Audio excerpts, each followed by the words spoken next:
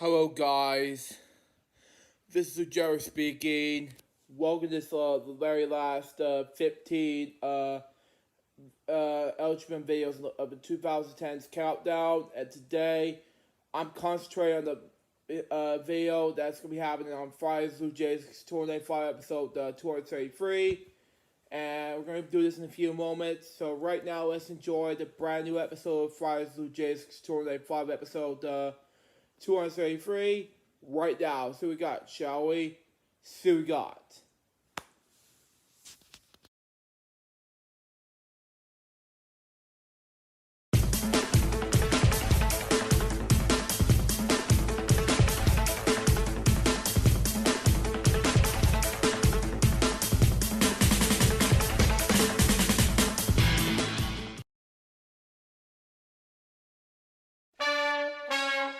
Welcome to Friday's Luke 895. On this live stream show, we are going to be talking about our topics, playing video games, and many more. And now, here's your host, Luke Shepard, Billy Mooney, Remix Plum, and David 2000.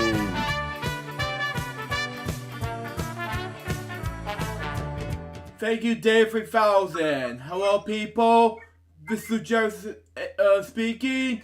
Welcome to a brand new episode of Friday's Blue Jays 295, and join me for this one is Remix Plum.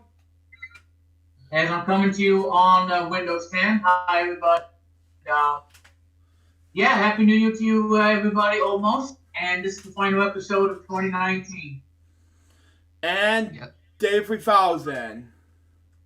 Hello, everybody. And yes, this is the final episode not only of 2019, but also for the 2010s, which means next year it'll be 2020 in a brand new decade. Yep. Not only that, this is not only that for me. 2010's chapter 1 for me. 2010's chapter 2 will be coming next week, so be prepared for that.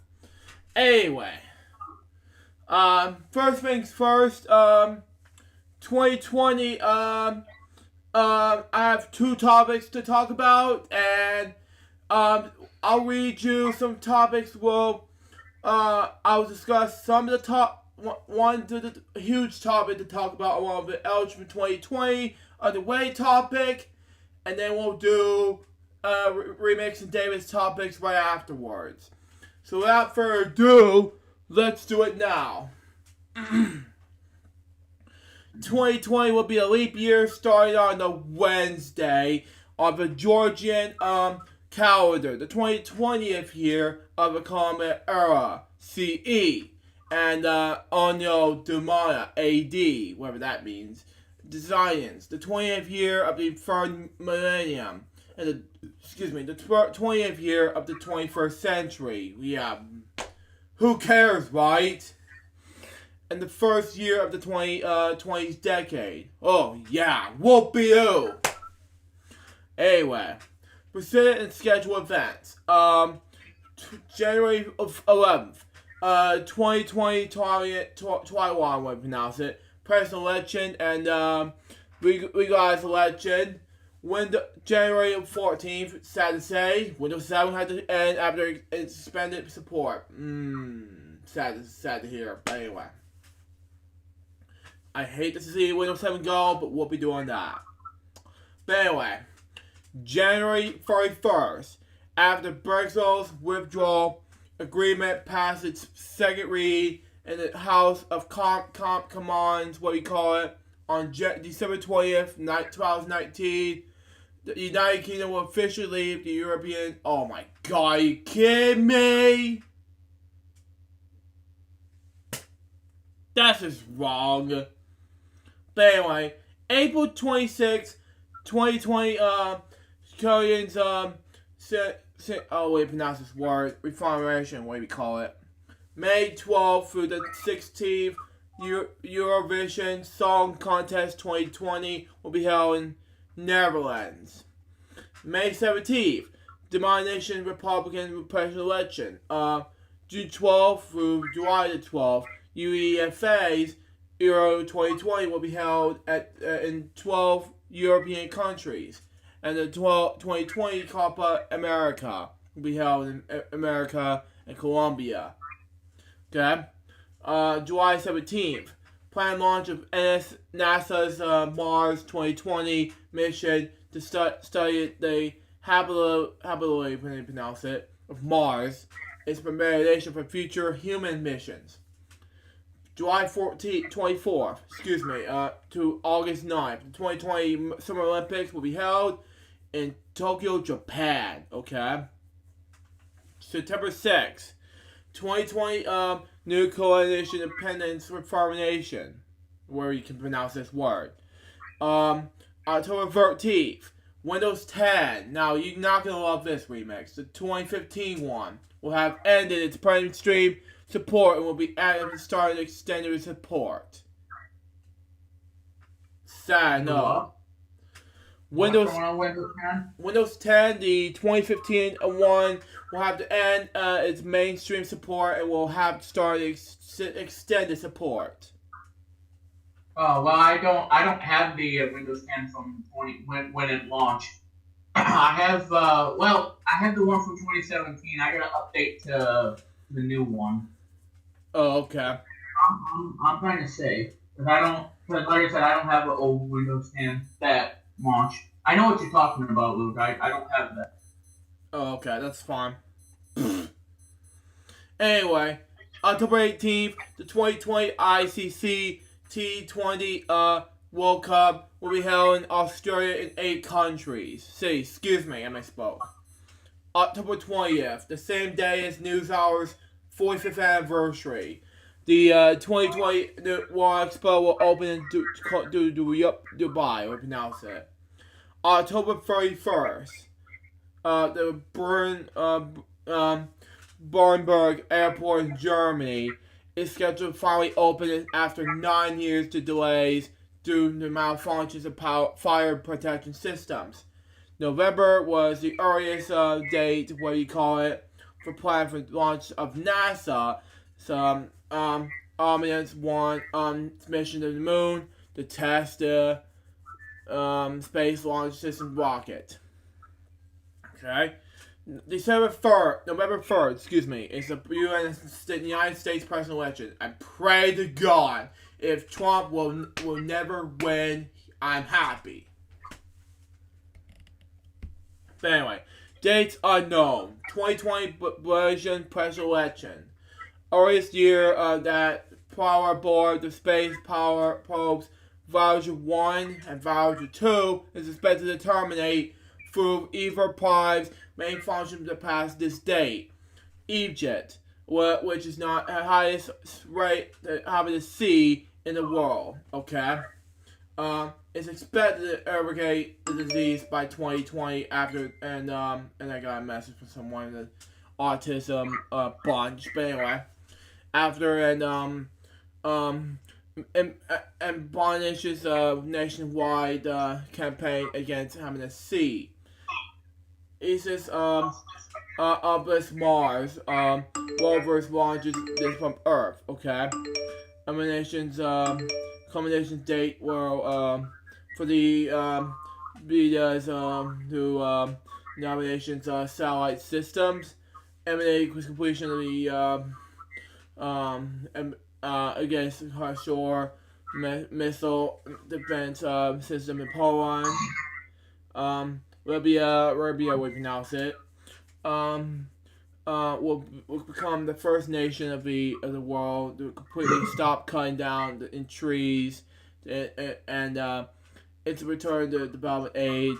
Norway will pay the impoverished countries $450 million to stop the deforestation by 2020. Wow, that's a lot of money.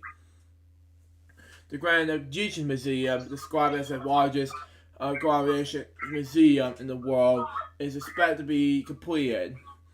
And finally, the new Mauritius capital of Egypt is expected to be completed. Now, as for home video, I want to get out the January through March. There's no way we're going to go through the films and TV releases and TV show releases, and then that's, I'm not going to go with references as well, but anyway. Go on the third floor, then there's Joker, Lighthouse, Paradise Hills, Peacemaker, Old School, Unrated, and Iron Eagle on January 7th, followed by The Jungle Book. These three following movies then Jungle Book 2, The Browser's Millions, The Death and Life of John F. Donovan, never heard of him. Gemini Man, Jexy, never heard of this movie. Made in Manhattan, Maleficent, Mentors of Evil, and Running for the Devil, which I wanted to watch so badly on January 14th. Then we got Addams Family, Black and Blue, Countdown, Joe's Act 2, Jerry, Pain Glory, and Zombieland Double Trap on January 21st. And then we got all About Mother, Body Parts, Harriet, Marvelous Brooklyn, Parasites, what do you call it, Terminator, Dark Fate, and Very Bad Things on January 28th. Boys in the Hood, Clockers, Cloakin', Doctor Sleep, Dragonheart Vintage, The House That Jack Built, we pronounce it, Jungle Fever, Last Christmas, Bear Blues, The Nightingale, Playing with Fire, which is, I love the movie very much, thank you, and Summer of Sam on February 4th, then Legal Eagles, Roma, The Sting 2, and Terminator 6 to 5,000 on February 11th. There are two movies coming on February 18th. One is 21 Bridges, and the one is A Good Liar. Now, remix, if you're seeing this, February 25th, Hot Dog, the movie. Wow. Yeah, I know. March 17th, Superman Red Son. March 24th, April Fool's Day and Before the Devil Knows You're Dead. And March 31st, Prince of Tides, we pronounce it. Now the TV show releases January through March. January 7th, we got The Big Little Lies, the complete second season on DVD. The My Little Pony, Friendship's Magic, the complete series on DVD and Blu-ray on Shout Factory. Shout Factory, yeah. Yep. Got Penguins and Pararific. Yeah, this is awesome on PBS. Yeah. And this one you may have to skip. Pokemon DP, Battle Darmation on the complete season on DVD. Yeah, it's much better. It's stupider. Well, for you, but not for you. Yeah. Next one is The Adventures of Timmy the Tooth, which is better. And the complete series on DVD and Blu-ray is awesome, you know. Yeah, I've seen it on the VHS of the Land Before Time 3, I think, where it had that. Yep. Where they had a thing about that. Yep. January 14th, Barbie's Cafe, Let's Go Cooking on DVD. On Nickelodeon, something like that. Dragon Ball Super on Part 10, never heard of the show. It's on February. Dragon Ball Super is like it's like Dragon Ball Z kind of stuff. I've seen it on Adult Swim. Oh, okay. And it's not for everybody because it is a PG-rated cartoon. Okay. Next one is Quiet Pond, we pronounce it, the complete second and final season and complete series on DVD and Blu-ray, Warner Brothers Home Entertainment. Next is MacGyver, season 3 on DVD, Lionsgate Home Entertainment. Next, The Mindy Project, the complete series on DVD and Blu-ray, sponsored by Mill Creek Entertainment. And last, on January 14th, Veep, the final season of the complete series on DVD, Blu-ray, DVD on HBO Studios Home Entertainment.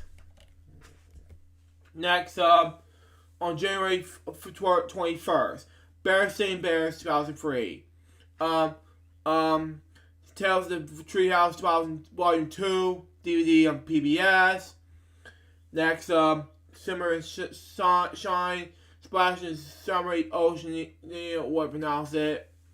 DVD on Paramount Home Entertainment, Nickelodeon, something like that.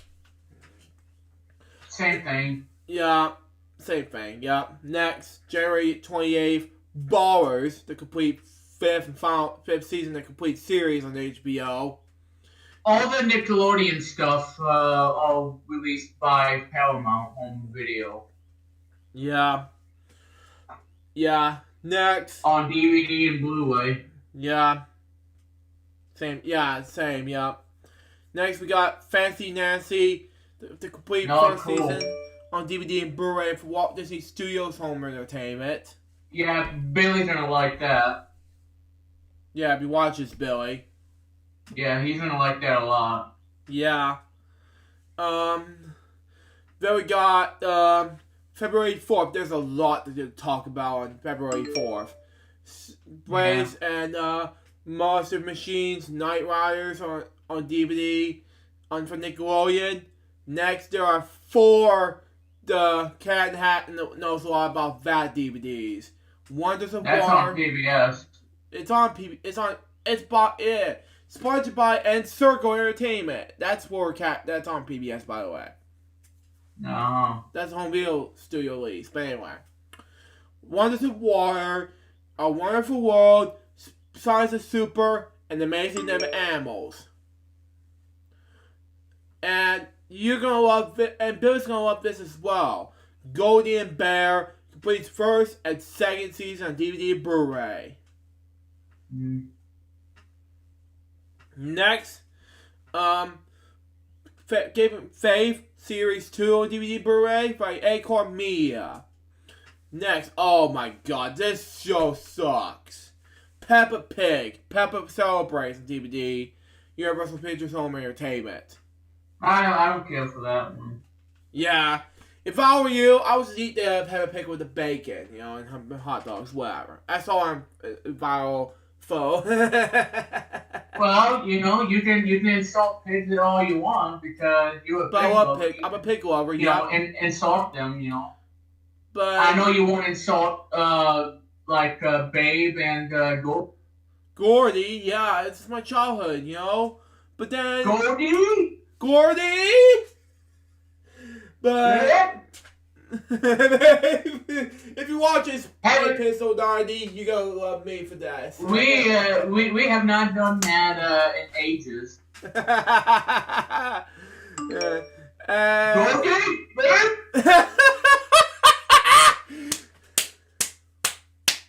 I'm taking text now.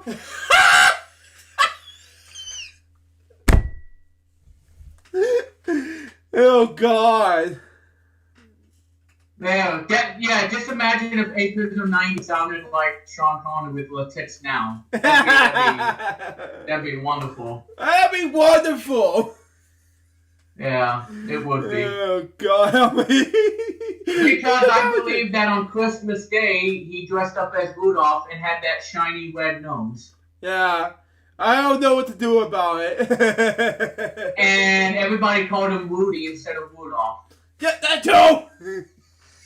Yeah, Woody Rudolph and Woody Rudolph Sr. Oh God, please help me. All right, well. Anyway, now I supercharged your afternoon. Continue on. Anyway, this next one, oh my God, this show's other show sucks. Yeah, it's like Teen Titans Go, but it's different than that. And don't get me started on that. It's called Rise of the Teenage Mutant Ninja Turtles. Nah, stay away from that. Mutant Mania DVD. I love Ninja Turtles to death. I like the movies from the 90s, but come on. Ninja Turtles don't need to be stupid. They need to be heroes, not action Exactly, dude! Yeah, because the thing I like about the original is is being a hero, not being... I mean, yeah, you can be a wisecrack and that's what made the movie such a great success back in Exactly. the 90s. Because in fact, Luke, next year, Ninja Turtles is celebrating a huge milestone. Oh my! Yeah, 30th anniversary. Happy Fireball! And that was Jim Henson, and I think the Turtles were done by puppets from Jim Henson. Oh yeah. Speaking of Jim Henson, you know, the making of the tour, yeah, I will review that some other time. But anyway. Yeah, and like I said, he passed away in 1990. Same year, yeah.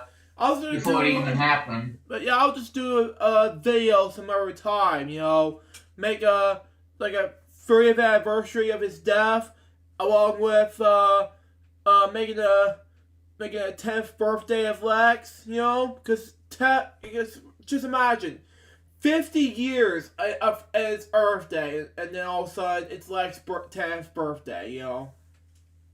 But yeah, watching the Ninja Turtles. I'm sorry. I like the one they did from 2012. That was good. Yeah, 2012 for me, along with the 2003 and the probably 2003 and the 1987 one. These three are awesome in my opinion. 2003, Yeah. I've seen those bits and pieces on Cartoon Network.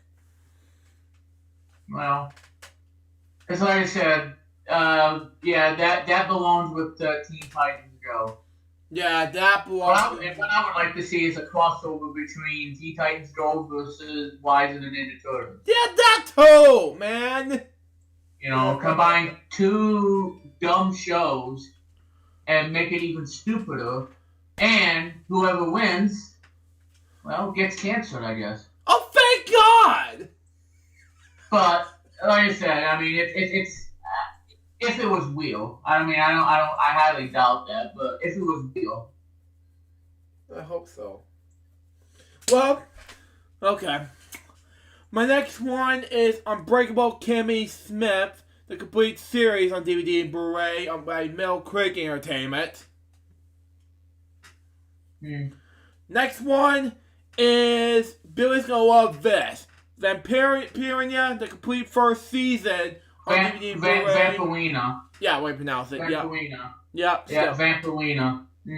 I like it too, by the way. I like that one too. Yeah. On DVD and Blu-ray, Walt Disney Studios Home Entertainment. Next one, Yeah. on February 11th, Let's Go Luna. And Preacher, Friendship Around the World, DVD and PBS. And Preacher, the final season of Blu-ray, Sony Pictures Home Entertainment. The next one we got is Swamp Thing, the complete series of DVD, Blu-ray with Warner Bros. Home Entertainment. Then we got February 18th, The Twilight Zone 2019 edition, Season 1, DVD and Blu-ray, HBO Studios Home Entertainment. Now, you're not going to love this remix. February 25th did not have anything at all. Yeah, that's alright. But however, March 3rd had Sesame Street, which features Elmo's World Playdates, DVD by Shout Factory Kids. The next one is Titans, the complete second season on DVD and Blu-ray. Oh, yeah. Now, that is good. That is good, yeah. Yeah, that's the one that's rated rated MA, because it has strong profanity. Exactly. Like the F word and all that other stuff. Yeah, exactly, yeah. The next one I have was, I can't pronounce it, Sesame Spake Shores, Season 4 DVD by Shinden, what you pronounce his company name. March 17th, Crashing. Yeah, which is Crashing, the complete third season. DVD, Blu-ray, HBO Studio Home Entertainment. Now, nothing on March 24th, nor the 31st. Okay. So, that's our home video. Let's move on to the film, shall we? So we got. I'm going to the first one I have was January 3rd. And we're going to go all the way from January to December. Now, I'm going to go all in between pizza time. Because, for one thing, it's the doorbell's back. If the doorbell rings, I'll let you know. But the thing is that when the doorbell rings, I'm gonna eat the pizza. But the thing is that I'm gonna go ahead and do that while I'm doing this anyway. But Well, you're gonna have to, because if you pay for it, then yeah, you have to watch for the delivery. okay, that because I have to get ready for that by let's say 12:30 p.m. Okay, well. Because I have lunch on that pizza for that day. Like I said, Luke, you add it out, and in the process, you can edit it out and then do a nice fermentation, and then just do that, because you're not live streaming. Yeah, I'm not live streaming at all. No. Well, I'm just saying you can edit out a certain portion that you don't want, to save time. That's fine. Cool enough.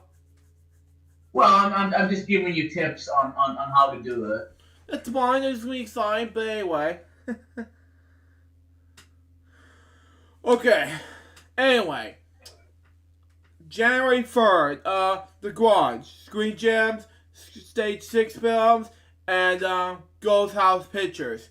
Directed and screenplay by Nicholas Peach. It's a horror and thriller film. January 10th, Underwater, 20th Century Fox and Garage Entertainment. Directed by William Earbeck. It's a sci-fi horror and thriller film.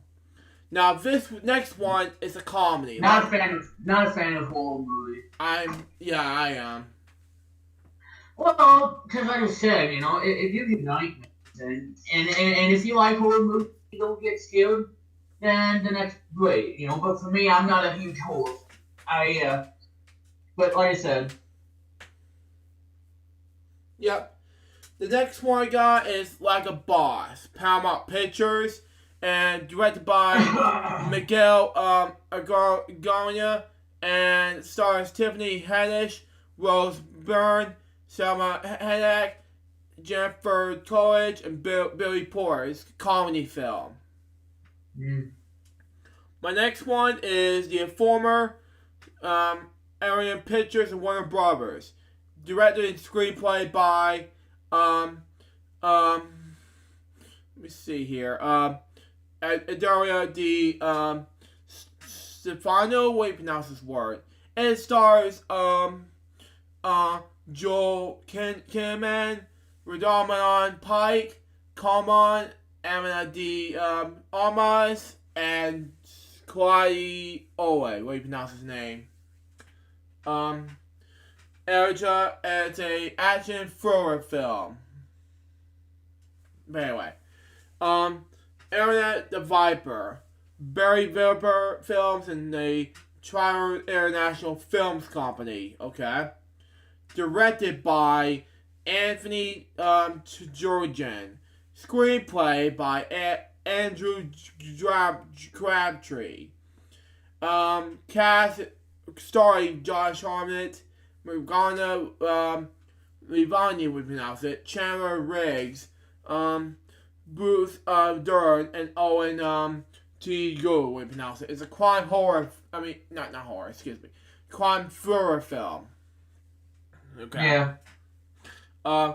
The Sonia is Screen Media, directed and screenplay by Andrew Desmond, and screenplay by Arthur Moran, starring Freja Tinsky, Simon Aspergan, Rutger Hofer, and James Falker. It's a horror mystery film. Now on to January 17th, Duo from Universal Pictures and Media Rights Capital. Directed. Oh yeah. Yeah. Yeah, that's Downey Jr. Yep. Yeah, that. Yeah. Yeah, as you mentioned. Yeah. Directed and screenplay by Stephen Guyan, and also screenplay by John Winton. Starring, as you mentioned before, Robert Downey Jr., Antonio Banderas, who did Shrek 2 and 3 and 4 at the time, and Puss in Boots. He was Puss in Boots at the time. And he did SpongeBob, excuse me. SpongeBob movie 2. Michael Sheen, Emma Thompson, the Queen, Freddie Mercury himself, who portrayed him in Fred Bohemian Rhapsody movie himself, Rami Malek. Yeah. And his name is John Cena! Oh god, yeah, John Cena. Yeah. Then we got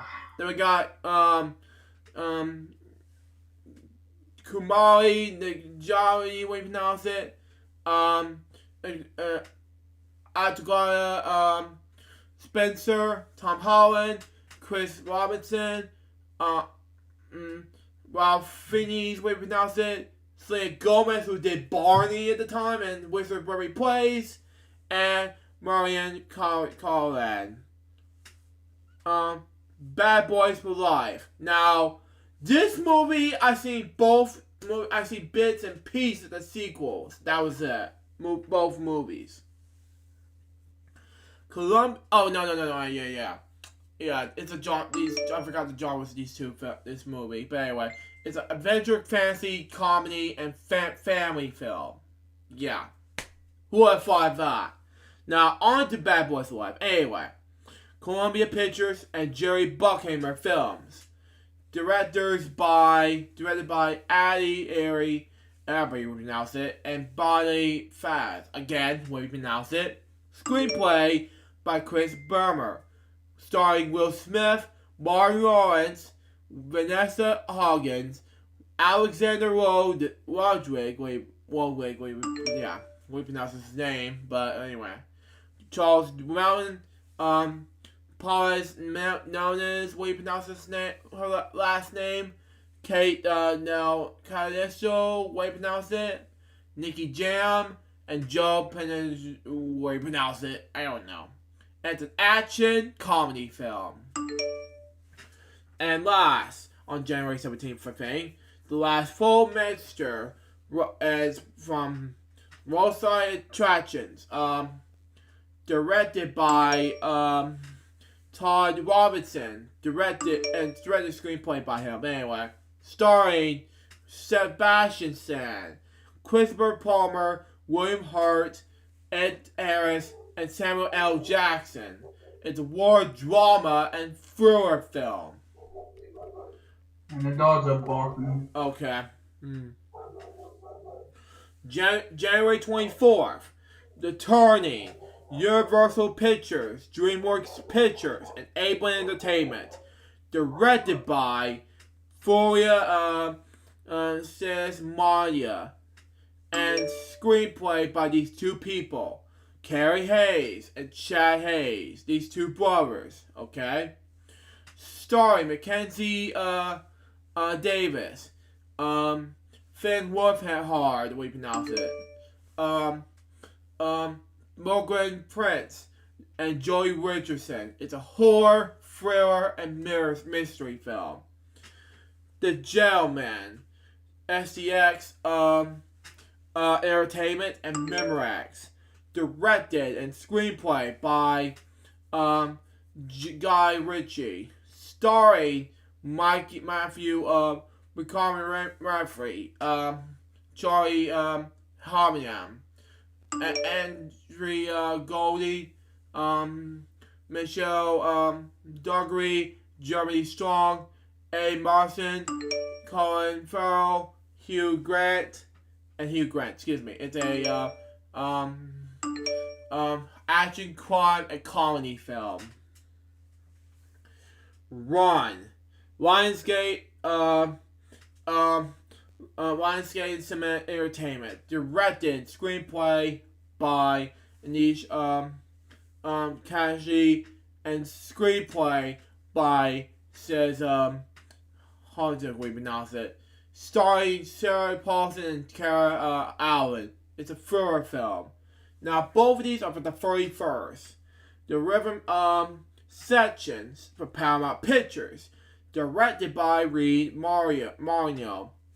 Screenplay by Mark Barno. Starring Blake Leslie, Jewel Law and Shireen K. Brown. It's an action thriller film. Grail and Hansel. Orient Pictures did this. Directed, screenplay by Oz Perkins. Screenplay again by Rob Hayes. Starring Sylvia Willis, when you pronounce it. Sammy Rickey, Charles Bolia, and Alice Cridge. It's a fantasy and horror film. Now on to February now. Birds of Prey. Oh, hang on, let me get this. I'll be right back, folks.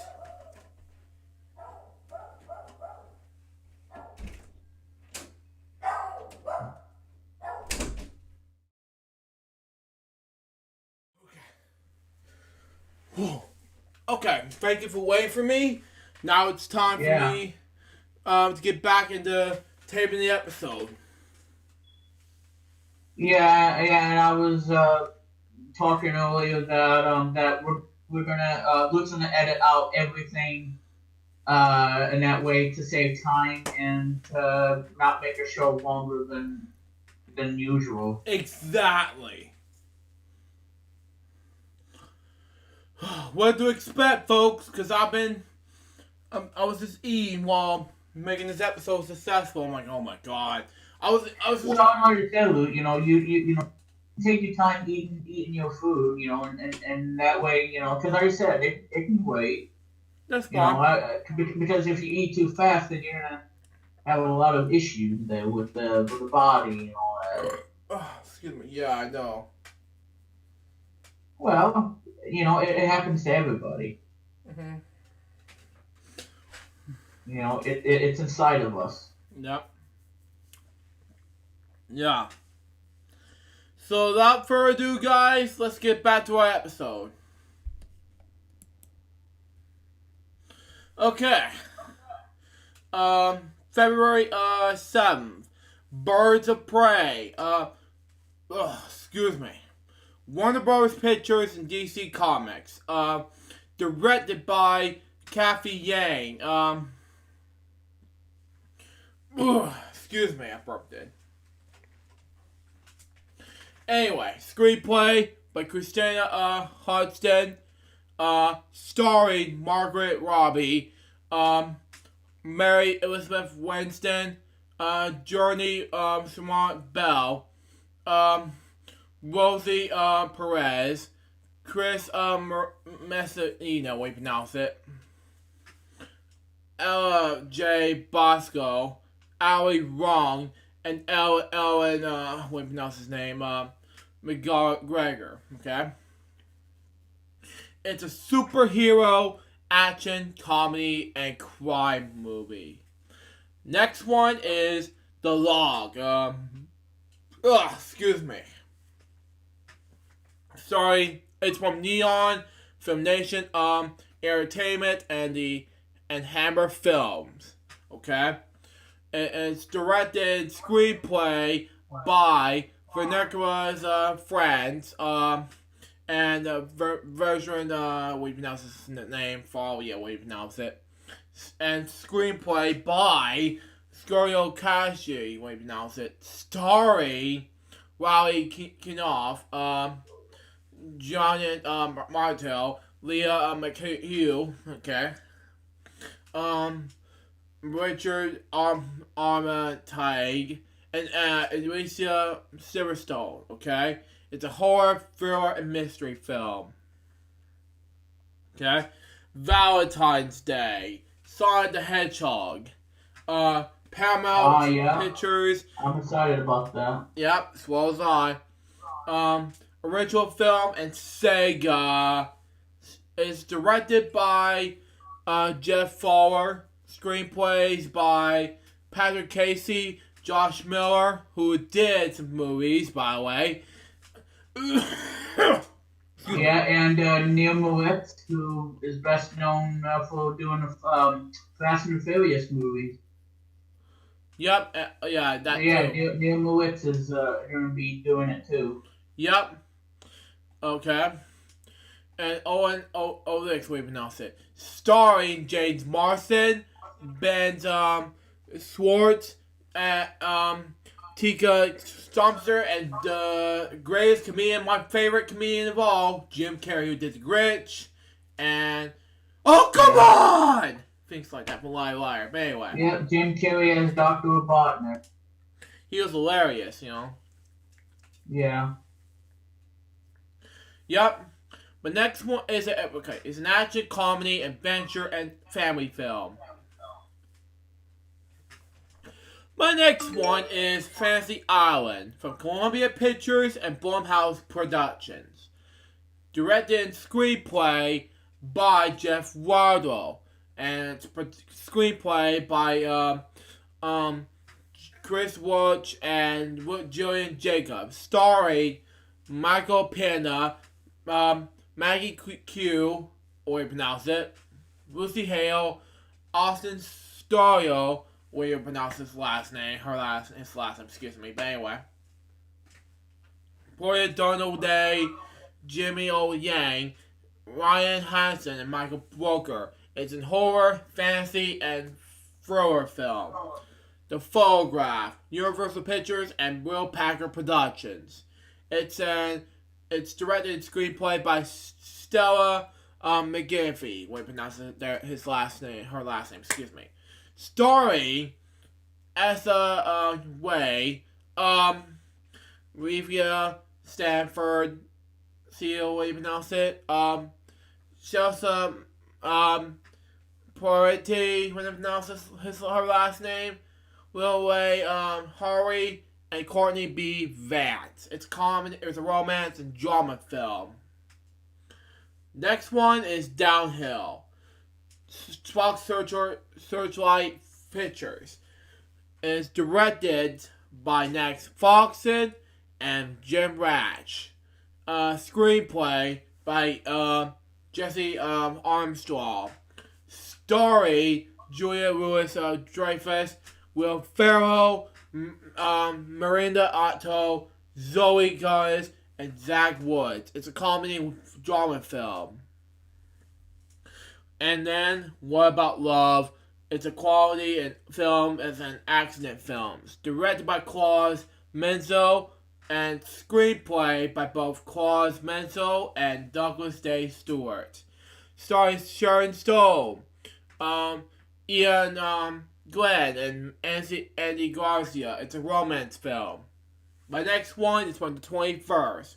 The Call of the Wild. 20th Century Fox and Free Arts Entertainment. Directed by the one and only who did Lilo and Stitch and all the above, Chris Sanders.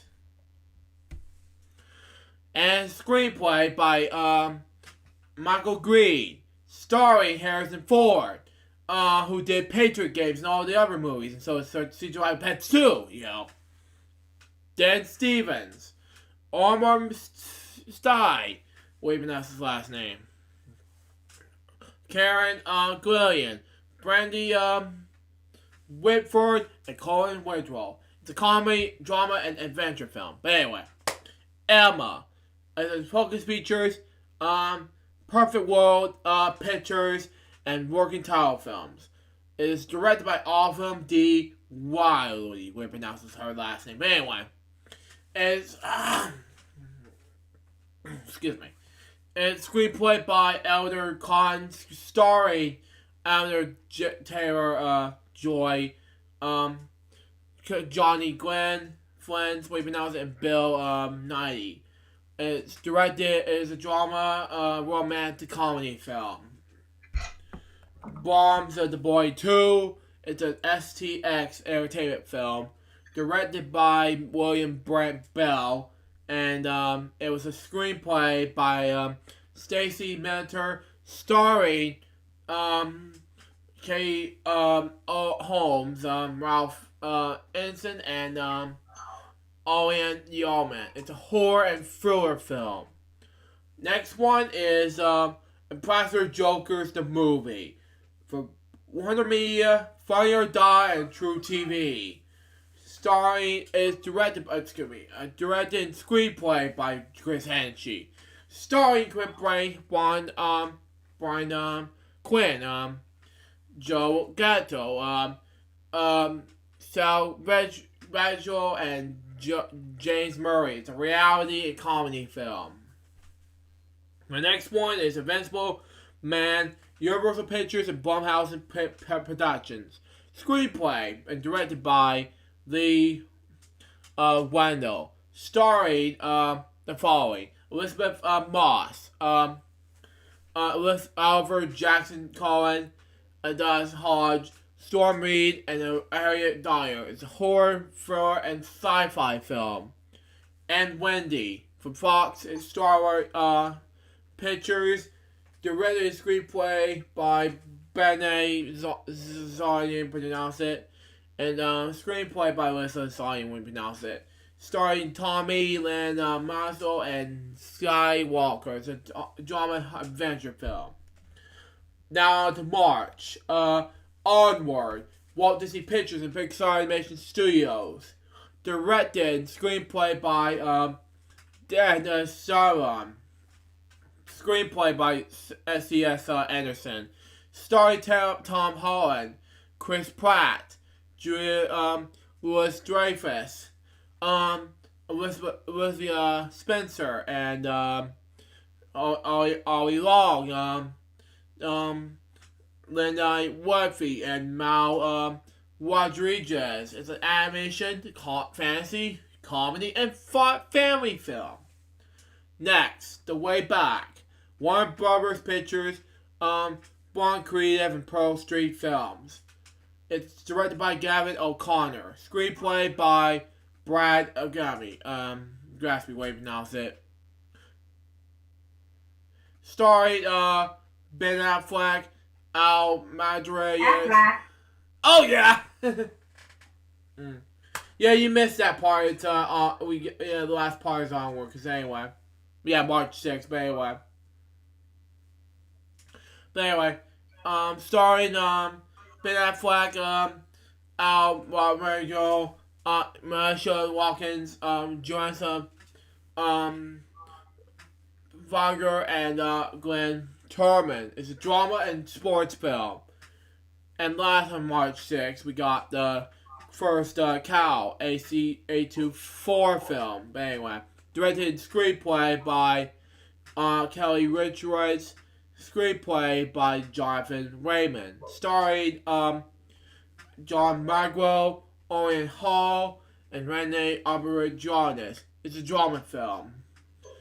March 13th, Bloodshot, Columbia Pictures, Cross Creek Pictures, and Blood Film Group. It's directed by Dave S.F. Wilson, and it's screenplayed by both Jeff Waldo and Eric Eisenhower, way to pronounce his last name. Starring Vin Diesel as Goliath. Huh? Vin Diesel. Vin Diesel. Yeah, Diesel. Yeah, Diesel. Alright. Okay, whatever. Izzy Goliath, way to pronounce her last name. Sam Hogan and Tommy Kebbell and Guy Pearce, way to pronounce it. It's a superhero action sci-fi thriller film. The next one is I Still Believe. It's a Lionsgate film. Directed by the Aaron Brothers. It's John Aaron screenplay and John Gunn screenplay. Starring J.K. Appa, Britt Robertson, Melissa Roxburgh, Sonia Twain, and Jerry Sunrise. It's a drama romance film. The next one is My Spy. It's a STX Entertainment. It's a LWM Studios film. Starring, it's directed by Peter Sagal, and it's screenplay by these Hilbert brothers, John Eric. Yeah, Eric's the sister, but anyway, excuse me. Starring Dave Barista, Chloe Coleman, Kristen Suttle, and Ken Gwine. It's an action, comedy, and family film. Never, rarely, sometimes, always. Focus features BBC films. Directed and screenplay by Alyssa Hitman. Starring Cindy Flanagan, Taylor Widener, Theodore Purdon, Ryan Adrian, and what pronounces his last name, but anyway. And Sharon Van, and it's a drama film. Next one is Inside the Rain, and Sky Islands film.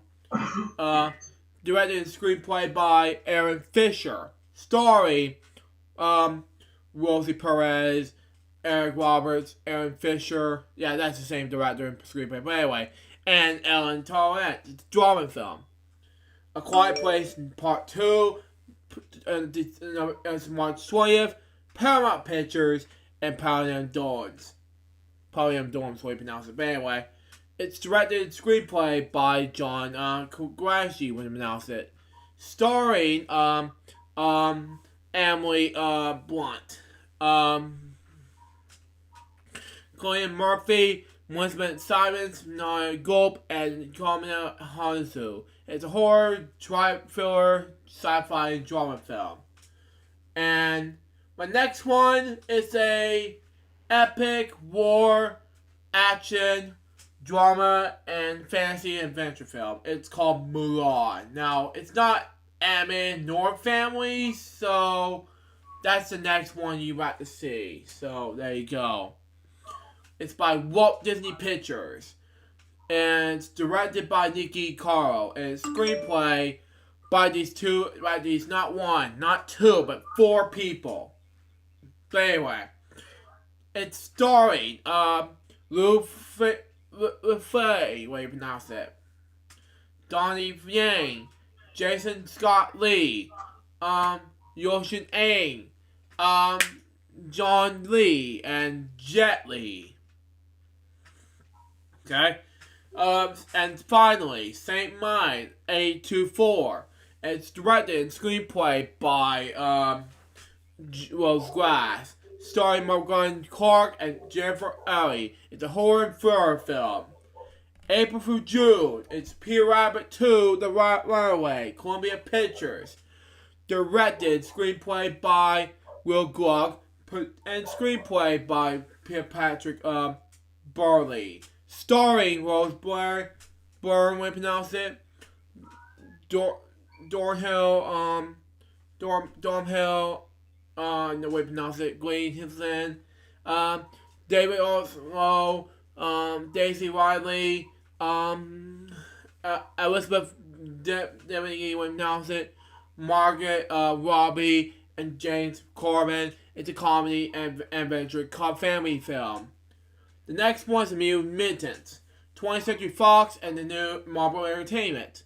Directed, screenplay by Josh Boone, and screenplay by Kenny Lee. Starring Anthony Taylor-Joy, Massey Williams, Shari Henson, when you pronounce it, excuse me, Henry Zaga, Boo Hunt, and Alice Braga. Is a superhero horror and thriller film. Fatherhood, 12 Star Pictures.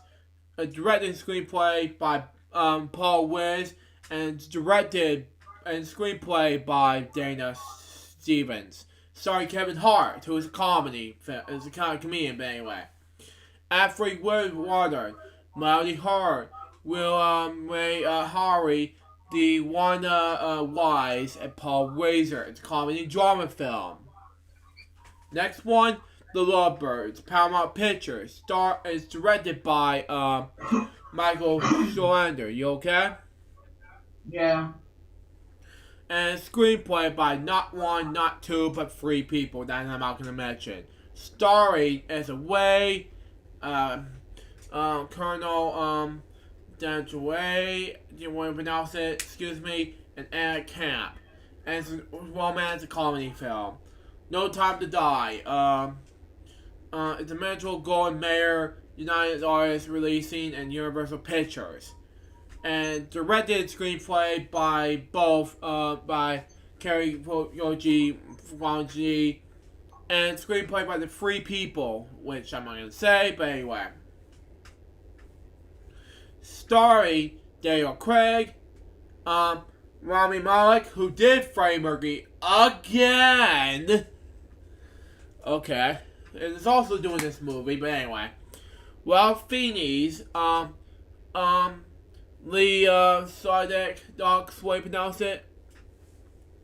Lanesha Lynch, Naomi Harris, Ben Whishaw, Andy Thomas, Roy Kender, Billy Nagosian, David Deshnick, Dale Benschlaw, Jeffrey Wright, and Christopher Waltz. It's an action-adventure thriller drama film. Now, the next one is, you're going to love this remix, so do I. Trolls World Tour. Yes, I'm excited for this one. It's a Universal Pictures and DreamWorks animation film. Yep, DreamWorks, the legendary company. Yep, exactly. Yeah, if you haven't seen the original Trolls, you need to check it out. I just see the original Trolls about 4 years ago on this app called from Lex Nasher and my nephew and Trey. That's just me. Yeah, it's a good movie. And like I said, that movie is compared with the other movie, Ugly. Yeah, exactly. Which is similar to Trolls. Yep. And I know everybody hates Ugly Doll. Yep. Which is a shame because, I thought it was a cute movie. It's not the best movie by any, but it was a cute movie. Yep. Still. That's the only thing so far. Still.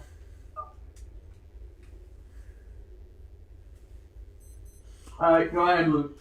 And it's directed by Walt Dorian, and it's co-directed by David P. Smith. Screenplay by both Jonathan Abbo and Glenn Berger.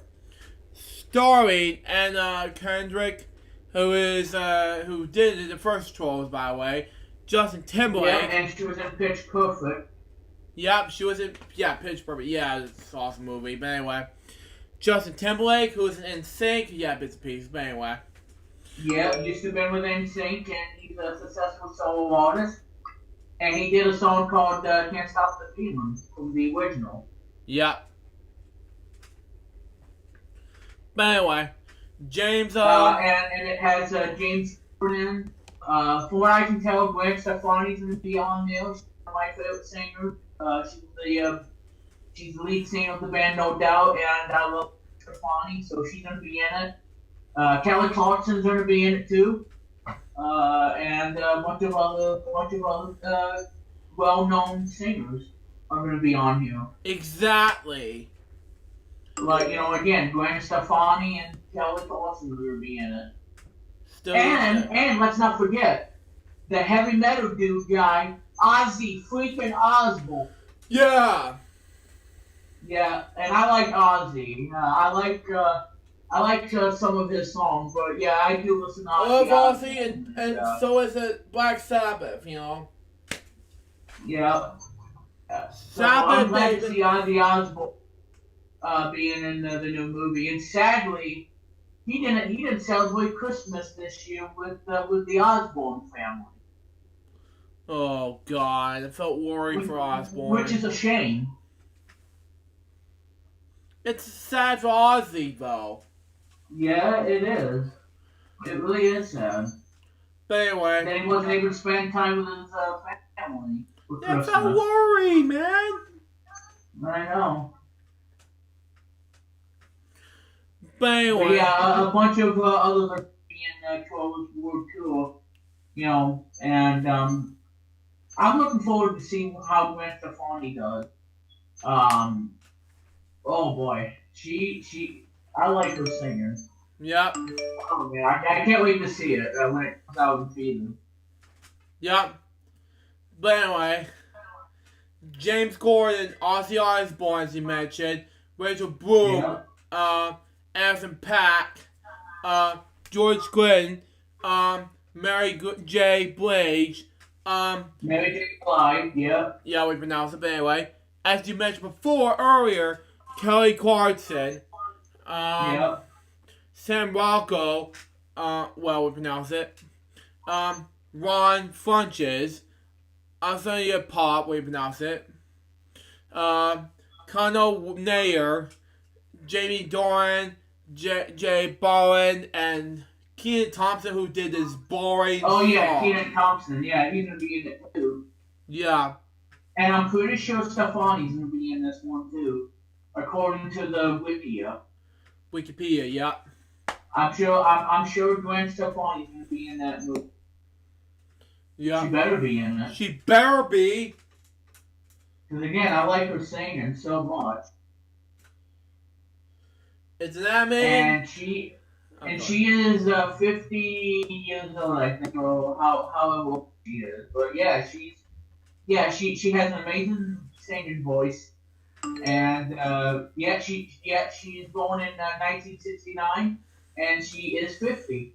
Still, yeah, 50 years old, yeah. 1969, October, yeah. Who would have thought, yeah. And also, in October 10th, is when the album came out in 1995 in October. Oh, man. And the next year, it's gonna be turning a huge milestone. Yeah, 25, yeah. Yeah. It's the 25th anniversary of Tragic Kingdom, one of my favorite albums. Mm-hmm. I love that album. Mm-hmm. But yeah, it came out in October 1990 by Interscope. Yep. Still. I love that album. Okay. It's an animated musical, comedy, and adventure film. Yeah. And you know what, people, you guys are saying, Trolls is not a good movie. Well, it's a good movie. It's a good movie, yeah. I watched it and I enjoyed it. I enjoy it so much. And that's why I even wrote a song that I have on SoundCloud called The Ballad of Poppy. A.K.A. We Miss Plum on SoundCloud. So check it out, guys, if you want to hear it. The Ballad of Poppy. I wrote that for her. On SoundCloud. Yep. Go ahead, Luke. But anyway, Monster Plums from Paramount Pictures and Paramount Players. Directed screenplay by Michael Matthews. Starring Dylan O'Brien, Michael Rooker, and Arena Grimben, and Jessica Henwick. It's an action, adventure, and sci-fi film. My next one is Antlers, and it's a Fox Searchlight Pictures film. Directed screenplay by Scott Colbert, and then two others will be screenplaying this as well. Starring Kerry Russell, Jesse Plemons, Jeremy T. Thomas, Graham Greene, who is from Dungeons and Dragons at the time, I'm not sure, but we'll see what happens. Scott Hayes, Rory Quatran, and Amy Madigan, who is a horror, thriller, and mystery. But anyway. And Trolls World Tour is coming out. Yeah. And guess what else? Not only the family film Trolls World Tour is coming out, but also The Secret Garden. And it's with STX Entertainment. Now, Luke, did you mention George Clinton as well? I mentioned George Clinton, yes. Okay. And now I gotta find her now. Oh, yeah, she is gonna be in the movie. Yep, she is. Gwen Stefani's gonna be in the movie.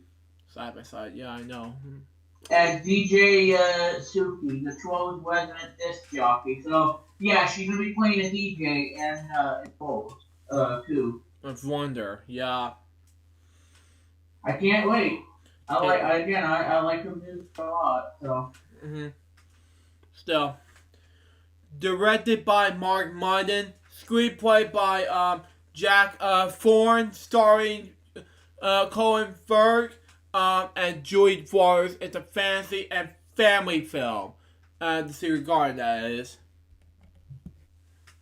And Promising Young Woman. Focus features directed and screenplay by Armin Furno, when you pronounce it. And starring Carrie Mulligan, Bo Burnham, Alison Brie, Clancy Brown was Mr. Krabs at the time, Jennifer Coolidge, we pronounce the last name, Connie Britton, when you pronounce it, and Robert Ryan Cox, yeah. It's a drama and thriller film. Now, April 24th, Alabama is a Lionsgate film, and we pronounce this movie title name, but anyway. And directed and screenplay by these following two people seen here. Dora Bush and Chris Barrett. And starring Janelle Monáe, Eric Lange, Jenna Bonet, Jack Hudson, Jersey Clemens, and Gosbury, specifically, when you pronounce it. It's a horror and thriller film. Now, Bad Trip for April. The last one for April. It's an Orient Pictures film. It's directed and screenplay by Kyle, Scott, we pronounce his last name, but anyway.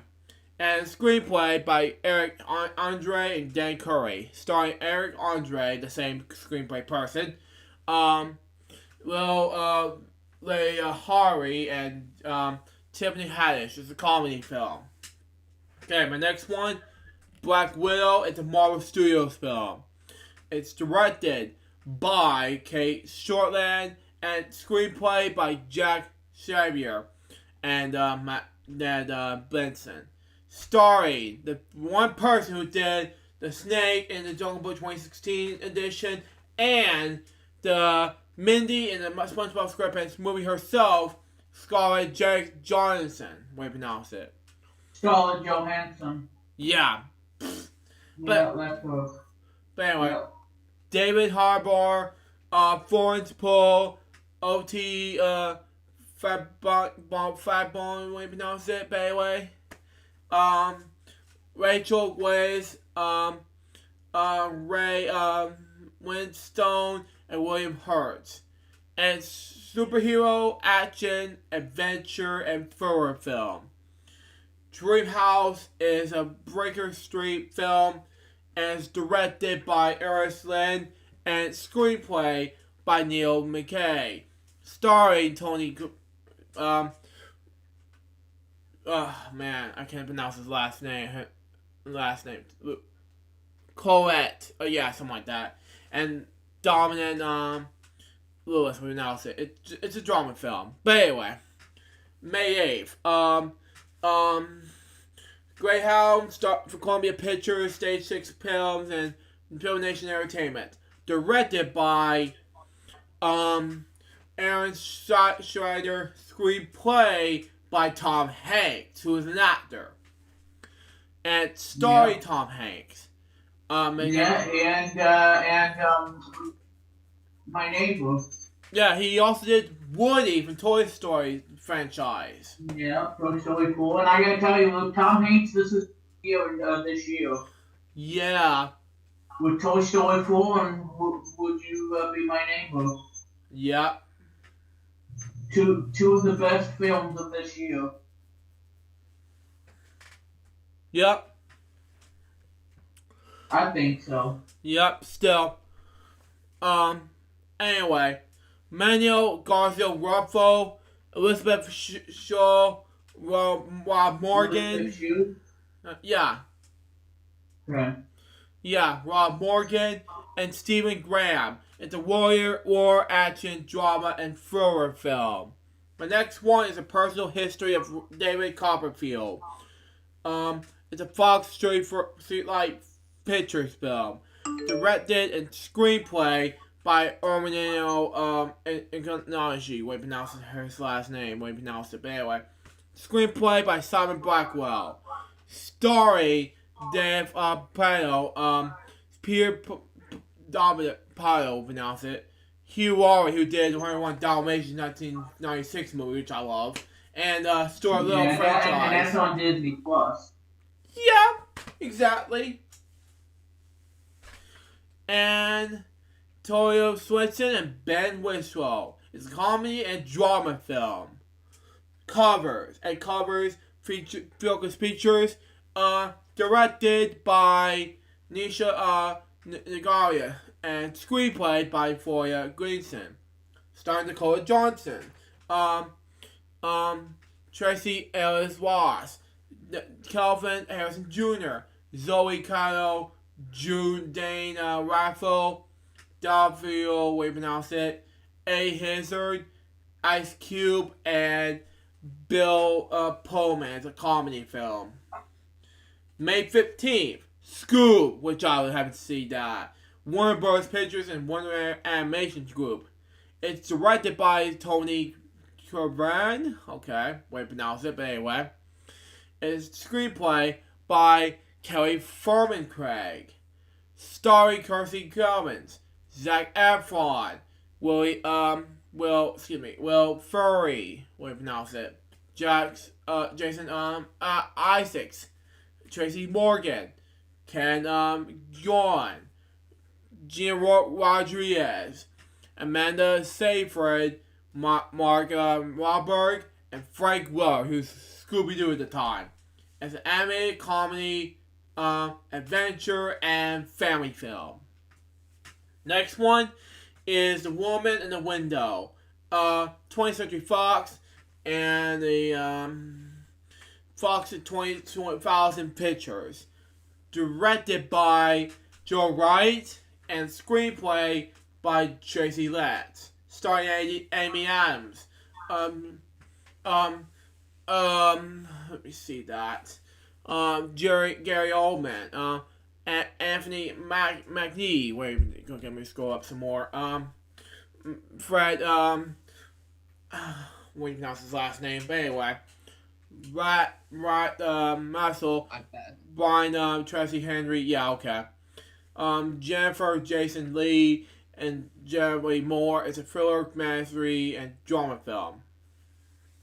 And finally, from May 15th, The Organ Donor, Lionsgate Twisted Pictures. Directed by Darren Len Bousman, and screenplay by Josh Solberg and Peter Goldfinger. Starring Chris Rock, Samuel L. Jackson, Max Manglamba, and Maxwell Norquist. Is a horror thriller film. Now on to May 22nd. Fast and Furious 9. Universal Pictures and Ron Race Films. Directed by Joseph Lin. And screenplay by Chris Morgan and Daniel Casey. Starring Vin Diesel, Michelle Rodriguez, John Cena! But anyway. Yeah. Jeremy and you talking about Fast 9? Yeah. Yeah. John Cena's gonna be in it and a bunch of others. Okay. Anyway. I cannot wait to see that. Yep. Still. Tracy Gibson, Chris Rodriguez Bridges, Randra Brewster, Najri Emmanuel, Michael Roker, Carl Turton, and Helen Murrian. It's an action-adventure film. My next one is going to be exciting for my childhood. The SpongeBob movie, SpongeBob Run.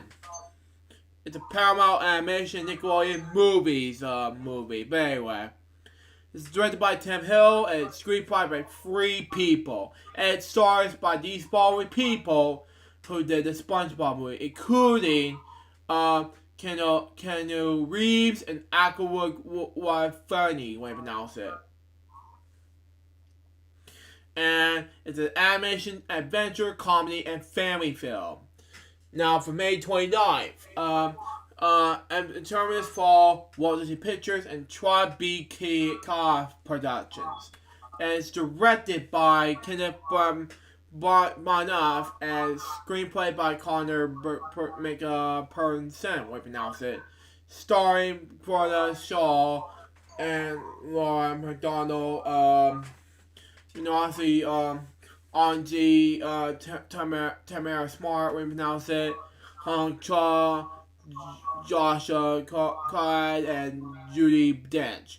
It's a fantasy, sci-fi adventure, action adventure film. But anyway, June 5th is Wonder Woman 1984. Warner Bros. Pictures. Yeah, Wonder Woman 1984. Yeah. Warner Bros. Pictures and DC Films and Atlas Entertainment. Directed and screenplay by Patty Jenkins. And screenplay by Jeff Johns and David Callahan. Starring Gavin, Chris Pine, Kristen Wiig, Pedro Pascal, Robin Wright, and Connie Nelson. It's a superhero action adventure fantasy film. May June 12th, Candyman, Universal Pictures, MGM, and Monkey Power Productions. Directed by Nia Costa. Anyway. And screenplay by Jordan Peele and Wynn Farmfield. Starring Yahya Abdul Manan II. I pronounce that. Sorry. Tanya Paris, Nathan Stewart, and let me just read that. The next one. Let me see. Jared. Okay. Rashad. And David Diggs, and it's an adventure. Oh yeah, I'm so sorry. I meant to pronounce it, but anyway. Comment. And call me Tony Talk. I'm sorry I pronounced this word, but anyway, it's a horror thriller film. And the next one is Soul, and for June 9th. It's a Walt Disney Pictures and Pixar Animation Studios film, and it's directed and screenplayed by Pete Docter. Yeah, I'm sorry for pronouncing names wrong, but I was going over there instead of over there. But anyway. Starring Mike Jones, Keith Powers, screenplay by these three. But anyway. Okay, now the starring. But anyway. Starring Jimmy Fox, Tina Fey, wherever that was, Chris Love, Pilaska, Rashad, and David Diggs. It's an animated fantasy adventure and family film. Okay, now I'm getting to there. Okay, and there we go. King of Staten Island's Universal Pictures film, and it stars it's directed screenplay by Judd Apatow, and it's screenplay by these two people, starring Pete Davidson. Same thing with the screenplay. Bella Paolo, Bill Burr, Mon Abdo, Jimmy Tadwell, pronounce it, Pamela Alden, who did Spinelli for Recess, something like that, and things like that, and whatever it was, mostly Zaries, mostly Marissa Tomino, and Steve Bonsme, and it's a comedy film. My next one is an awesome film, and I really want to see this. Top Gun Maverick. And it's directed by Joseph Kosinski, when I pronounce it. And it's screenplay by these three people. Starring Tom Cruise, Miles Teller, Jennifer Connelly, John Hamm, Glenn Powell, Louis Pullman, and Ed Harris. It's an action drama film. And finally for June, we got In the Heights from Warner Bros. Pictures, directed by John M. Koo, and screenplay by Kara Agrias Hoods, starring Anthony Romas, Corey Hawkins, Wesley Grace, Melissa Barbara, Olga Marias, Daphne Rodriguez, Gregory Diaz the fourth, um, Stephanie Beatrice, Stasha Partial, and Jimmy Smith. It's a musical, drama, and comedy film. Next, July the 3rd, Minions: The Rise of Gru. The Universal Pictures and Emulation. Directed by Kyle Balda, and co-director Brad Alvin, and stars Steve Carell as an animated comedy and family film. Next one, Free Guy, and it's 20th Century Fox and 21 Labs Entertainment. Directed by Sean Levy, and screenplay by Matt Robertson and Zach Penn, and it stars Ryan Reynolds, Joby Wilmer, Joe Curry, Will Ray Hari. He did a lot for 2020s, but anyway. Yokurase, Baudouin, Todd and Kari, Kawasi will pronounce it. It is an action comedy sci-fi adventure film.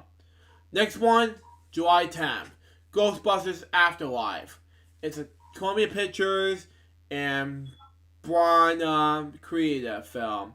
Directed by and screenplay by Jason Reitman, and screenplay by Gil Keenan. Starring Carrie Cool, Finn Wolfhard, Makina Grace, Paul Rudd, Bill Murray, Scary Weaver, Dan Aykroyd, Ernie Huston, and Andy Potts, who was Bo Peep at the time, who is a comedy, fantasy, sci-fi, and action film.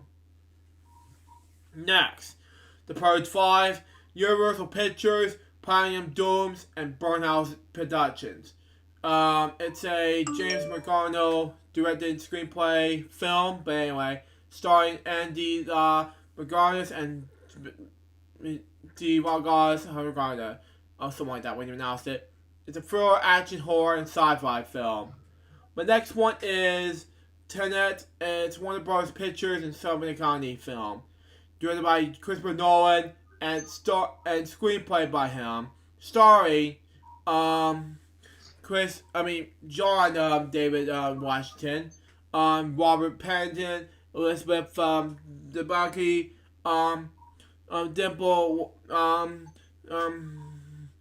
Dewana, Aaron Taylor Johnson, coming as Posey, Amisha Pell, Michael Caine, and Kenneth Branagh is an action thriller and sci-fi film.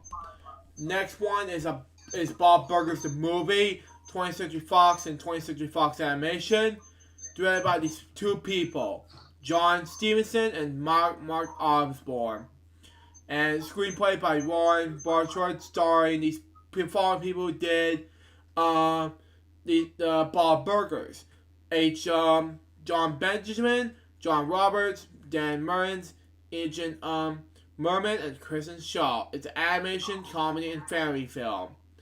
Next one, July 24th, Jungle Cruise, Walt Disney Pictures, and 7 Bucks Productions.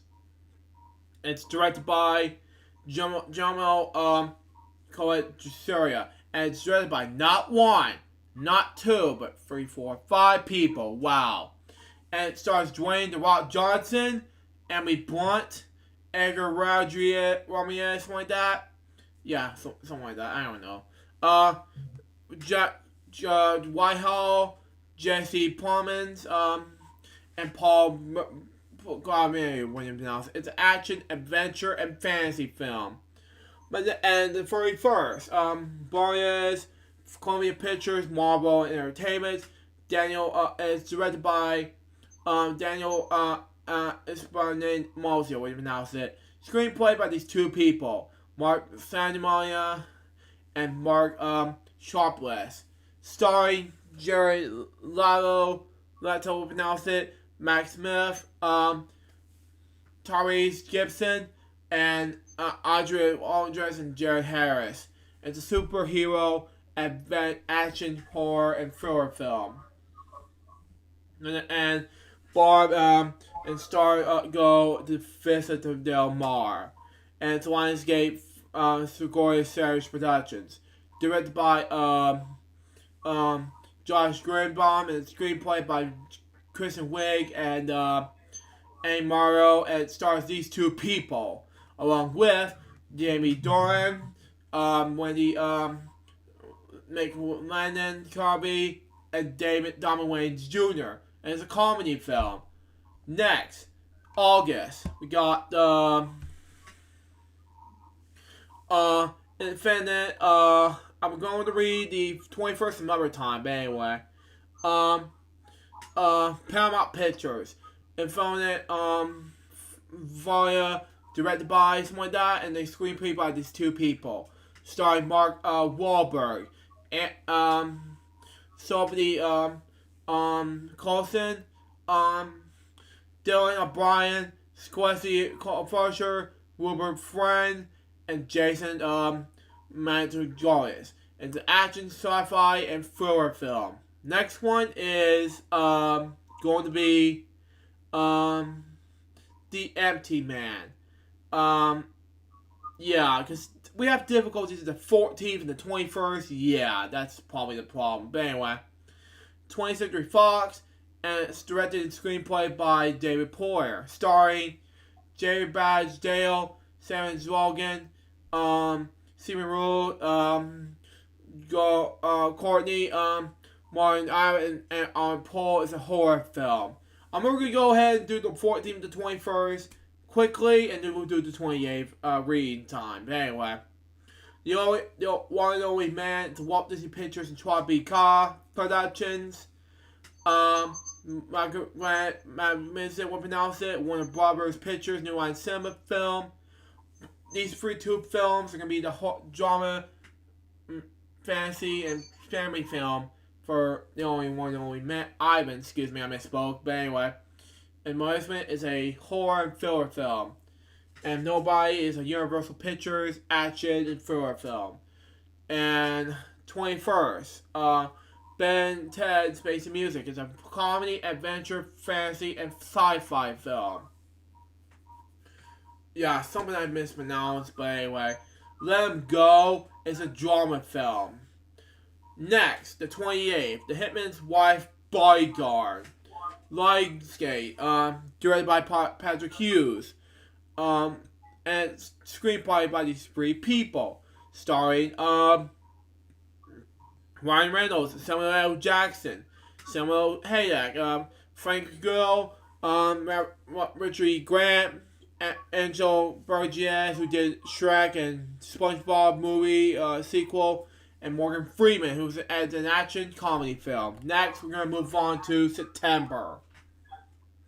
Monster Hunter, Screen Gems, Impact Pictures, and coming in film, and is directed by Paul W.S. Anderson, screenplay by him, starring Maria Garnick, Tony Ka, Clifford T.I. Harris Jr., Diego Bonita, Megan Good, Josh Hellman, Jenna Yang, and Paul Ron Perlman.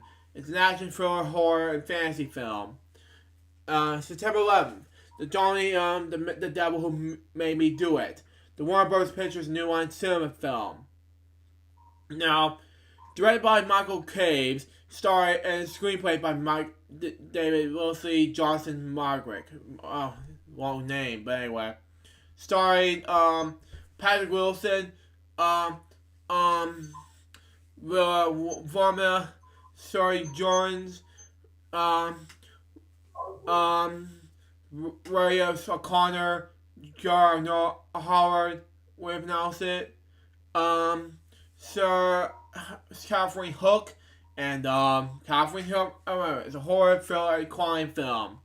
September 18th, The King's Man, 20th Century Fox and Mark Films. Now, Mark screenplay by Matthew Vulcan, directed by and screenplay by him. But anyway, and Garvin screenplay by him. But anyway, starring Ralph Fiennes, Gemma Arlington, Ray Hoffmans, Michael Goody, Tom Howder, Harris Dickinson, Daniel Ball, Digimon Holden, and Charles Dance. It's an action-adventure war comedy film. Without remnants, what we announce it. It's a Paramount Pictures, Skydance Media, and We Roll Productions for the 18th. These two are both for the 18th. But anyway.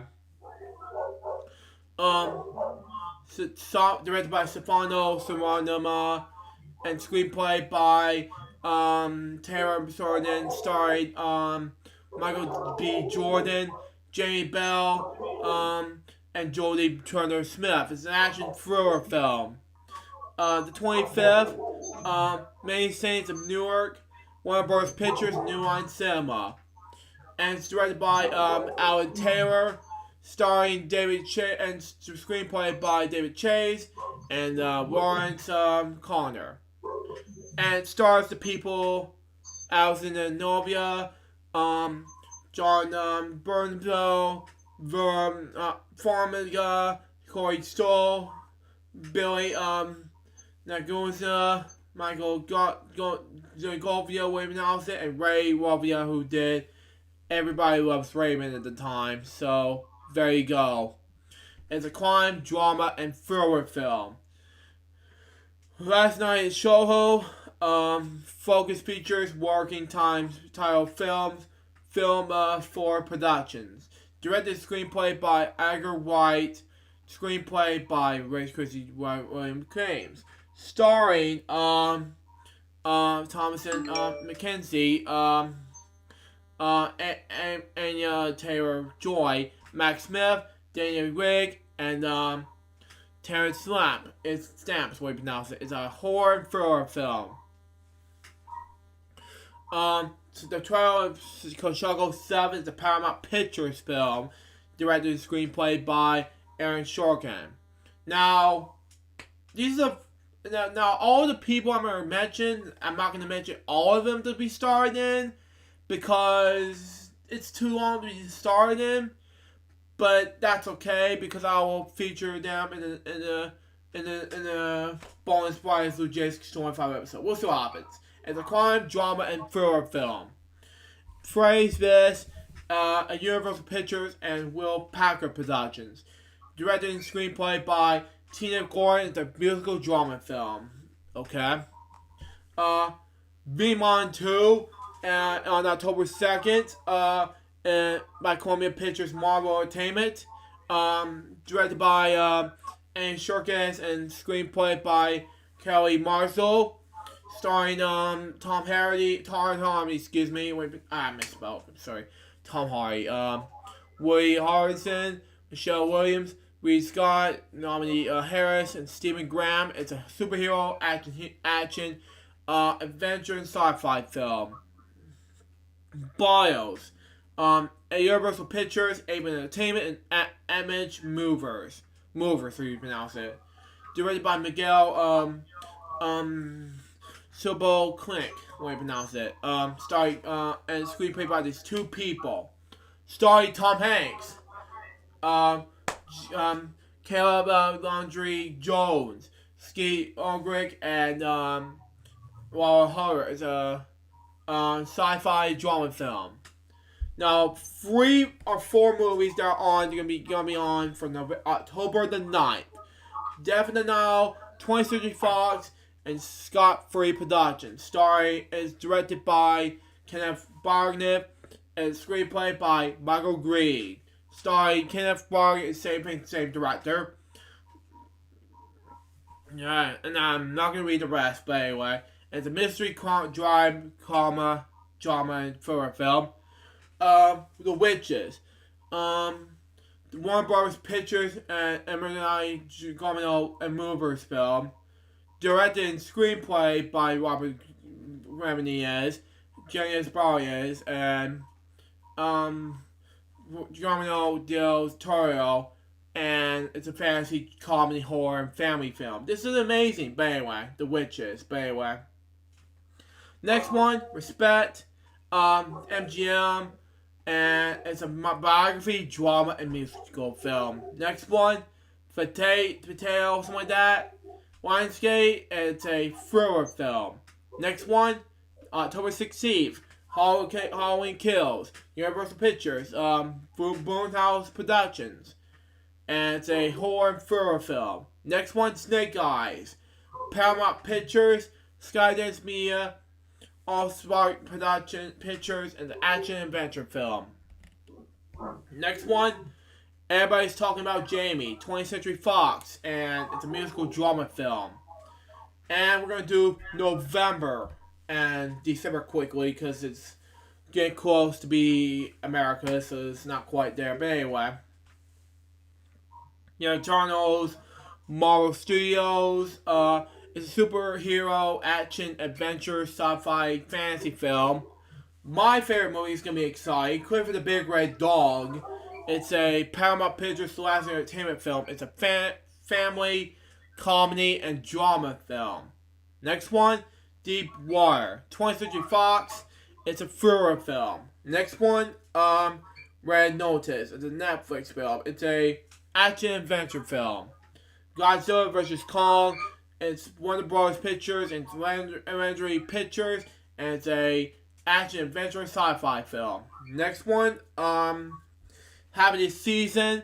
It's Star Pictures and Entertainment One, and it's a drama and comedy film. Next, both of these are the 20th, by the way. 25th, Raya the Last Dragon, Walt Disney Pictures, and Walt Disney Animated Studios. And it's an animated, fantasy, adventure, and fantasy film, family film, but okay.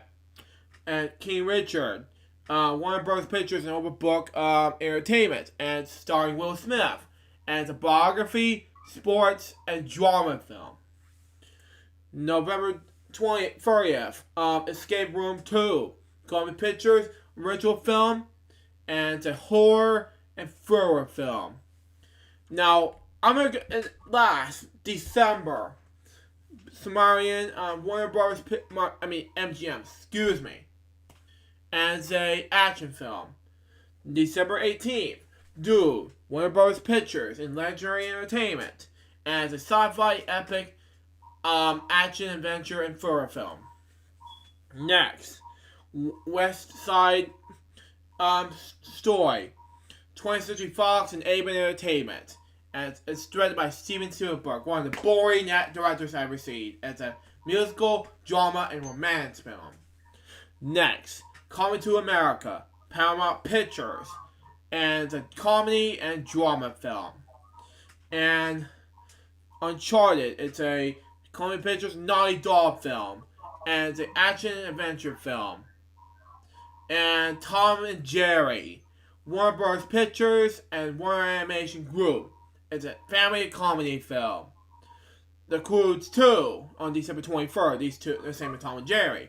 It's Universal Pictures and DreamWorks Animation.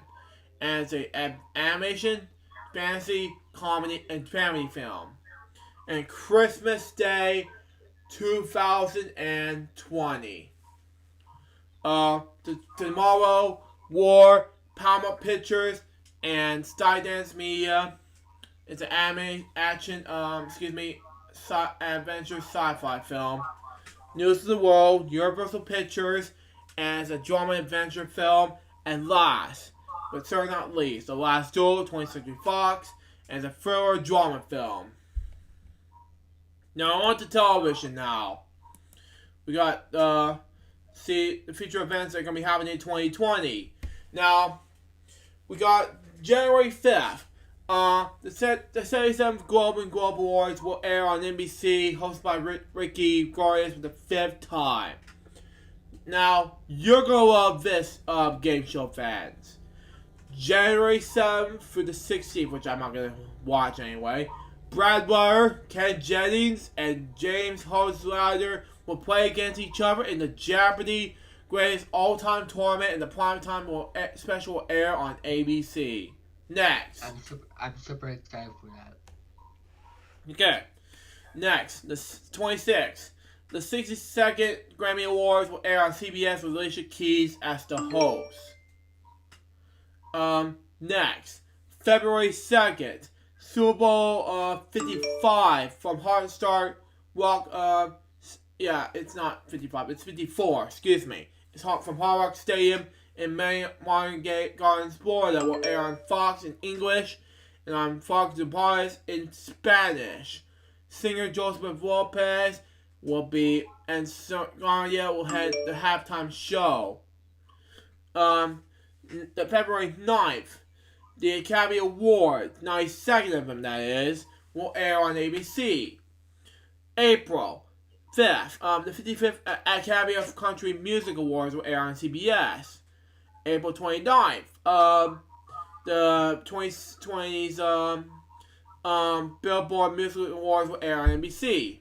Next, June 7th, the 74th Tony Awards will air on CBS. Next, July the 3rd, the repackaged Broadcasting Spectrum will see on the FCC's Spectrum's events actually also will finish its 10th and final phase.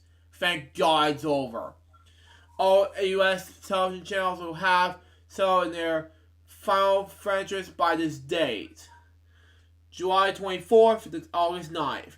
The 2020 Summer Olympics in Tokyo, Japan will air on NBC and its cable networks. Next, and last, August 13th, Fox will have its first ever Major Baseball broadcast from Nashville, Ohio, taking place in the same cornfield location that will be placed in the 1989 film Field of Dreams. The Chicago White Sox, whose 1919 team, who's originally portrayed in the film, will serve in his home team against the visiting New York Yankees, which, if you watch this, Martin, you hate the Yankees, by the way. Now, television programs in 2020. Programs debuting in 2020, as you mentioned, but anyway. Emily in Paris in Paramount Network. Twisted Love in Investigation Discovery. Now, both of these on ABC are as follows in early 2020. The Beggar and the Beauty and United Will Fall. Now, one is on CBS called Broke. Next one is Flippin' 101 with Tarek El Mazzali on HGTV. Next, Mario Trend. Never heard that channel before. Bitchin' Boot Camp. And I said the B word, but anyway. Foster with Fagan. And Fox. The Great North. And Ultimate Tag. True TV. Hot Ones, the game show, which is going to be your exciting thing, but it's on True TV. Golf and Auto Sports on Discovery Channel. And In the Room on E.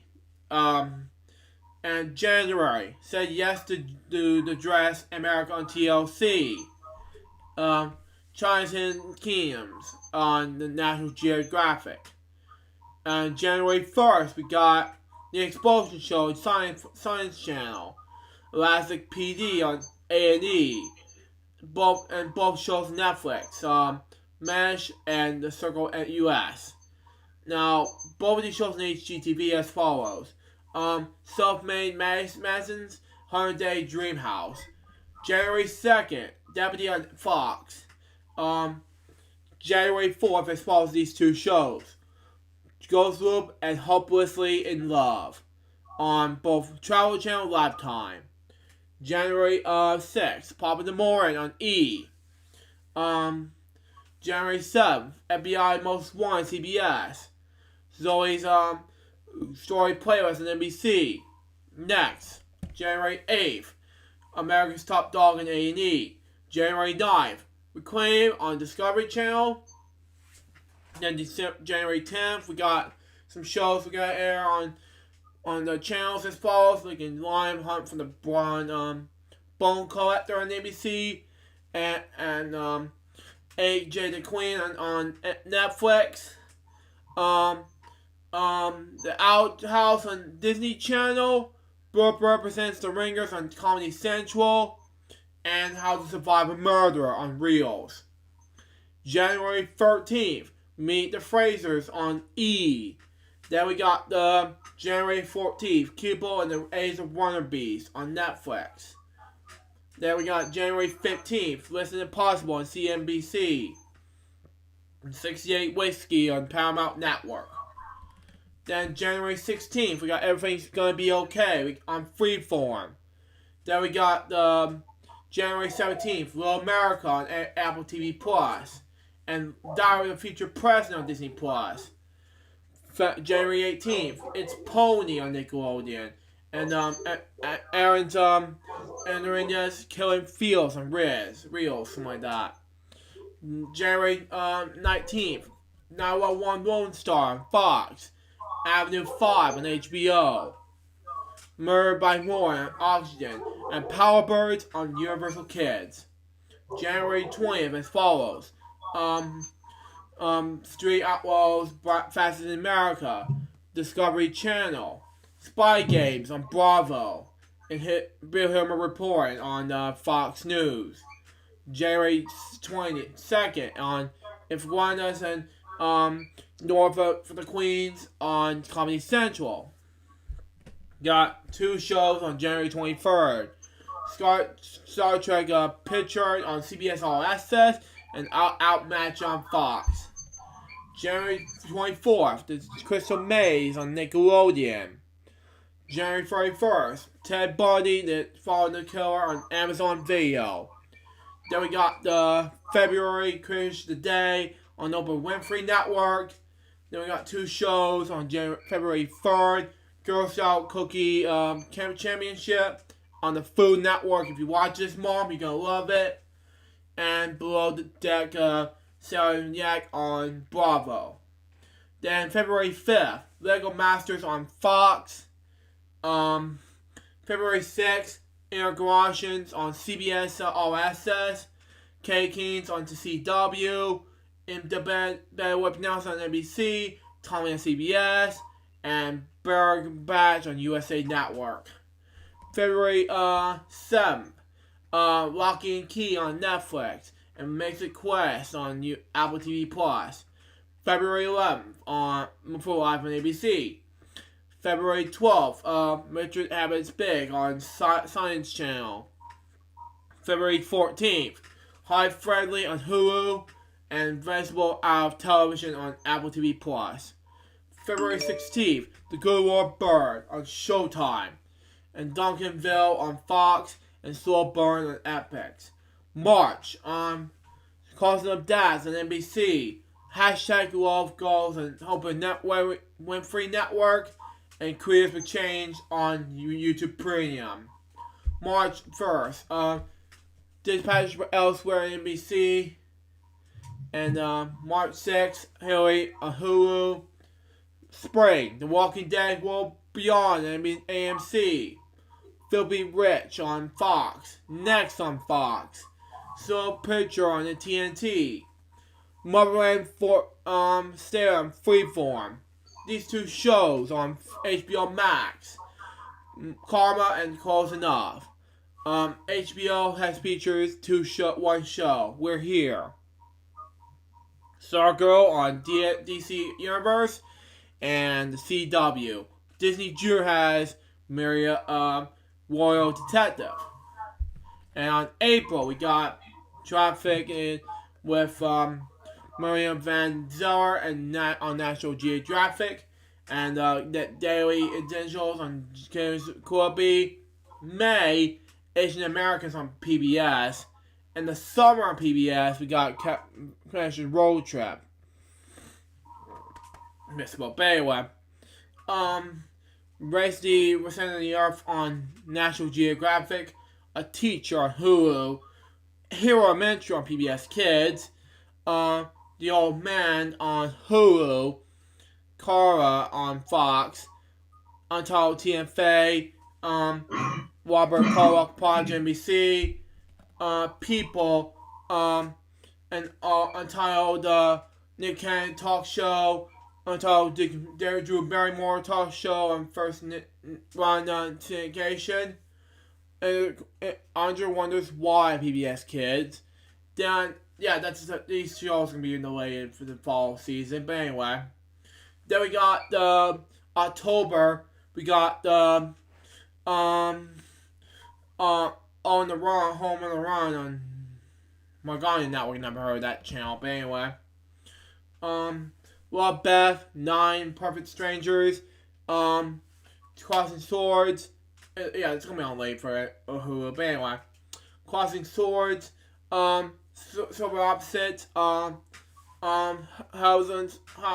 so you pronounce it, and Normal People on Hulu, to be announced, as follows: Kid Cosmic, Trash Talk, Trucks, excuse me, Cougar Bonbon, Monkey with a tube belt, what you pronounce it, Flea in the Series, Curse, Transformers Wars for Quarantine, Tron, we pronounce it, Spectros, Jurassic World Camp, Triceratops, Our Banks, I'm Not Okay With This, Untitled Bridget Series, Go Dog Go, Emily's Wonder Lab, NCB's Claw World, Spark Beam, What to Doodles, Alice in Borderland, Tiny Briefings, and Space Force, and Wizards Tales of Africa on Netflix.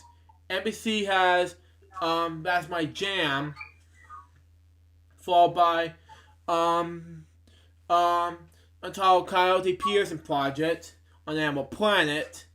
Then we got the Deep Planet and Revenge of the Nerd on the Discovery Channel. Then we got the shows called Invisible, Made the Cut, and Hunters on Amazon Video. Y and Breeders on FX. Glitch Text, Camp Coral, which is an awesome show, very exciting. Scratchers and Seas, Warren Park, very exciting show. And Fashion Alley and the Chicken Squad. And Beast 5 can be on Nickelodeon, by the way. And the Chicken Squad, Disney Junior, excuse me, I misspoke, but anyway. Run, and the Third Cut Day, Manic Cup TV series, McMillions on HBO, the Untitled We Bears spin-off series, and Thundercats War on the Cartoon Network, Untitled Will Bridge and Brett Golson's Project AMC, and we got some shows coming to Disney Plus this year. Monsters at Work, Into the Unknown, Making Frozen 2, Be Our Chef, Cinema Lyrics, Into the Arts and the Movies, Magic of Animal Kingdom, Marvel's 616, Reconnect, Roger Trip, Shop Class, Muppets Now, and Earth to Need. Showtime has The Comedy Store, The Functional Family, The Lights on the True TV, The Right Stuff on the National Geographic, Coyote on Paramount Network, Cannonball on USA Network, Star Trek Lower Decks on CBS All Access, Homemade Astronauts on Science Channel, Bingy Club on E, and Disney Channel has 4 shows called Moon Girl and the Disney Devil Dinosaur, Virgin School, Space Sparks, and The Curse of Molly McGee. Now, HBO Max has Looney Tunes cartoons, The Funkies, Ting and Speak, Joey Stone, and Tune Out. Now, and then they got some shows that be on these channels as follows: Wild Queen on Sci-Fi, DJ, Pauly D, and Vinny's Midgets, Pool Party on MTV, The Hustler on ABC, RuPaul's Drag Race on VH1, Belle Garza on Epix, Fairy Tales on the Adult Swim, Bra and World First on Bet Plus, My Little Pony Life and the Discovery Family, and Untitled Beauty Creation Series on YouTube Premium. The Real Housewives of St. Louis, Utah on Bravo, Washington History, and finally, Yada Dabba Dinosaurs on Boomerang. Now, we get to the television films and specials right now. Lost Boys Bucks Country, Invention Discovery, The Kingmaster, this on Showtime. January 1st has, when the Russell Sharman in My Voice, CNN, HGB, House Party on HGB, and Escaping My Stalker on Lifetime. January 2nd has Star Memories on Lifetime. The Poly Center Star Salutes at Waldorf SBU on NBC. These 3 shows will be on these 3 separate days, January 1st, 9th, and 10th. The Daily Prize in Her Pretty Face, Babysitter, Venge, and Base Mother Monitors more on Lifetime. January 13th has the Battle of the Little Bighorn on Smithson Channel. And January 15th through February is going to be huge for January Lifetime. But anyway, well, actually, yeah, it is January. Actually, January 16th. But anyway, John Gone.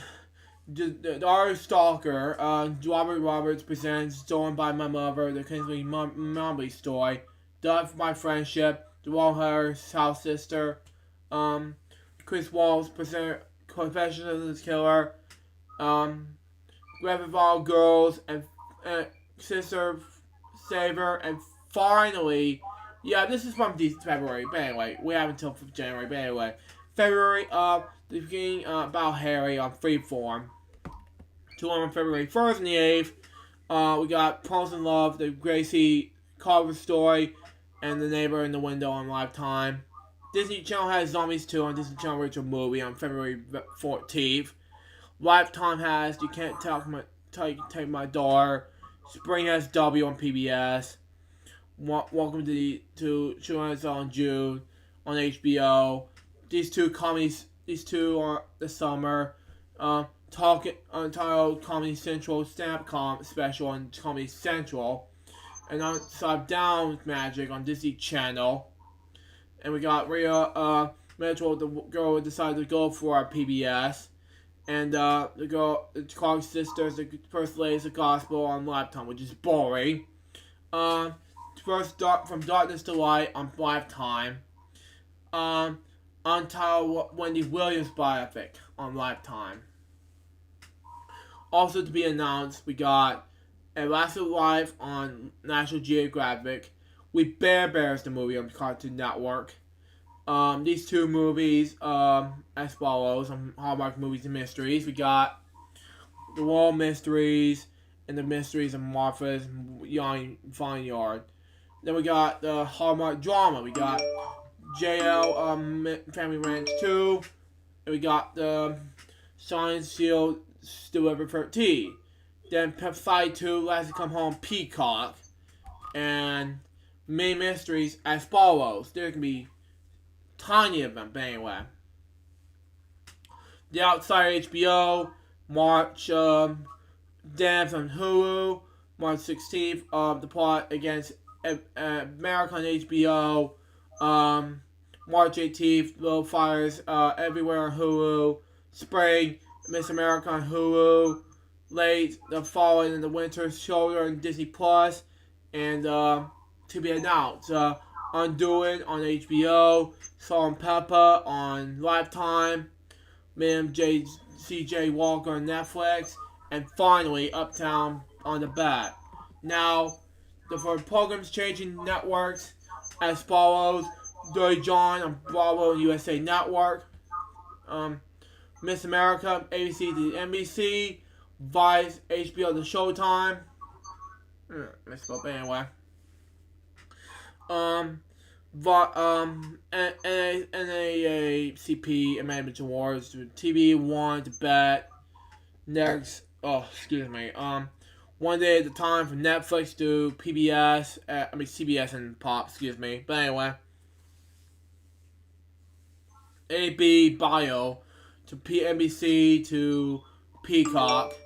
Doom Patrol is on from NBC DB Universe to DB Universe and HBO Max. Same thing. Sesame Street and Emma, Esme, and Roy to HBO, PBS, to HBO Max and PBS. Search Party and Gen Locks, CBS and Rooster Teeth and HBO Max. And Disney's Fairy Tale Wings, Freeform to Disney Plus, and finally the Orville to Fox from Fox to Hulu. Milestone episodes and anniversaries. Now, the first 48 will turn 15 years on New Year's Day to 2020. And programs return in 2020. I'm not going to read all of them. So there you go. Super Nanny last revived in 2011. It will air on ABC and it will move to Lifetime the same day, January 1st. Party of 5, 2000 is a reboot on Fox to Freeform. Star Wars: The Clone Wars 2014 from Netflix to Disney Plus. XFL 2001 reboot from NBC, TNN, and European to ESPN, ABC, Fox, and ES1. February 8th. But anyway. Extreme Makeover Home Edition 2012 Revival, ABC to HGTV. February 16th. One Day at a Time, February 2019. That's the last time we air it. On Netflix to Pop to CBS. On March. But there you go. Costumes, Six Time Odyssey 2014. That's the last time we air it. From new season, from Netflix, from Fox to National Geographic to National Geographic to Fox. Okay, March 9th. Then we got the soap, 2015 Revival. The same, but anyway. Same as early as March, but anyway. Grand Ole Opry 2009 is a GAC, The Circle. Now, GAC stands for Great American Country, which is a paid television network in Tennessee. Circle, on the other hand, I don't know what it is, but it's going to be exciting. But anyway. Search Party to TBS and HBO Max in May. New season, by the way. Top Gear America reboot on BBC America to American Terrier in spring. Singled Out 2019 reboot NBC TV to YouTube to now Kwelp in spring. Buys new season 2018 HBO to Showtime. Then we got these two other shows that we revive. So AP Bio 2019 new season on NBC to Peacock. Saved by the Bell 1993 revival. It'll be on Peacock. The same thing. Over the summer. Punky Buncer 1988 one Nation to Peacock. Summer. Animaniacs 1988 KWB to Hulu. Fall. The Burnox 2014 reboot Adult Swim to HBO Max. Fall. Adventure Time to Adventure Time Distant Lands 2018 specials Cartoon Network to HBO Max to be announced. What else is there? What Not to Wear 2013 as a revival to TFC the same. Reno 911 2009. Both of them 2009 by the way. Revival. They're actually both making the band 2009. MTV same, but anyway. Reno 911. Comedy Central to Kwelp. Biggest Loser 2016 NBC to USA Network. Echo Challenge as well as Toughest Race. Echo's versus Fuji 2002, USA Network to Amazon Prime Video. Celebrity Deathmatch 2007, NBC TV 2 to MBTV. But anyway, Disney's Fairy Tale wins 2018, new season of Freeform to Disney Plus, and the same ones as follows. To BD, Rugrats, Nickelodeon the same, 12-ounce mouse, Adult Swim the same, and Unbreakable Kimmy Schmidt Special 2019, Netflix the same. But anyway, programs ending in 2020. The Ranch 2016, the first air. Arrow, CW 2012, January 30th, excuse me. Good Place, NBC 2016. January 31st, BoJack Horseman, Netflix 2014. February 9th, Power, Stars 2014. February 19th, Cinema of Mind, CBS 2005. February 21st, Fresh Out of the Boat, ABC 2015. Spring, Homeland, Showtime 2011. May 18th, Supernatural, CW 2005. Finally, Summer, Agent of S.H.I.E.L.D., ABC 2013. Finally, Blind Spot, NBC 2015. Will and Grace, 1998 on ABC. Star Wars, Clone Wars, Disney Plus, 2008. Okay, that doesn't sound right. Modern Family, ABC, 2009. Homicide Hunter, House Again, Discovery, 2011. Dumb is Something. Oh my god, really? 2012. Man, this is not happening. Vikings History, 2013. How to Go Away from Her. Oh no. ABC 2014. The 100, the CW 2014. Henry Danger. No, not this show again. Nickelodeon 2014. Empire, Fox 2015. Me, You, Me, Her, Audience 2016. Goliath, Amazon Prime Video 2016. Them Heising, Sci-Fi 2016. Full House, oh my god, seriously? Netflix 2016. Lucifer, Netflix 2016. 13 Reasons Why 2016. 2017, excuse me, I messed up, but anyway. Glow, 2017. Yeah, I misspoke, but anyway. There were people. Netflix 2017. If I want to check it out, we'll see what happens. Future Man, Hulu 2017. Calls, TNT 2017. Pronto's Tango Adventure, Disney Channel 2017. Brookmeyer, IFC 2017. Stars Presents, Disney Channel, Disney XD 2018.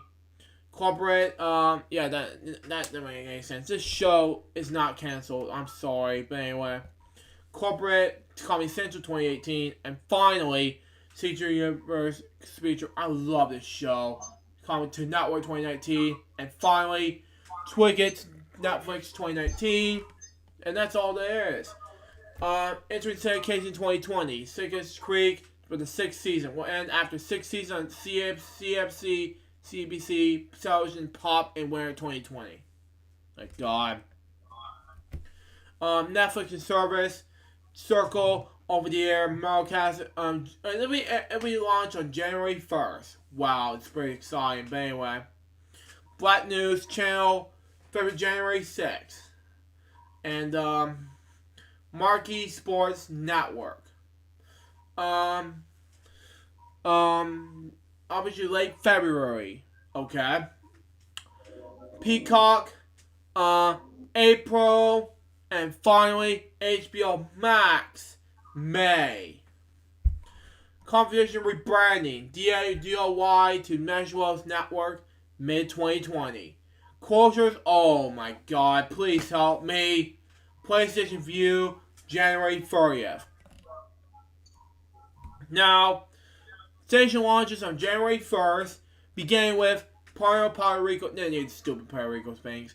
Tomando, WTIN, and TB, and JX TV channel 2.1. These are boring channels. And station changing network reflections. WORA TV channel 5.1 Tomato new reflection as ABC. Okay. So that was all there is about TV. Now we go with the video game if you watch this remix. But anyway. Atari VCS, October is going to be Intellivision and Midco. Core 4, get ready for this remix. PlayStation 5, Xbox Series X, and Panic Playdate to be announced. Now, these are the video games I will talk about some other time, but for now, these are going to be the things that I really want to read. But, oh yeah, I will read this now, but not to be announced, but whatever. But anyway. January, Monster Hunter World, Iceborne, Windows, but anyway.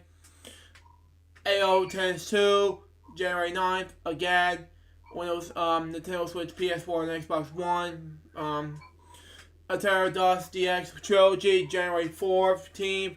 Windows, PS4, and Nintendo Switch.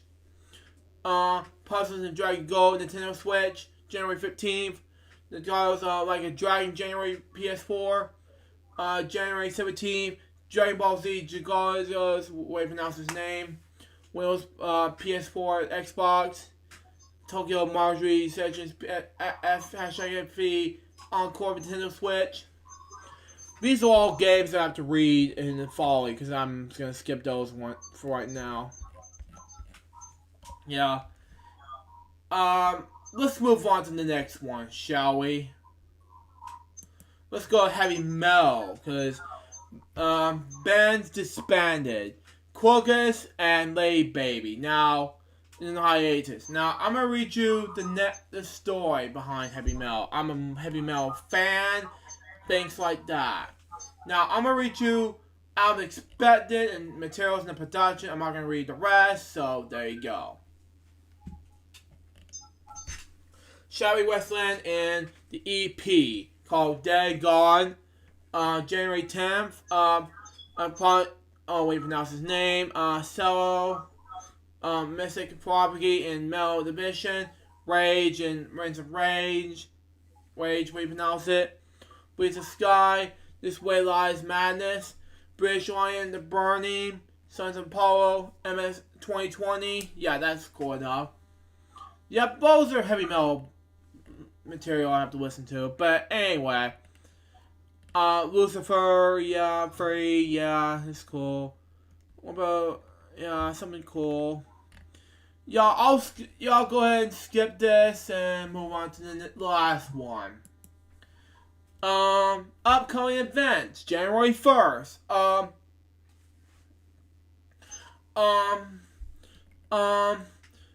W233 CF WYCT HD2 Pennsylvania.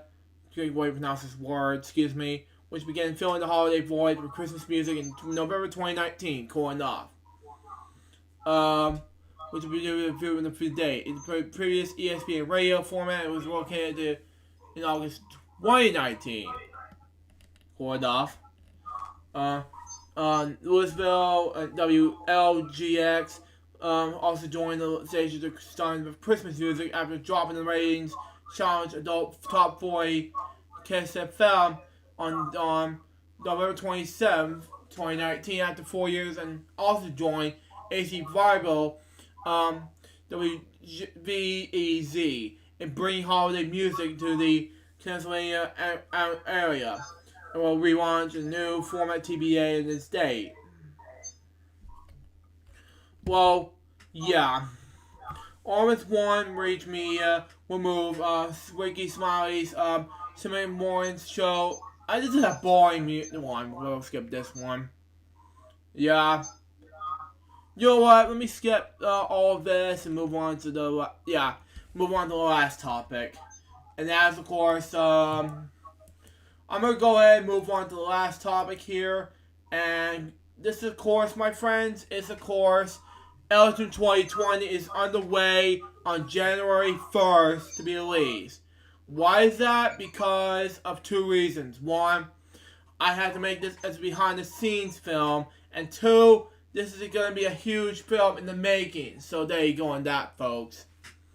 So, that's all my topics, folks. Now, without waiting or something like that, let's go on to either David or Remix for our topics.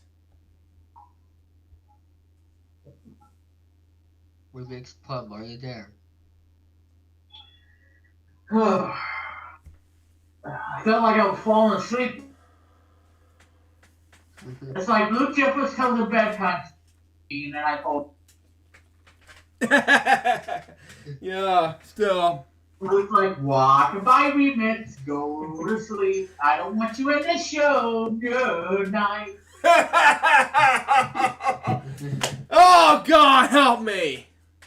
I know. It's like Mr. Jeffers, the host of this show, has put in a sleeping spell on me and tells me to sleep. And I can't sleep because I got things to do tonight. And I can't just sit here and sleep because I have things to do at Will 1 and all that stuff. So, yeah, I mean, it's like I'm being locked to sleep by Mr. Jeffers. And that might be a story. You might be doing a book of it too, but who knows? But yeah, be walking by minutes, go to sleep. I don't want you in the show. Get off my stage. Man. By the way, look, are we doing game segments today? Yeah, we're doing game segments today, yes. We're waiting on you and we're waiting on Remix to get their topics. I want to do remixes first before we get to David, you know. Okay. Well, I just got done watching a video of the video game from the Sega Genesis called VR Troopers, which is a show I used to watch as a kid growing up. Man. And I know you. Well, I don't know if you remember that, but I do. I remember it fondly. Yes. And like I said, the show wasn't as Power Rangers. Power Rangers were just, oh my god! When Power Rangers came on, oh my god! It just blew the roof off. Man. But yeah. So. Yeah, it's like Luke put me to sleep, but God. Yeah, I know, right? I was just reading this in case I wanted just like the news report, but anyway. Yeah. Well. Now I'm upset because now I can't pull up my topic. Because I've been put under a spell. Now I don't know what I'm going to talk about. Oh, it's very upsetting, but I'll manage. Yes. So Luke, what pizza chain did you go to eat to get your pizza? It was Stoners. Stoners? Yes. Oh. And how was it? Delicious. Yeah. Cause I don't think nobody can ruin a good pizza as long as it's made right. And the pepperoni pizza is delicious. Ball dough like I did, cause I ate ball dough and it was not very healthy, and I could have gotten sick. Exactly. So like I said, kids, don't eat ball dough. Yeah, still. It's not good. So. It's really bad.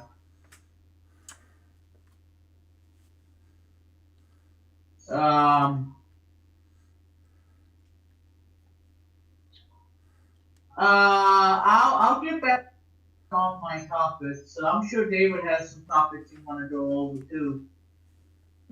But yeah, actually, I had like one or two topics. But anyway, I had to go earlier to talk with you about some, so that's why I left. So, what's coming up on my channel? Well, if you haven't seen my latest videos recently, well, I'll tell you guys that right now. Uh, as I go to my channel here. Uh, yesterday I did a video called "Wake Up for Christmas 2019." Part one. I'll be doing part two on Monday or Sunday, I believe. And this past Christmas Day, I uploaded a Prices Right Christmas special, um, which I hope it goes well in the future. As well as this past Christmas, I did a message video wishing everyone have a Merry Christmas. And also, I did a reviewed Christmas Eve special along with the Christmas Eve live stream. Thanks to Thumbman2x6 for taking over the show for a while because I had to do something for a while during that stream. That's about 2 hours. Um, uh, uh, I also did the other 25 Days of Christmas episodes as well. And also, um, I did a ranked video, my third one about a third person, which I got to check out because even though there was technical difficulties for a little bit, but it's an hour long and you should watch it. Video number 3, check it out. And also back on December 22nd, I did a second game sub party, which I plan to do another one sometime next month.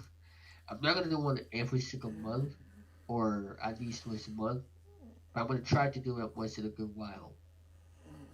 Um, by the way, I have a announcement to make. As for my next topic here, I am making a second channel, Wow.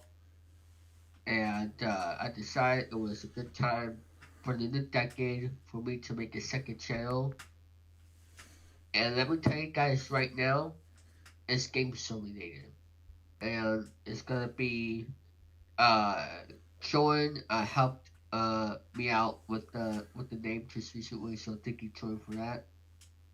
But um I will tell you guys more information of the name and the channel on New Year's Eve. Cause you don't want to miss it.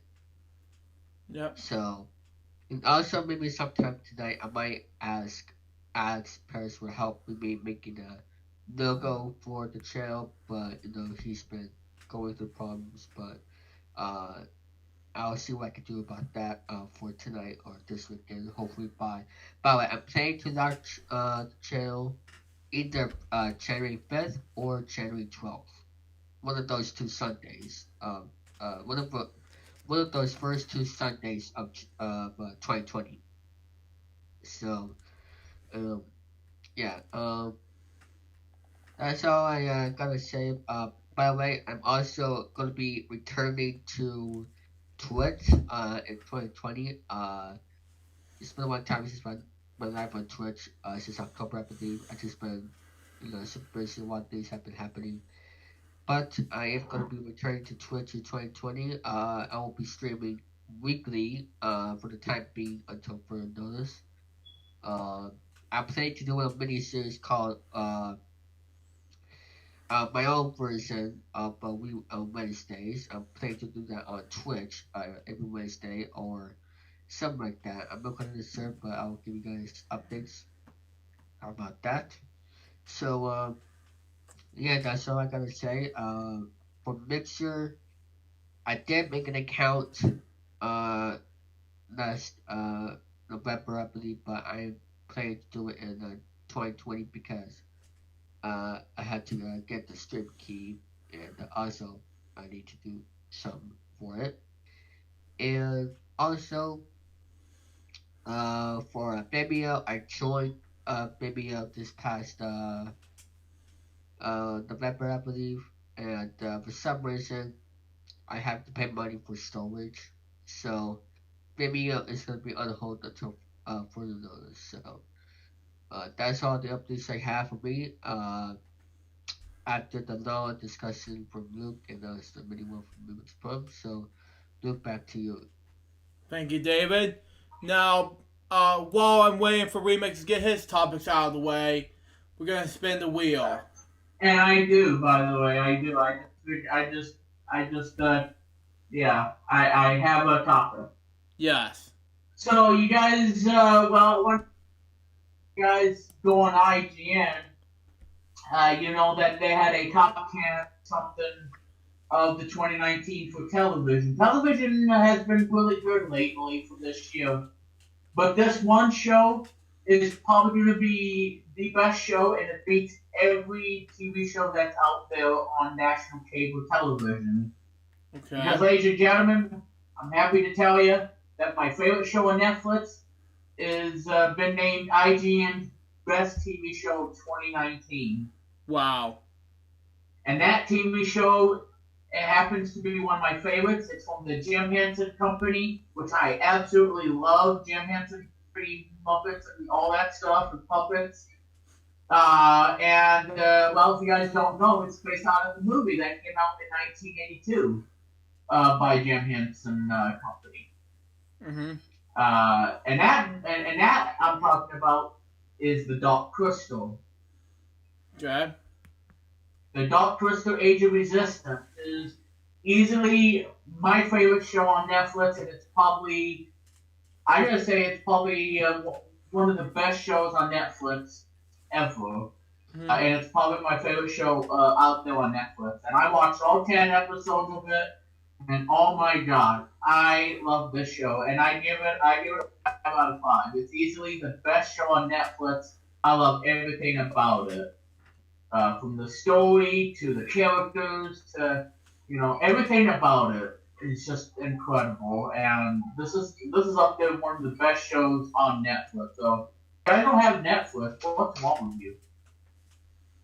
Exactly. That's all I gotta say. I mean, now, like I said, I don't want you people leaving Netflix because Disney Plus. Okay, I don't want you to do that because while Disney Plus is something that I enjoy, it doesn't mean that I'm going to get rid of Netflix, because I'm going to have both Netflix and Disney Plus, because, why not? Because Netflix has a lot of great shows on there that I call to in general, and Disney Plus, they have my favorite shows too. I agree with that. Yeah, I agree. So it's not like I'm going to get rid of Netflix. Because why would I? Because Netflix has some of the best shows you can find, especially the Dark Crystal, Age of Resistance, as well as some other great cartoons, like the new one that dropped yesterday on Netflix, which is a cartoon from DreamWorks Animation, which is the first ever show, being created by Universal. Wow. And and it's called Fast and Furious Spy Racer. And it's based out of the Fast and the Furious franchise. Wow. By Universal. And Luke just talked about it on the movie that's coming out, which is Fast and Furious 9, by Universal. So yeah, Fast and Furious Spy Racer is an all-new cartoon that's on Netflix by DreamWorks. So, like I said, guys, I'm on Netflix this year, besides Dark Crystal, obviously, Dark Crystal Age of Resistance, one of the best shows ever.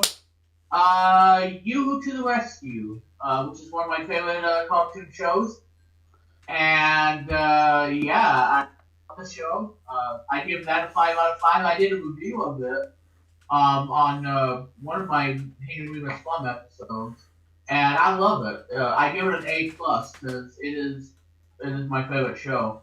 And you see, guys, there's a lot of great cartoons out there too. So like I said, guys, why are you leaving Netflix?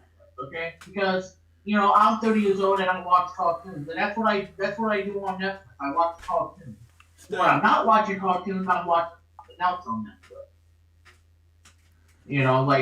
Netflix. Like Six Underground, which is an R-rated movie. That has. Love the movie. Yeah. Just because Disney Plus came out, you don't have to leave Netflix. Yeah, exactly.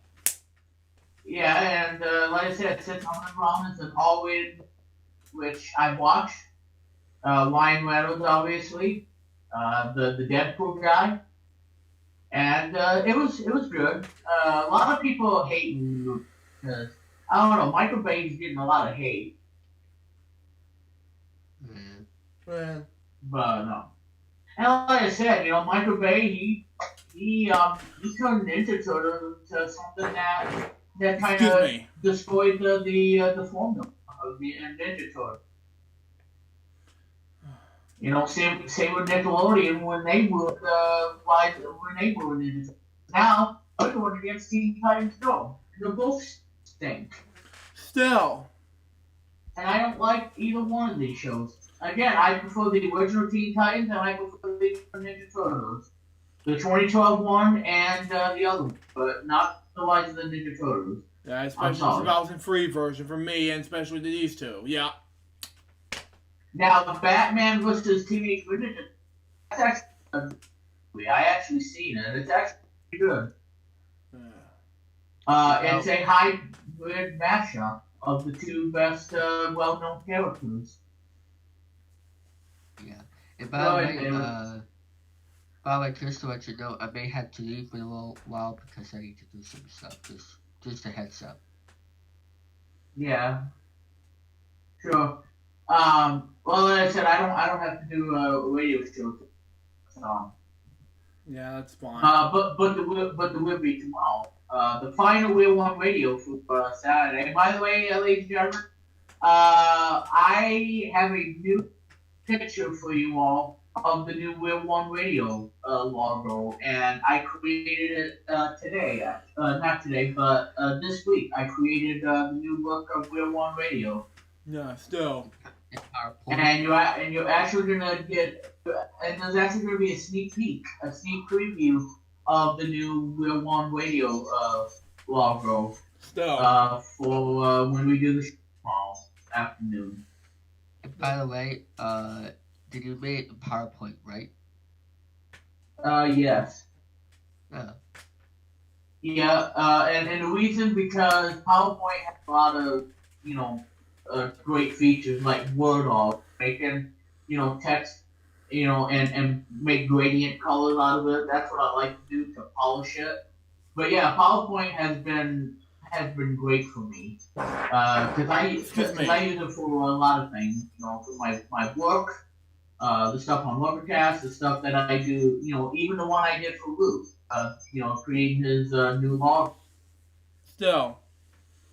And I even use doing my WeMixPlum television OBS template. Having WeMixPlum at the bottom and then having the avatar of me. And I did all that on PowerPoint, and then I saved it as a PNG via PhotoPad from NCH. And that's how I was able to get WeMixPlum television logo on as a PNG. Yeah.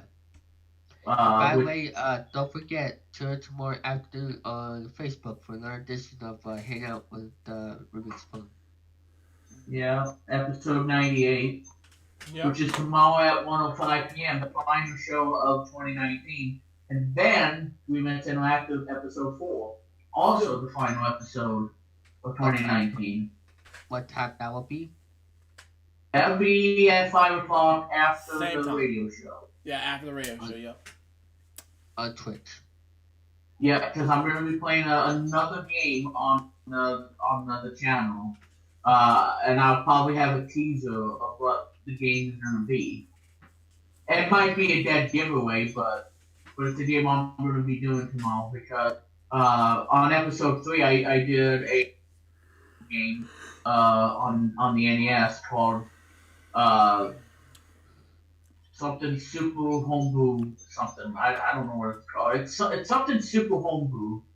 It's like a Smash Brothers clone, but it's on the NES and it's free. And you can play it, and it's a lot of fun. But that's the game I played. It's something I think it's called Super Homebrew War, which you can get online for free. You can download it for free. And the next episode, we're going to be playing a familiar game that I love. I will give you guys a hint, just a little bit.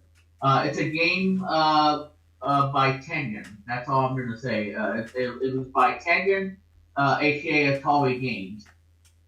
It was one of those unlicensed Atari Tengen games for the NES. So I can tell you, it's a Tengen published game. And I can tell you, it's based on a very popular arcade game by Namco. Wow. But yeah, so stay tuned, guys, for that and episode 98 of HWLP. So stick around. I might, talk about some things too. Yep. Still.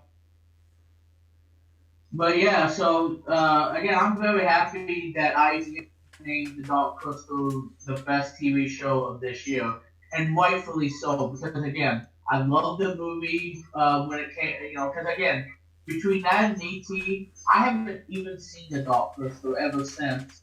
And now that I'm an adult and I watched it finally, in my mid to late 20s, I was kind of like, how come I didn't watch this movie sooner? How come I didn't even discover The Dark Crystal when it came out? Because like I said, it came out in '82, roughly the same year that E.T. came out, and E.T. blew away Dark Crystal. Wow. I hate to say that, but I like both of these films. I mean, E.T. kind of blew away The Dark Crystal when it came out in '82. So E.T. kind of beat The Dark Crystal, but I like the movie, and I like both. I think they're both incredible. I think they're one of the best movies, and there's nothing wrong with either one of them. It depends on your preference and your taste. Exactly. But yeah, so yeah, Dark Crystal Age of Resistance is probably going to be my number favorite Netflix show of 2019. My number one is a cartoon show. Yes, I know. But hey, I'm 30 years old, I'm an adult, and I love cartoons, and that's why Cartoon Explosion exists. And yeah, so my number one for this year would have to be You Who To the Rescue, and then at number two is The Dark Crystal Age of Resistance. It is a phenomenal TV show. I give it a 5 out of 5. Nothing wrong with the show. Nothing wrong, indeed. Number three. Oh, number three. That is a tough one. Well, no, actually, no. Number three would be Super Monsters, Yep. which is going very strong. So yeah, that'd be my number three. But again, I was gonna put The Dark Crystal at number one, but I love You Who To the Rescue a lot, and it's one of my favorite shows on Netflix. But yeah, that ended up at my number one. And again, nothing wrong with The Dark Crystal. And again, if you love this well-written, story-driven show, and if you like the Game of Thrones-ish kind of element, you will love this show. Yeah. Because it's kind of like Game of Thrones, but in a puppet form, and it's all puppets, and it's well done. The episodes are well produced. And like I said, the people at Jim Henson are so. I'm telling you, they are the genius. They have genius and talented people of making this incredible show. And again, if you watch Game of Thrones, you know that it's kind of like that. But again, it's all the puppet form, and I love it. And I'm telling you, Jim, you are oh my God, you are an icon when it comes to puppets, because puppets has been around ever since. Ever since I believe '69. Let me check the Wikipedia article and see what year puppets came out. But it could be less than '69. It could be something else and different. Yes, less than 1969. Yeah, let me check Wikipedia. Puppet, it came out in the BC era. That's what the 15th century BC in the ancient Greece. Ah. Well, like I said, Wow. but yeah, I mean, Jam Henson. I mean, the only thing I'm not looking to is the Teddy Buck thing. I'm hoping they can change the character design just a bit, because that's one of my biggest criticisms. Because I love Teddy Buck, and they don't need to ruin an iconic character. Mm. I see. Now, are we ever going to see Grumpy? Who knows? I want to see Grumpy too. Because that's another show I like, Grumpy. That's another show I like. Yeah, that too. And my phone dropped. Sorry about that. You're fine. And yeah, my mother got me her Grumpy, and I'm glad she did, because I love the show.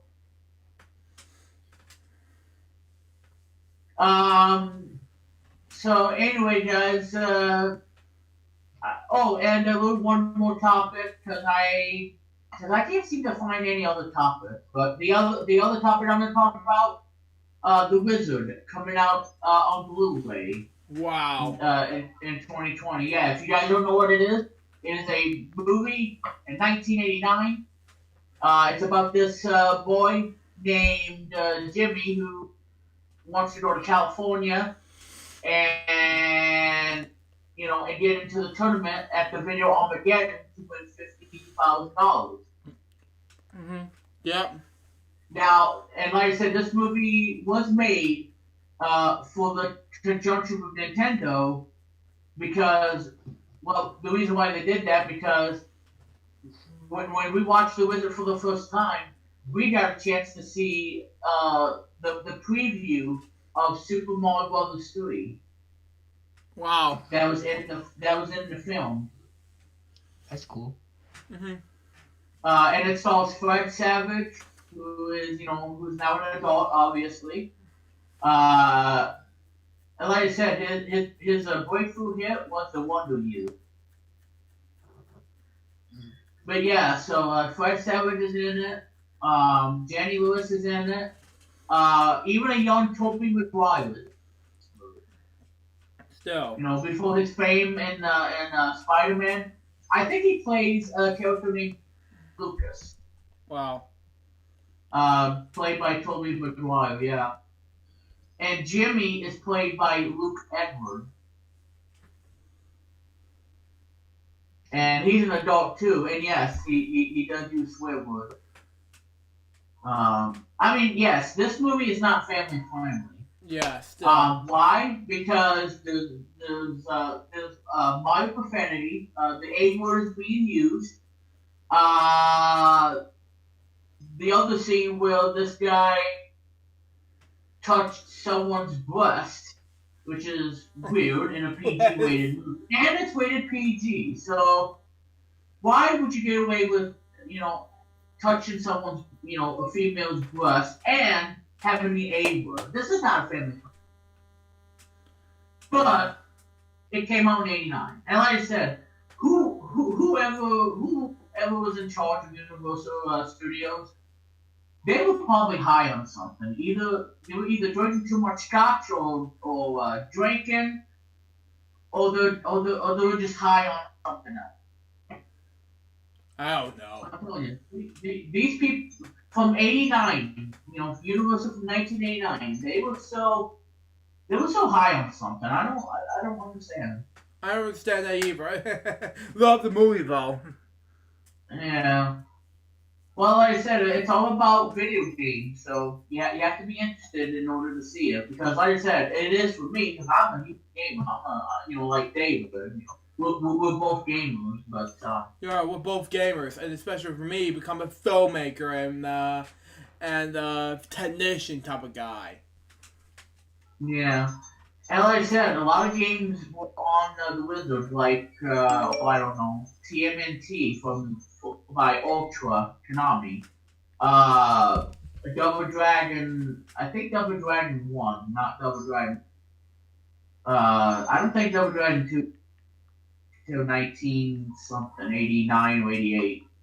But yeah, I mean, this movie was all about Nintendo. It was it was either a 90-minute or 100-minute movie advertising Nintendo stuff. You know, from the Power Glove, oh, it's so bad, to you know, to whatever else he used in the movie. And that was a warm introduction to Super Mario Bros. One of the greatest games ever created. And the story. Yeah. So. Anyway, yeah, so the film's coming out, I believe, March 2020 by Shout Factory. There's going to be some bonus features in it, too. Yeah, still. So, now, Luke, I know you heard of Fred Savage. Hold on. I'm texting someone. Because, Yeah. yeah, but go ahead. But what is it you say? I said, I know you heard of Fred Savage. Yes, I heard of him, yup.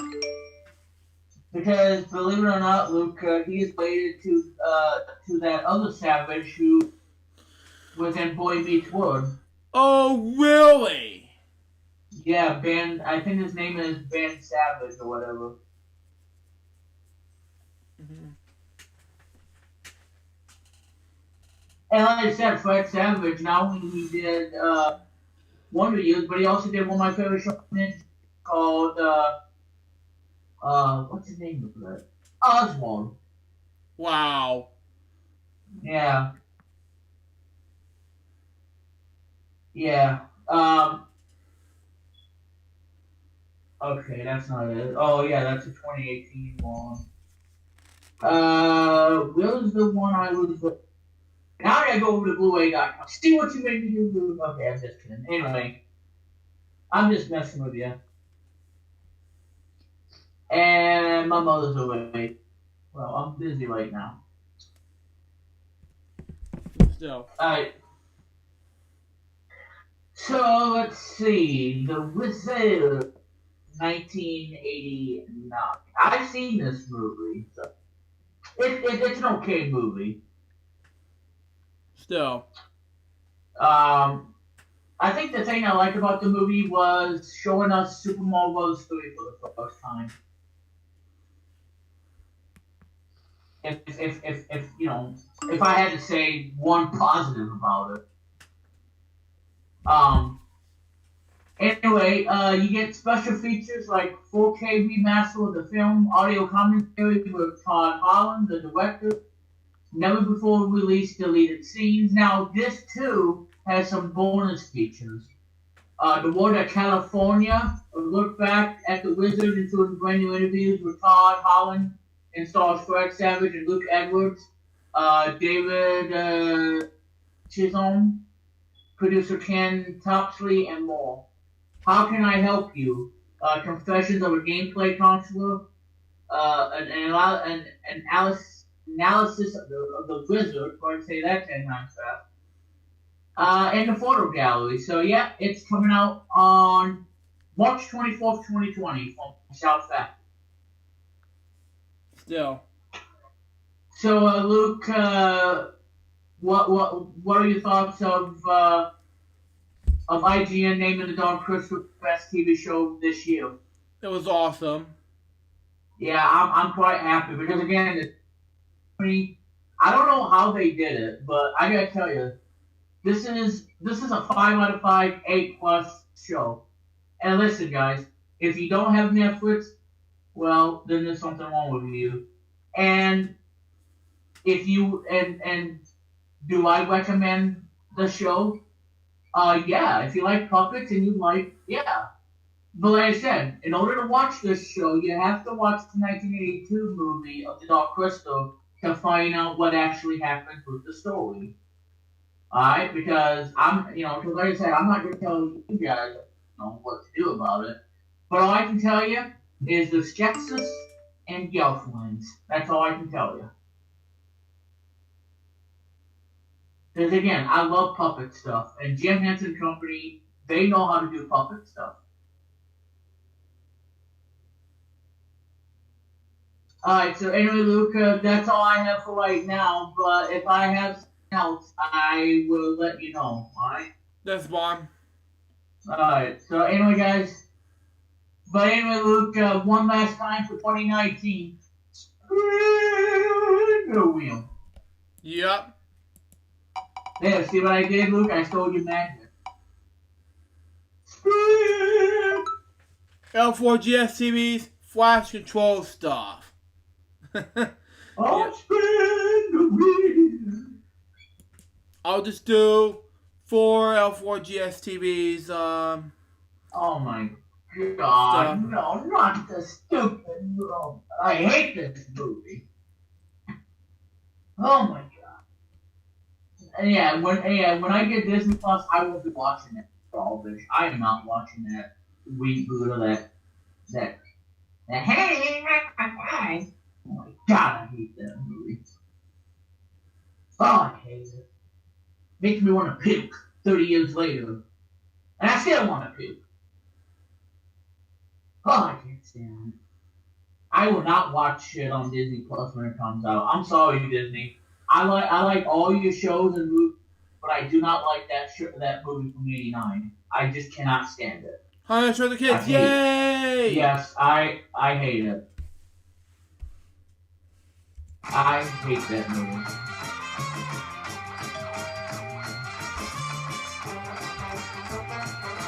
Never ate.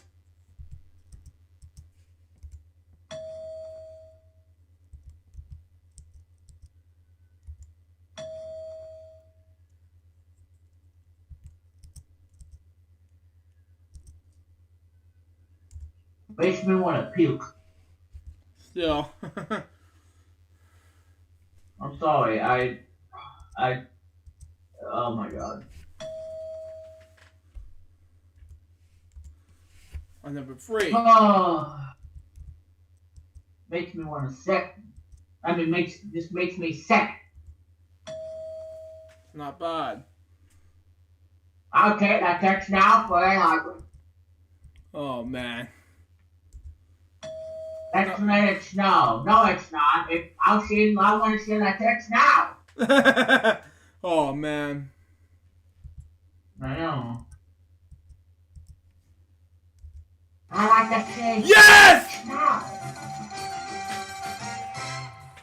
So how much did you win? $112,000. Wow, that's a record. That's a big record. Darn right it is.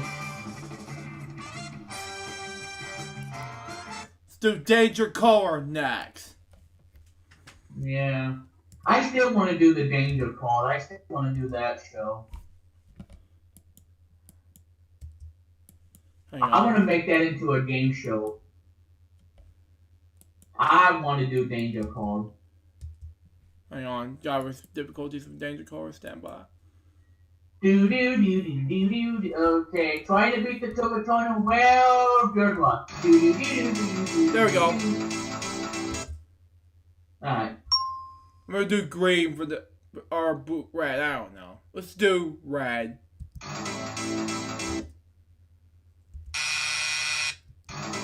Well, you just said it.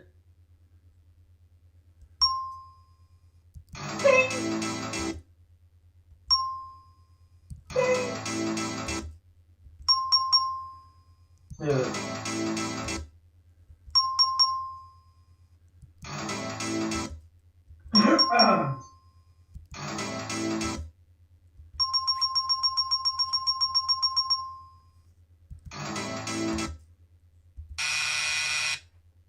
Uh-oh, that's good.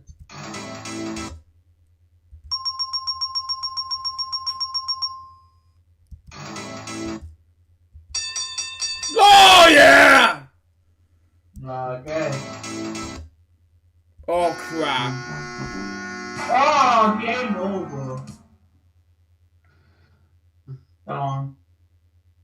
We didn't make it to Well- the million this time. Well, Luke, I want to tell you something. What is that? No Hey New Limits from tomorrow, as well as get ready for Take Your Pick as I find the clips on this on tomorrow's episode. Okay. When is Take Your Pick? That would be the show for for that game. Yes, exactly. It's also gonna be on Twitch on Remix Interactive. Yeah, exactly. When I get done with the random topics, I'm gonna go over. Yeah. Okay. I might actually do a game on Hey Remix Plum episode, because if you guys love football, well, I might do that on tomorrow's show. So we'll have to wait and see. Okay. Because I like Uno. Still. You know what, Luke? That's a game you need to do. I'll tell you more about it when you get done playing the Danger Color. It's Super Scratcher. Oh, Super Scratcher. Well, what? Glenn Coast is like, shut up! Oh well, $10,000 is not that bad. Like, shut up! The next one, the last one is home stretch. Okay, you gotta stretch. $100,000. Okay.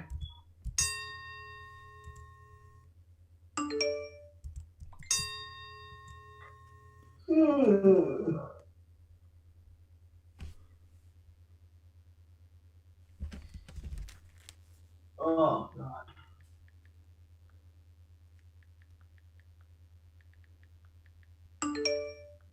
What's new, Tater Tot?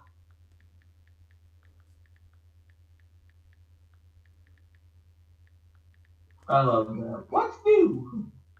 Sorry about that. Anyway, Yeah. texting in a moment. Ooh, okay.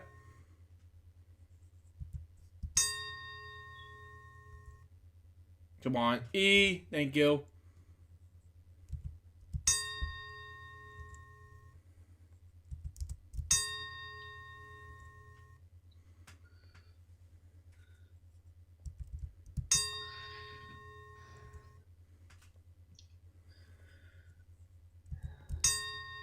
Yeah! 100,000. Yes! Wow. That's a fuck. It's your biggest payday yet. $100,000. Oh my. Yeah. And, oh my god, hold on. I gotta spin the.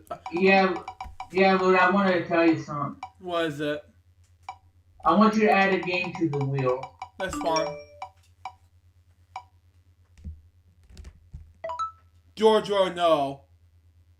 Oh, Jojo, no, huh? Give me one moment. I have to go to the bathroom. We can do Giorgio no as soon as I'm done with the bathroom break. I'll edit it out. We'll be right back. Alright, guys, it's time now for Pete time. Luke K6495. As we take a break from in the bathroom.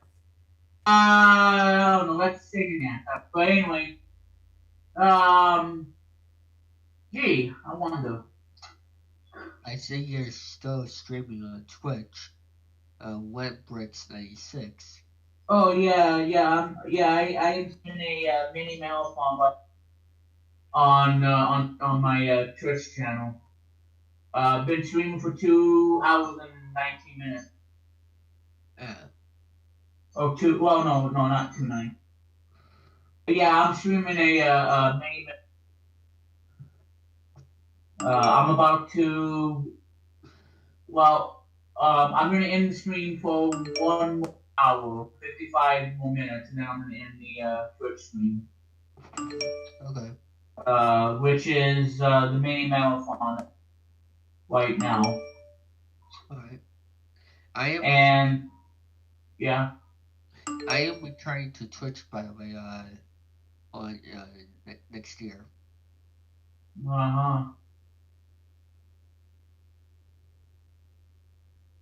Yeah, and so we're looking forward to for the return. But yeah, so I don't know. I'll be streaming Wednesdays and another day sometime, like twice a week, and then I'll try to think of a schedule of that later on. Well, the game I want to do on FWL is a game called Uno. That's the game I want him to do. Yay, Uno. Because Uno is my favorite game. And Yeah, it's my favorite card game of all time. yeah, mine too. I love it. The one thing about the game is if you don't get one card, not say Uno, then while the other player goes, then you would get a penalty, a harsh penalty. Yeah. I was doing the online game, right? Yeah. Okay. So it's like I said, if you don't want to get a penalty, then you're gonna have to make sure you say Uno if you down to your one card. If you don't say Uno, then you will get a penalty and have to draw about 3 cards or so. Okay. But mostly the computer players always kick my butt because every time I play that Uno game online, they have to skip me or they have to reverse me, and we have to do this back and forth until it gets to me, which means that the computer players are going to end up cheating away and winning the game, and I don't even get to draw a card. And they end up just doing, do reverse, like, okay, reverse, and then reverse, and then draw 2, and then I have to draw 2 cards, and for the revenge, either player 2 or player 3. Well, guess what? Since I've been getting a lot of draw 2s, I'm gonna give you a draw 4 and a wild card and a draw 4 Yeah. because getting a draw 4 card is very evil. Yeah. Especially if they give me then yeah, I mean it's just gonna be a mess. But if I give them the draw 4, then I get my revenge. But and you gotta always make sure too that whoever is down to the final card, you have to realize, do they have that specific color? Because if they do, then they're gonna end up beating you. If they don't have the color, then the game continues until now. If they get a water card, then yeah, you screw. When they have the same color. So, because like I said, it happened to me on the game, and get my butt kicked by player 2 and player 3. But it's a fun game, and it's highly enjoyable. But yeah, that's a game I want Luke to do on this show, to do a game of Uno. Have you seen Uno Attack? I've heard of it. Oh my god, text message. Let me see. I think that's where it spits out cards at, yeah. By the way, I have to go now, so see you later on. Okay. Okay, yeah, see ya. Do. Alright, well, Luke will edit out this stuff, everybody. So Luke will edit that out. Well, not edit out our conversation between me and David, but he's gonna edit out the portion of this. I'm back, folks. I just came back from the dump. Alright. It's about time for JoJo No. Well, Luke, it's gonna be you and I now. JoJo No. Okay. Because David had to go. That's fine. Yeah, thank you, David, for stopping by. That's fine. Well, I mean, I wouldn't be too upset. That's fine.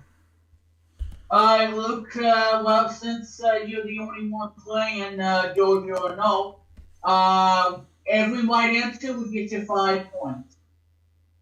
Okay. Alright, so, Luke, I'm gonna open up the first one. Okay.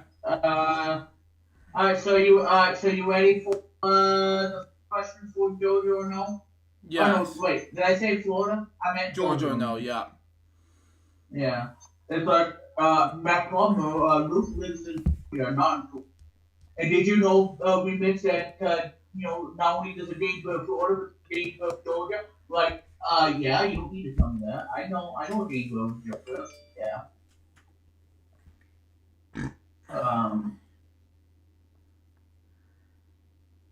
Okay. Now, where the heck is that thing? Nah. No.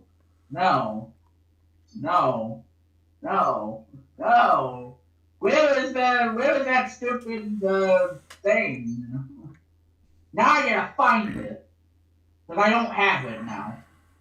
Alright, I better not give away. I look, I'll have the other one anyway. So anyway, first off, Luke, you ready to go? I'm ready to go. Alright, 2 men okay after boating accident. So did this happen in Georgia or no? Take your time and for 5 points to get you on the board. Okay, this bowling accident. I'll say no for this one.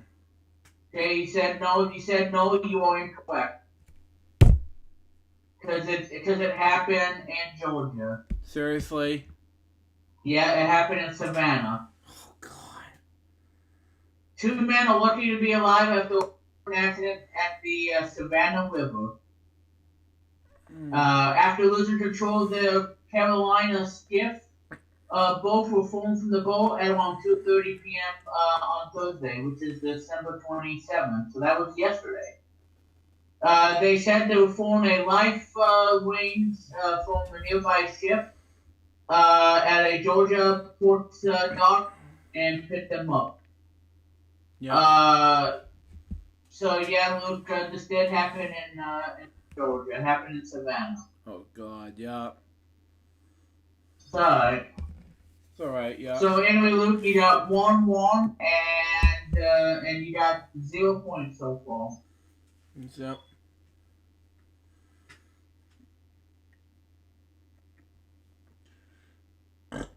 Alright, next one. Georgia or no? 6 people displaced by a house fire. 6 people are the what now? 6 people displaced by house fire. Displaced by home fire. Oh, man. I have no idea. Again, no, I have no idea what this is.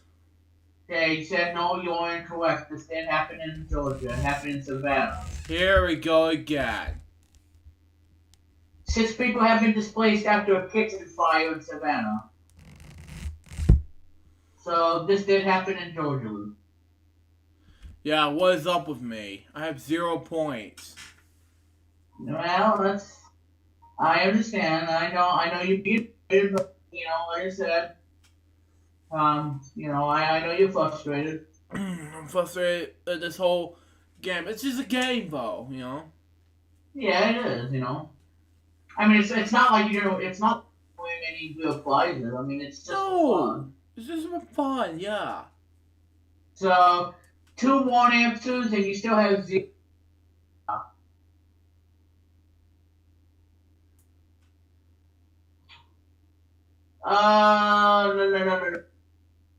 Okay.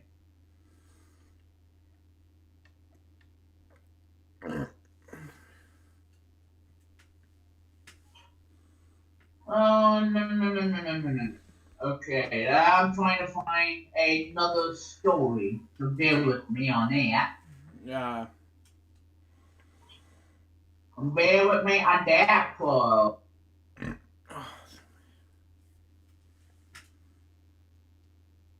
Yeah. You got the boobies there, Luke. Yeah, it's probably because first the farties and now the burpees, and that's why I had to take a dump. Yeah.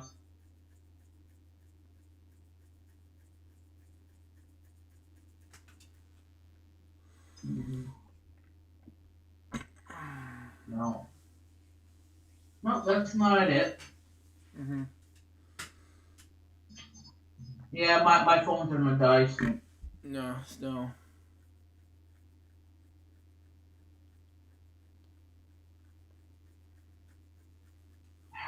Now I can't find it.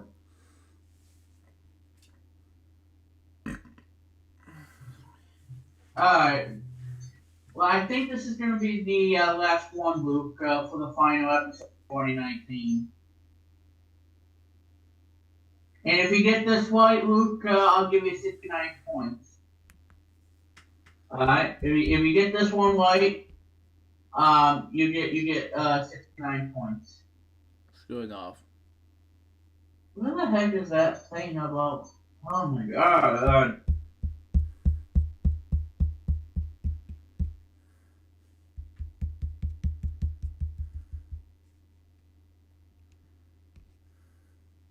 Oh, it's making me mad. I can't find it. Okay, I found it. Finally. Alright, so this is going to be the last one for today.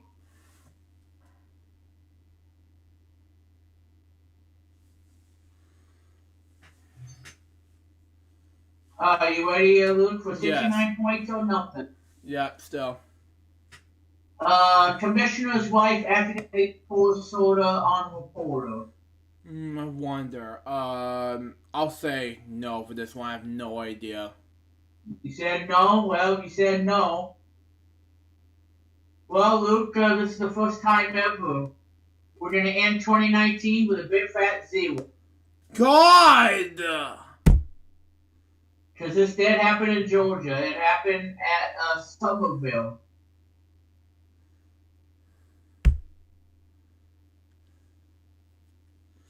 I should know these answers, man.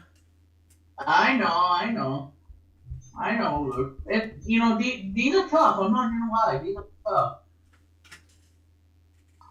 According to police report provided by Somerville police detectives, wife of Chattanooga commissioner poured a fountain drink over the head of a reporter at a county budget meeting on Friday morning. After pouring the drink on the reporter, this person has reported to have said she deserved that before leaving the meeting room. Yep, still. And the reporter is from All On Georgia, a news site, a Georgia's news site, in a Chattanooga, whatever. And yeah, she's released on bond on $270 bond on a disorderly conduct charge and a $12.50 bond on a battery charge. So she was arrested for battery and disorderly conduct. Alright, so that's all the Georgia news stuff for the final time of 2019. Anyway, Luke, you know what? I'll probably be nice to you. I'm going to turn the 0 points into... Are you ready for this? What is it? It's over 9,000! Yeah! There. So I'm going to turn 0. I'm going to be Mr. Whoever. I'm going to turn you 0 points with the snap of my finger. And I'm going to give you 9. It's over 9,000. Yeah! Yeah, good one! It's over 9,000!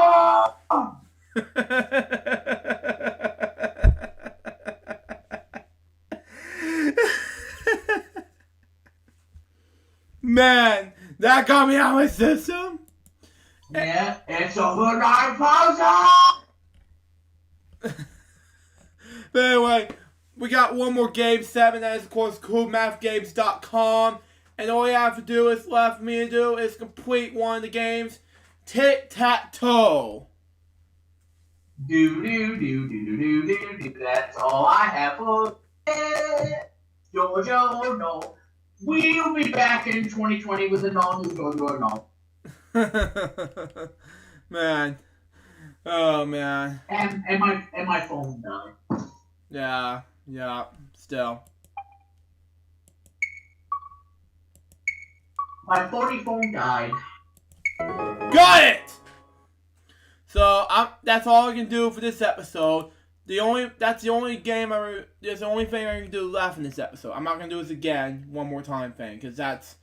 So you're not doing Take Your Pick or Well, it's because of Adobe. That's why. Remember last week's episode? It's probably because you didn't turn on Adobe. Yeah. It does that by default. It turns off Adobe, and then all you gotta do is enable the Flash. Yeah, that's why I want to do 4 in the wheel. That's why, instead of the Pat do games and all that stuff. Because Flash is still working for me. Flash is not for me anymore because it's telling me that Adobe's going to be defined next year. Well, yeah, that's true. It's too bad too because had Take Your Pick Live been going, had I not canceled the show, we probably would have to end the show. Adobe Flash discontinuing, which is sad. Well, it is sad, yes. But not to worry though, because again, I do plan on doing a new game show, and it's gonna be kind of like Take Your Pick. Exactly. And I'm gonna have it available as a video form, and it'll be available on Internet Archive, and it'll be streamed live on Twitch, on Women's Palm Television Twitch channel. My thoughts exactly. So be on the lookout, Luke. Again, new episodes are going to be on both Internet Archive, and it'll be streamed on Women's Palm Television's Twitch channel. So there you go. So excited for you folks out there, especially my Vimeo account. Whether you guys are going to focus on that as well. But anyway. And you know, Luke, if you want, you can have that show on Vimeo. Yeah, that too. But like I said, I will say this though, Luke. Do let me know ahead in advance so that way I will allow you to have the show on Vimeo. So, because I am going to give you the opportunity to upload, new episodes of this new show that I'm going to be doing. Still to this day, I know. But if you do upload Vimeo and you all, there is one thing I want you to do. What is it? At the end of credits, make sure you do a special thing. Give me a special thing. That's cool enough. So that way I feel appreciated and for the hard work. So make sure you add me as a special thanks for giving you the permission. Yeah, I'll do that. But yeah. Then again, I have one more top segment left, and I'll wrap up the show with a huge bang, and I'll have to go take a more dump, and then I'll be done for the rest of the day with you. So anyway. Yeah, because you know what, Luke, this new game that I'm doing, because I got it done. I just have to get ScreenFlow so I can start taping. Yeah, still. Anyways. But you will, I'm sorry, Luke, you will absolutely love this new game show, this new game concept that I'm doing. This is gonna blow you away, Luke. You're gonna have so much fun with this. Okay. I'm gonna blow away. Very excited, yeah. Yeah, it will. Alright, go ahead. I gotta stand up for this last segment because I gotta take a dump after this show is over. Yeah. But anyway, the last 15 LJPCBM videos in 2010's countdown, while Blue School's Jokes episode 20 and Lisa's Jokes episode 29 is still on. Weekend Celebration episode 38 from 42 will be on the 28th. And still for date number 2 of last 15 LJPCBM videos in the 2010's countdown, day number 2. Well, for December 29th, we got last 15 LJPCBM videos in the 2010's countdown, day number 3 so far. Recent Jokes episode 3, LJPCBM Reacts episode 4 and 2. You want any of these 2 Music Zone videos, and December 30th we got the last 15 LJPCBM Kwelp videos in 2010's countdown. Then the fourth finale. And these two videos, we're supposed to be doing the last video in the 2010s in the 30th, but I couldn't because I'm going to do something else in mind. Then the 31st, LJ2020, first 3 days of LJ2020, so there you go. And we'll be back January 30th for brand new episodes of Friday Blue Jays 205. If you might excuse me. Okay. Yeah, go ahead and take your WEF. I gotta wrap up the show, and... Well, hang on, Luke. I want let's do this quickly. What I watched on Disney Plus. What I watched is the Mighty Ducks animated series, Quack Pack, and I was watching a little bit of The Great Mouse Detective. That's what I watched on Disney Plus. Yeah, thank you very much. Anyways, that was the brand new episode of Friday Blue Jays 205. Hope you enjoy it. Stay tuned for the next one as LJ2020 begins. But until next time, this is Joe. Goodbye. Peace out, baby. We got more else from Friday Blue Jays 205 episodes. See you guys very soon. Till then, Joe saying out. See ya. Happy New Year!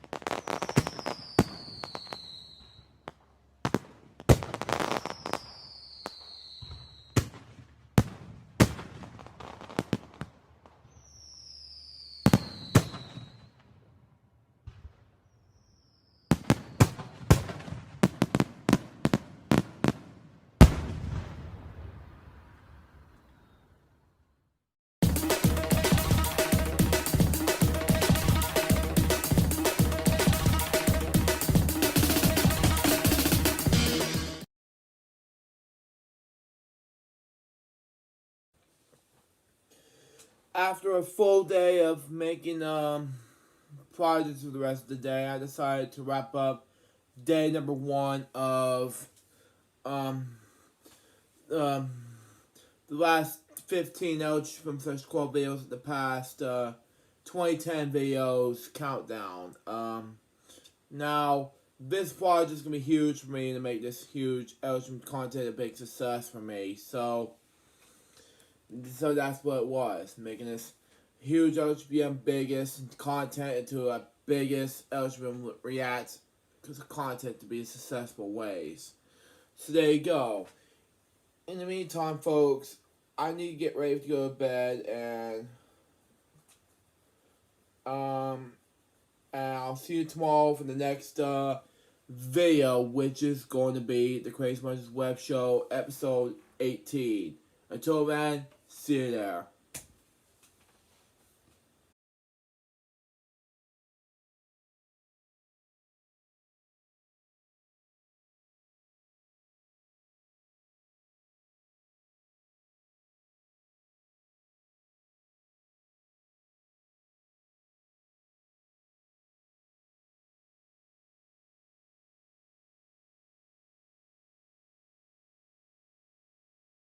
Hello guys, this is Jerry speaking. Welcome to LJPCBM React episode 4 and 2. Now today was the final video episode of the decade. Now this is 2010s we're talking about, and I'm speaking to you while I'm eating this lunch here. So today, we're going to be reacting to Purple Roads episodes 1 through 4. Now, I'm eating my lunch right now, so I'm going to react to Purple Roads episode 1 to 4, beginning in 5, 4, 3, 2, 1, go. Hold on. I can't hear a thing. Hold on. I'm Carrie Stinson. Let me turn up the volume. I'm Carrie Stinson, and my journey through life has been quite an adventure. For over 20 years, I played Barney the Dinosaur on tour and 7 seasons of the hugely popular TV show Barney and Friends. Really? Now my journey is to bring together friends and guests from all over the entertainment world for inspiring and at times amusing behind-the-scenes conversation. Wow. I'm Carrie Stinson, and this is Purple Roads. Wow, I am so excited to be here. I'm Carrie Stinson, and this is Purple Roads. This is a podcast I've been wanting to do for a long time. It is something that's very special to me. I was one of the actors that played Barney the Dinosaur for 22 years. I played it on the road, and I was part of Barney and Friends for over 7 seasons. Through my journey playing Barney, I met so many incredible people working with Barney and throughout the industry. And so this show, we're going to bring those people on, my friends and guests, and we're going to hear these amazing stories. We're going to hear stories, inspiring stories from these people, and we're going to laugh a lot. Okay. Not only are we going to have these amazing guests, but we're also going to have some fun co-hosts. And Wow. this week, I am so excited on our first episode to have someone who's a really good friend of mine and someone I love so much. And we've got a clip here to introduce him. Hold on. So much fun. My childhood! That? It sounds like a tricycle bell. Barney Lab, New York City! My childhood favorite, man! Continue on. Who do you think it could be?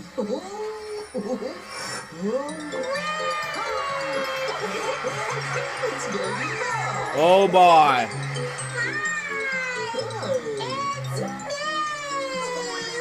Hi, Baby Bell. Hi, Barney. Hi, friends. Whoa. I told you we wouldn't stop laughing. He's doing it right now, and I can't stop laughing. My good friend, Jeff Ayers. Hi, Carrie. How are you? Oh my God, I'm so glad to see you, brother. It's nice to see you. Thank you so much for coming today and being part of Purple Roads. Well, thank you so very much. You know, Jeff, we traveled together. We did the TV show together for all those years. And we laughed a lot. Yes, we did. I think, now, we probably started, right, doing photo shoots, as we've got some of the Barney Yes. stuff here on here. I think we started doing stuff like this. I think that's when we first met, which would have been probably, what, 93? 93. 93. March of 93 is when I started. Yeah. Wow. And then we went to New York. We did the Radio City. Had you been to New York before? Yes, I have, but not with Barney. Okay. And that was my first time. My second time. My second time there doing that. What are your favorite memories of that trip? It's just selling out the show with all those people. We did not know how big the show was until we went to a live event. Yeah. You know, you'd have people. Wait, hold on. Repeat that again? Hold on. And that was my first time doing photo shoots, as we've got some of the Barney Yes. stuff here on here. I think we started doing stuff like that. Wait, really? This is a 98 version of this. Okay, let's continue on where we left off. Like the concert events. Yep. And we packed the No, house. no, stop. Know how big the show was until we went to a live event. Yeah. You know, you'd have people, you'd see yourself on TV Right. or see the characters on TV, but you did not know the surreal of the show until either we did a live event Yeah. or like the concert events. Yep. And we packed the house, and it was all kids, all babies and kids and moms and Wow. and dads. Yep.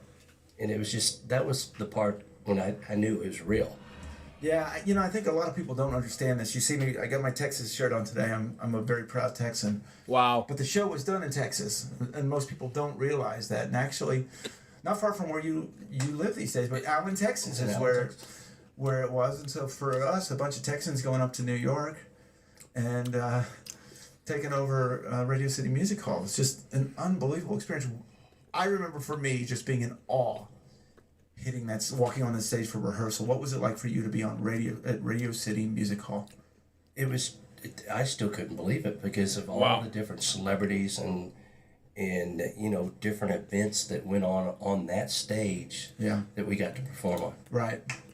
Yeah, I mean, just absolutely incredible. And what was your favorite memory? It coming out on stage and all the screaming fans, and how loud it was, and getting to meet all the new family, the crew, right? And it was really neat to be a part of the show, right? And even seeing the scalper tickets go for $200 or $300 that you didn't even know back in '94, and it was, and I was a part of it, right? Which was really cool. Yeah. And then I think the question everyone wants to know is how hard was it to ride that tricycle? It wasn't that hard. Really? It wasn't that hard. It's just my tail. Trying to get my tail out of the way. So I wouldn't run over. Did you ever run over it? No. No. It worked out just fine. So. How often did you practice that? I don't think it took that long. All right. So what was the hardest thing to do?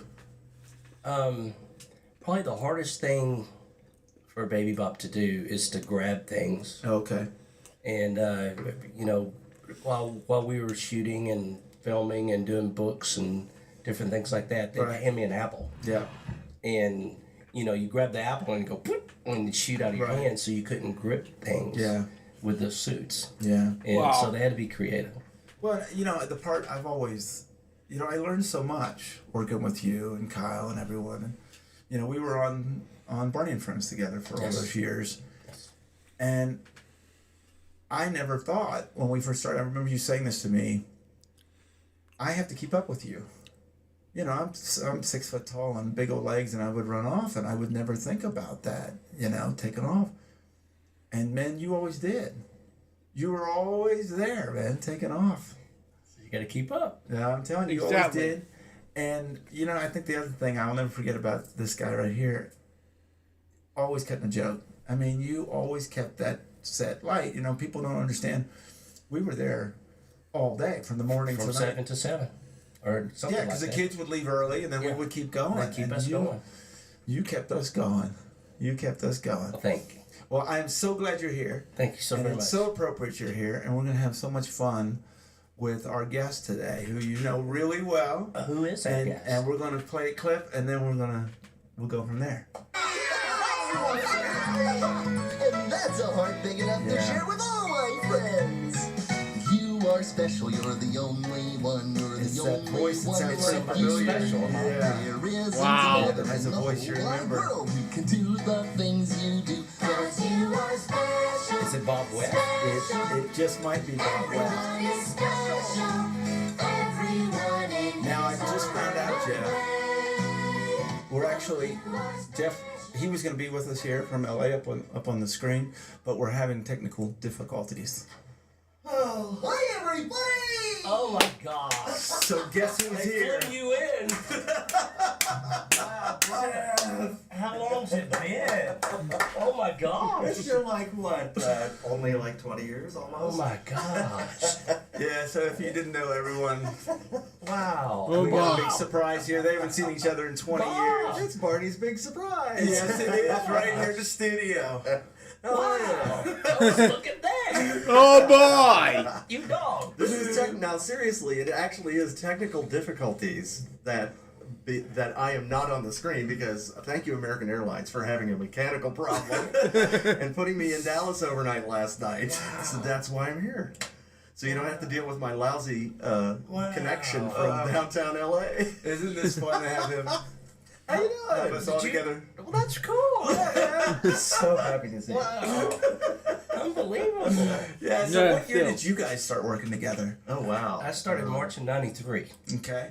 He's better with dates than I am. That's instilled in my brain. Yeah. Because when you started with Baby Bop, Baby Bop was taller, right? She was at the Yes. Majestic. Was she at the Majestic? Yes, that was Barney in Concert. 90. Yeah, Barney in Concert. And that was Down Night. Right? Wow. I can't remember who it Yeah, was. that was where they revealed the character. Right. Right. Yeah. So that was Down Night, and she did Barney in Concert, and she did then she did Oh, it was Rock with Barney. It was the second video. Okay. Those are the two that downed it. Was that before Barney and Friends? Yes. When they were just doing videos at that point? Yes. And then Okay. Then Jenny came in. Right. And, Jenny Dempsey. Jenny Dempsey, Right. yes. and she did Yep. series 200. All right. No, series 100. 100. And then that's when I came in. Then the shrinkage happened. And then she became BJ. Yes. She became Yes, BJ. I remember that because I worked Yes. with her at, we've got Barney Live all over this place. Yeah. She was there for That's the same tape I have right here. Continue on. some of the PR stuff. Yes. Yeah. So it was determined that it was better to have kid-sized. Made more sense Yeah. than Baby Bop be Baby. Yeah. Yeah. I mean, because, the kids were almost as tall as Barney Yeah. Yeah. at the beginning. So, yeah. Well, I'm pretty sure that show, Barney Live, is the first time the three of us worked together. Yeah. Yeah. Because that's when I came in and with the mop and bucket, Mop if you and remember bucket that. The stuff Barney Or up in the one that fell in the closet or whatever. Yeah, something like that. I got to see stuff you guys missed Yeah. It was a great So- on game. that. Yeah, it was a great Did gag. they have you down there with the elephant? Yes. Oh, I'm so sorry. Yes.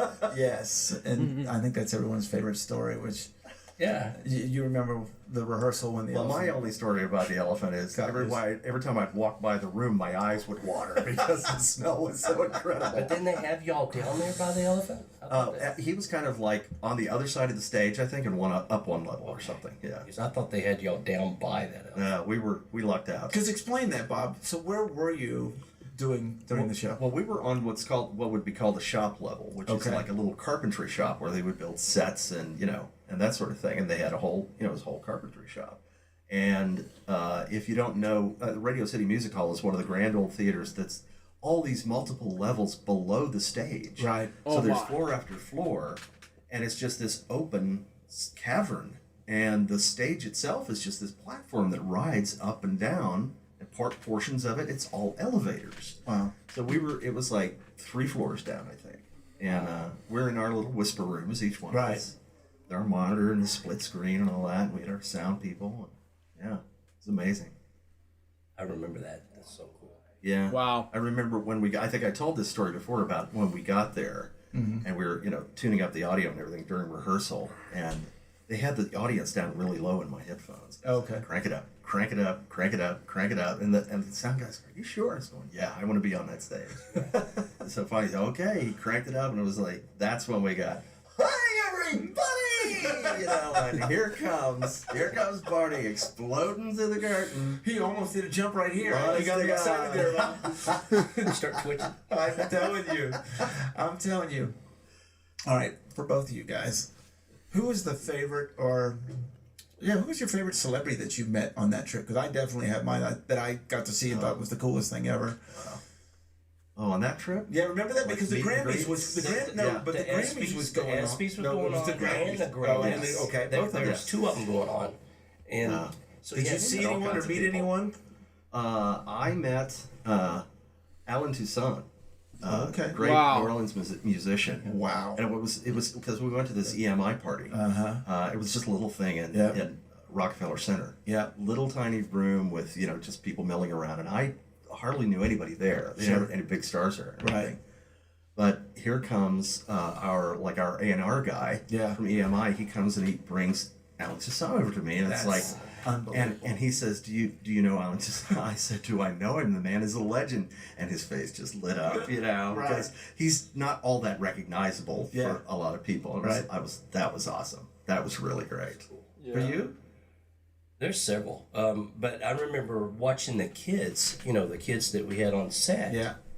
And watching them meet Whitney Houston Right. and Bobby Brown. Wow, Whitney Houston, yeah. Bits and pieces, yeah, whoopie doo. Continue on. And we were all fixing to go rehearse. Yep. Well, actually, Whitney Houston from I Love Her and I'll Always Love You and Queen of a Nine, Bits and Pieces, whatever. But anyway, continue on. And we were all sitting waiting for our limo or bus or whatever. And all of a sudden, Bobby Brown and Whitney Houston was standing right in front of us. Wow. And the kids go, "Can we get a picture with her?" And she turned around and said, "Yes, sweeties." and just to see the kids just be in awe. Right. And they were just celebrities too. Right. And Whitney was excited to meet all the Barney Right. kids. And then I met the Stone Temple Pilots. Oh, very cool. Oh my God, the band, yeah. Continue. They were in the little bar Yeah. that it was down there. All the celebrities were Yeah. in this bar, and we were sitting there just, you know, everybody was around us, but it was so real because they were just like us. Well, yeah, and that's the thing. You know, I'm from Texas. That's my second time there. And for me, it was I got to see Paul Stanley and Gene Simmons, and I thought that was the coolest. Kiss! Oh my God. Yes! Yeah. Just sitting right there. I'm like, oh my, And then unbelievable. then my kids, let me see, Hannah got to meet Jeff Corwin. Oh, that's great. He was down there, and which was really neat. Wow. Wow. Very cool. Very cool. So. No, there's one other I forgot. John Travolta and Kelly Preston. Oh yeah. Brought Jet. Their son. Their son, and to a meet and greet. Yep. And they're like fanboy. They met me, and they're fanboying, and I'm fanboying, and you know, Oh, it was amazing. And I was in the suit. You were at you that were. time for the meet Yeah, I and greet. was for that That's meet when and greet. Tim was- Well, and I'm sitting there hugging John Travolta, Yes. and of course John doesn't, and I'm like I'm like, oh my. And Kelly Preston was Yeah. This is pretty awesome. Yeah, it was great. Pretty awesome. What amazing. We're talking about all these people gathered together in this little bubble for these moments. you Yeah. know? Yes. It's surreal. Yeah, I thought it was such an eye-opening moment for me to realize they're just parents. Yes. At that time, with their kids, they're just parents. Just parents. You know, we see them as celebrities, but they're just parents, and they're as excited as all the other parents equally. That's right. So for you two guys, I'm gonna put you in, because you guys were Barney and Friends from the beginning. You know, I was still doing promotion and doing some of that stuff, and I was seeing it out on the road. When did you guys start feeling like the show was going to take off? I mean, really take off. Well, you got the advance look at Right. all that, but you know, I think I told this story about the Hartford, Connecticut. I mean, that was really that was the big thing. That was your real moment. I kept hearing these rumors of things that were happening to you guys on the Right. road, and oh yeah, 60,000 people show up. Well, it's kind of. But we were doing a PBS Pledge Week stuff. Yeah. We were going around to each of the PBS stations. You know, we went to 6 or 8 stations around the country, but we went to our home station, which is Connecticut Public Television in Hartford, and or outside of Hartford, and we did this thing at Hartford Mall, and 6,000 people. We had expected like 600, 1,600, 6,000 people showed up. Right. And Barney walks out, and it's echoing through this mall. Right. It was incredible. It was just incredible. And what did you feel? I mean, what did you think about all that? That's chills, I mean, I'm in my Barney jacket, and it was like people didn't know who I was. They knew I was part of the crew. Yeah. But we did this thing. I learned this trick from a guy at a trade show one time. He was running a robot. Put a mic right here in my hand. I had a lavalier, and so taped it right in there, and then just closed my hand, and I could walk around through the crowd, and I could stand in the crowd and do the voice. The speakers are loud enough to overcome me, so I just walked right through the crowd, and we're like making way for Barney to come through this crowd as the elevator doors open. Right. And this just, they're going nuts. It's just echoing and echoing and echoing. Right. And we get out there, and Barney gets up, and I start talking, and Barney, we weren't supposed to do anything except a meet and greet. Sure. But we had to turn it into a mini concert. Right. Wow. And thank goodness we took those CDs with us everywhere. But Wow. it was just, it's just one of those, again, a surreal moment. Yeah. That's the part that I remember is doing the mini concerts up on the east side, east coast, and they opened up Universal Studios. Wow. They were fixing to open up Universal Studios, Barney World or whatever. Day in the park with Barney. And they wanted to do a full type of concert to go all the way from Boston all the way down the East Yeah, Coast. because I did this with you. But they cut it in half. Yeah. And they only did so many Right. venues. But I remember going up to Boston and also Toronto. And the Toronto one I've talked to people before about is we did it at the old Blue Jay Stadium and seeing the strollers. Right. I've got a picture of all these strollers in the back lot. And it's a parking lot, but it's all strollers. Yes. Right. And I think right then I went, wow. Yeah. You know, That's an epic photograph. I love that thing. just to see how many kids were there. Yeah. And then, you know, the meet and greets. Right. And turning into people Make-A-Wish.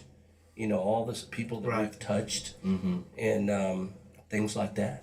So, Bob, when did you realize this wasn't just a job? This wasn't just an act. You had a responsibility, right? Yeah. Because Barney was real. I mean, Barney was real. Yes.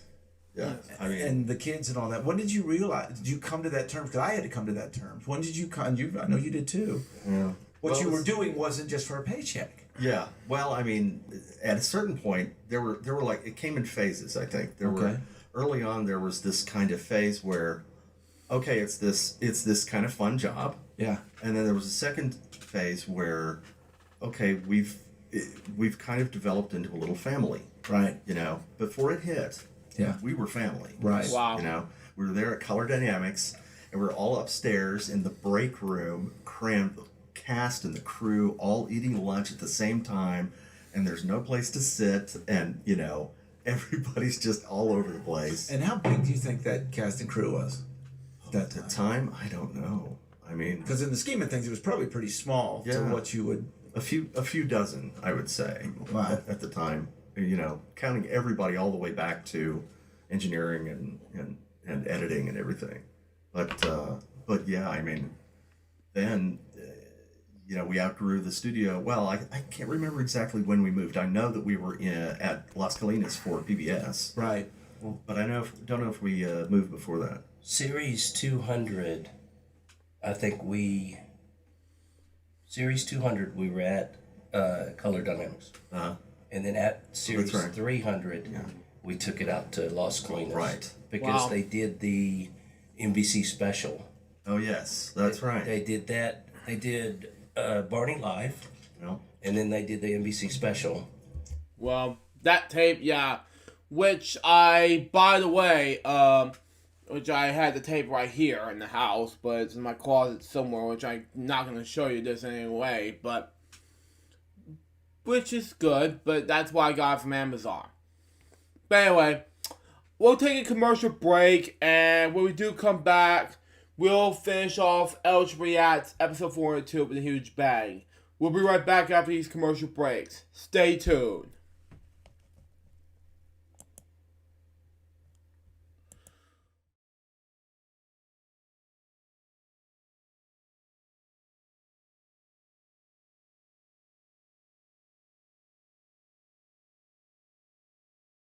The Disney Channel is proud to present an original two-part miniseries shot entirely on location in Austria.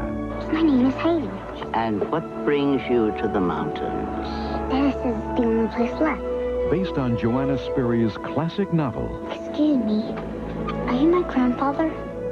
it's the timeless tale of one little orphan girl desperately longing for a place to call home. She can't stay there. She's got to. She's your granddaughter. Now! Torn between a love for her grandfather and the beauty of the mountains, or a life of opportunity with her newfound friend in the city. We'll have school together. School? Oh, yes, of course. You must learn how to read. Everyone does. Experience the classic story of Heidi that's been a favorite for over 100 years. I love you, grandfather. Jason Robards, Jane Seymour, Patricia Neal, and introducing Noli Thornton, exclusively on the Disney Channel, the world premiere of Heidi.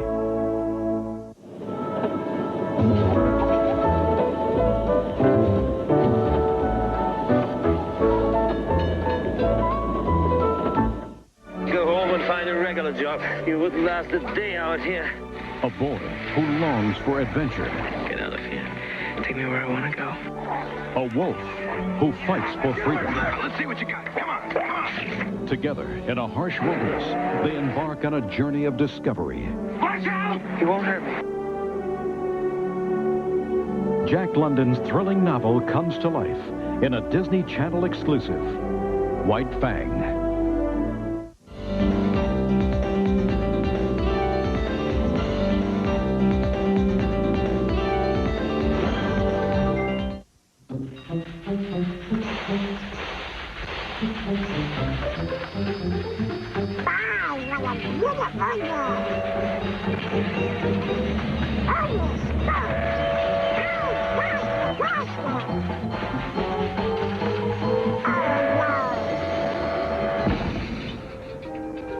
Stick around and follow the adventures of some magical creatures on Fraggle Rock after this.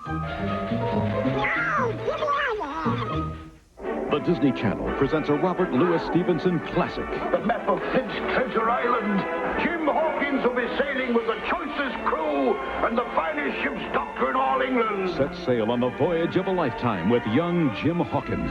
She'll bring back all the pirate gold that we can put aboard her. And Long John Silver. My service to ye, gentlemen. A story of mutiny, treason, and adventure on the high seas. We can take this ship right now. And I say there'll be no killing till I give the word. Fire that musket, and I cuts his throat. Let go of me! Then the die'll be the lucky one. I hate John Silver. In a treacherous search for pirate gold. How are we gonna find the treasure without the map? Stand by for trouble. Walt Disney's classic film adaptation of Robert Louis Stevenson's literary masterpiece, Treasure Island, only on the Disney Channel.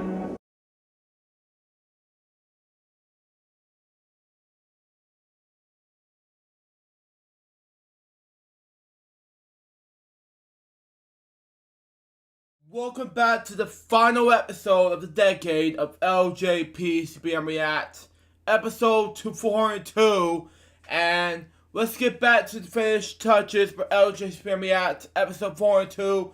Continue in 5, 4, 3, 2, 1, go. Oh, come on, really? And then we stayed out there and did series 3. Yeah, that's right. 300, and then when did they build the treehouse? I don't know. It was the treehouse. That was our 2-story set with the big tree. Yeah. And Oh, I remember which was it. awesome. But I remember. But I remember having to go up and down the stairs. Yeah, running around the stairs, and they didn't think about. It was really cool because they had the steps being all wobbled and stuff like that. And the first time the dinosaurs took off and ran outside, it was boom, boom, boom, boom. And so they had to reinvent and have smooth stairs, so where big feet wouldn't trip on them. So Well, and that, that's an interesting aspect, right? That you've got Barney's feet bigger, your stride, your feet. Yeah. It's a match for both, It's like wearing flippers. So I had to pick my feet up, and if you caught your toe, you're down. So kind of brings back memories of us having falling contest. So what are your favorite moments of that gentleman over there? What do you remember?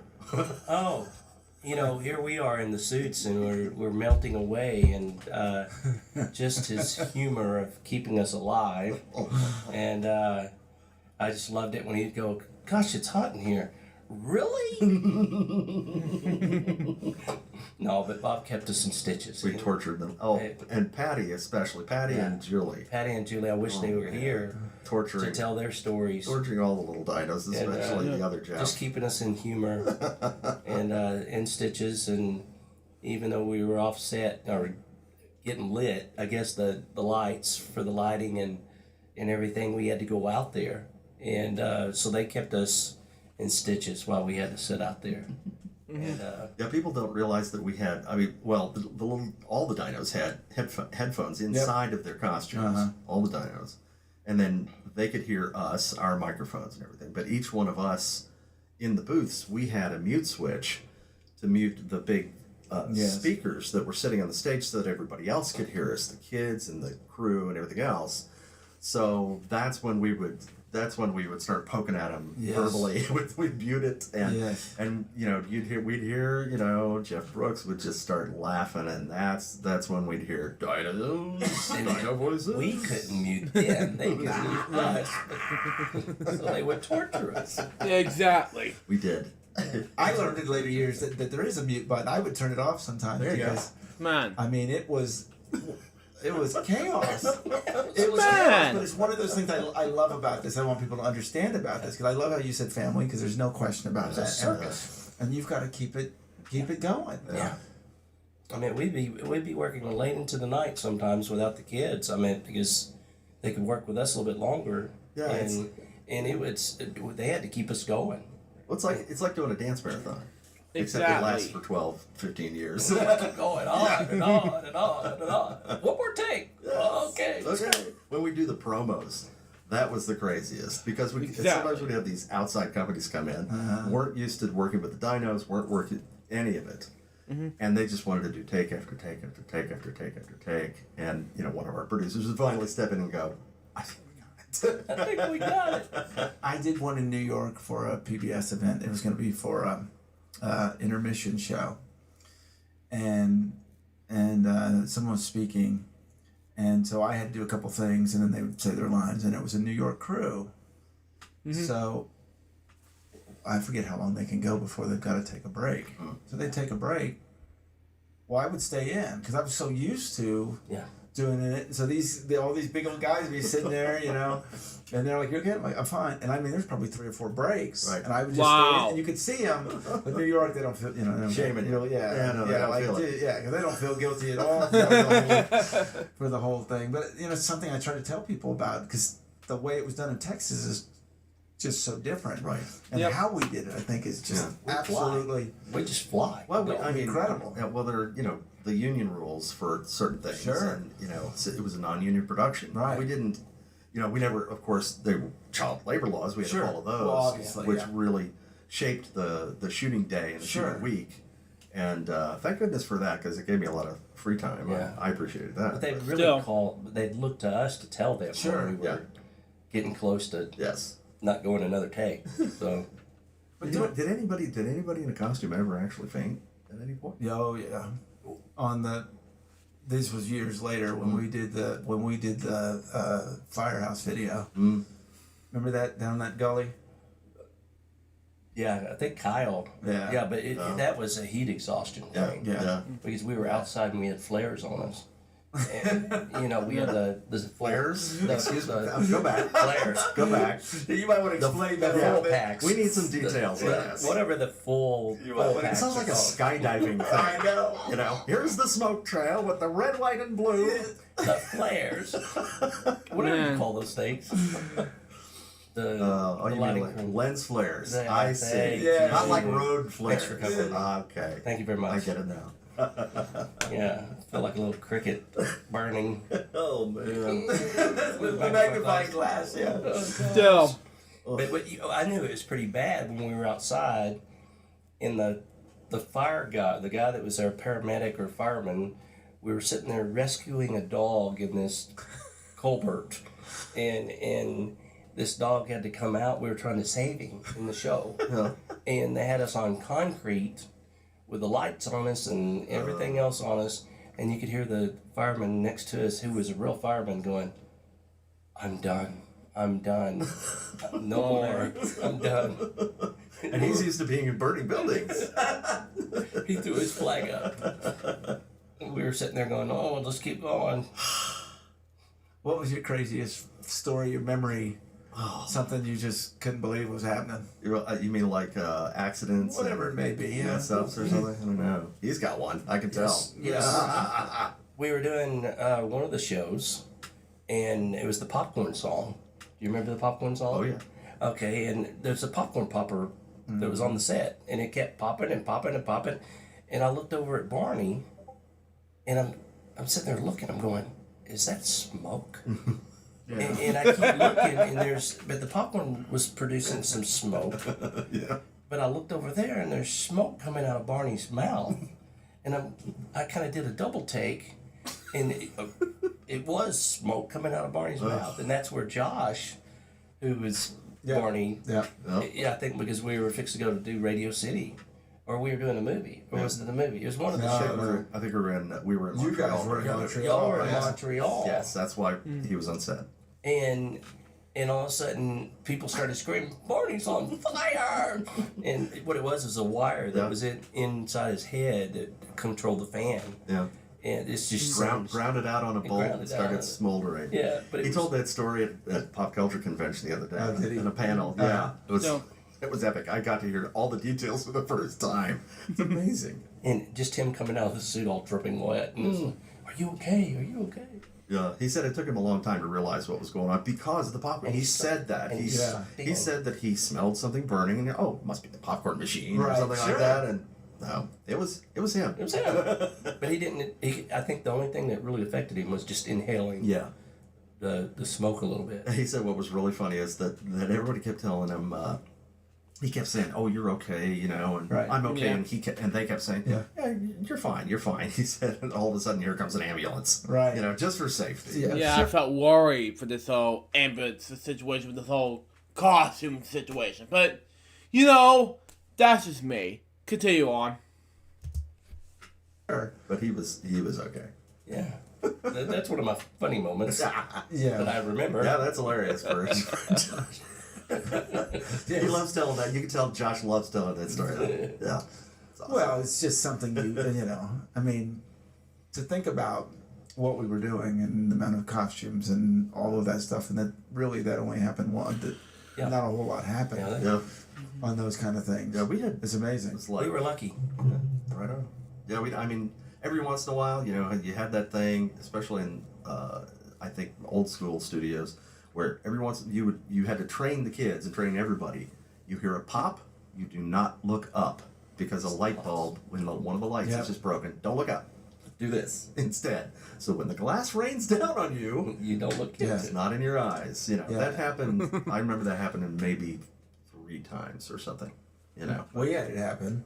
Yeah. You remember that? I think you're the one that saved us. Yes, there he is. You didn't bring your cape, but yeah, it actually dropped. A little bit of fire dropped. Yeah. Oh, there was one time when I think you pushed us or something. A whole lighting instrument came down. Which you wanted to do anyway. There's my chance. Sorry, a whole lighting. You were wondering why that lighting instrument came down. You're right, exactly. Yes. It was me that saved the day. But it was everybody was very safety conscious on it. Especially with the kids there. We had a great crew, great team. Everybody loved everybody. Yeah. Well, there was such a great concern, right? If any of the dinos had any issue, Yes. I mean, everyone just, you know, it was such a teamwork aspect of everything going on. That's why you take care of your wranglers, your dressers. Yeah, for us, our dressers. Because they were on it. They always took care of us. Yeah, absolutely. Absolutely. Where's your favorite place to travel? Oh, wow. Probably Australia. Okay. I mean. Wow, the Wiggles country place, but especially AC/DC. You know, that's just me. Let's continue on. Well, so you know, just amazing there. So friendly and funny. And it's like everybody's just like super conversational and witty, you know, and just charming, just fun. And then I got to go to, we went to New Zealand. Okay. Right after. Yeah, the place that Phil Rudd, the drummer, who is decided to tape the head job album. So there you go. Let's continue on. We went to Sydney, and this was promotion for PBS. Yeah, I think so. Okay. Or for whatever was playing there. Sure. And then. Well, right, for the Barney and Friends. Yeah, I think it was like ABC, Australian Broadcast Corporation, Australian. And then we went to New Zealand and we did our promo there in Auckland, and I had like a couple of weeks before I had to be back for something else, and so I took a vacation, and you know, Barney gave us these opportunities to take vacations in places we know, and here I am in the land of Lord of the Rings, right? You know, those mountains and that. Wow. Yeah. And talk about, you know, we said so many times, we said, thank you, Barney. Yes. You know? Didn't you bungee cord over there too? Yeah, I did. I think I remember that. Did you? Yeah. There was a video of... Yeah. That's when you bungee cord. Yeah, I still have that on like VHS. I need to transfer that, you know? But it was, there was a thing that they did for a short time called heli bungee, where it's a helicopter bungee. You did that? Yeah. I had to. He's alive. I had to. I did it twice, actually. Were the producers particularly thrilled that the voice was... What they don't know won't hurt me. Yeah, and like, I think, as a matter of fact, after doing that, they kind of changed my contract a little bit. That's all right. No riding motorcycles, no, you know. But I mean, that experience in and of itself was, I actually set an unofficial world altitude record for helicopter bungee. Wow. Oh boy! It was 1,100 feet and 1,150 feet. Wow. The reason for that was I was so overweight they went higher just out of safety. Just to make sure. So, yes, extra pounds equals world records. Bob West. That's hysterical. Yes, I mean, the opportunities that Barney afforded us were just amazing. Yeah, I remember getting a phone call one time from Julie Hutchings. She was booking talent for events at the time. And I said, hey, Julie, how are you? She goes, I hate you. Oh, God! That was the first thing she said. And I was like, yeah, well, how are you? She goes, are you available to go to Jamaica? Yes, I am. That's a redundant question. Yes. Exactly. And they took me down to one of those all-inclusive resorts. Wow. And it was so it was a sing-along.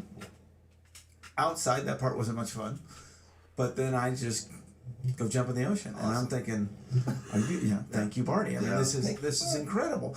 And I think the part that was so cool, you got to do both, right? I'm out in Jamaica having an amazing time, but I also got to touch some kids. There was this great give back to the kids, and so you could focus on that, and then off in the ocean.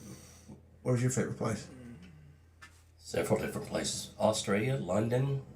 And when I started, they wasn't sending Baby Bop out on everything. I think that was because of you. It was me. Yeah, wild man. They knew all about me. Right.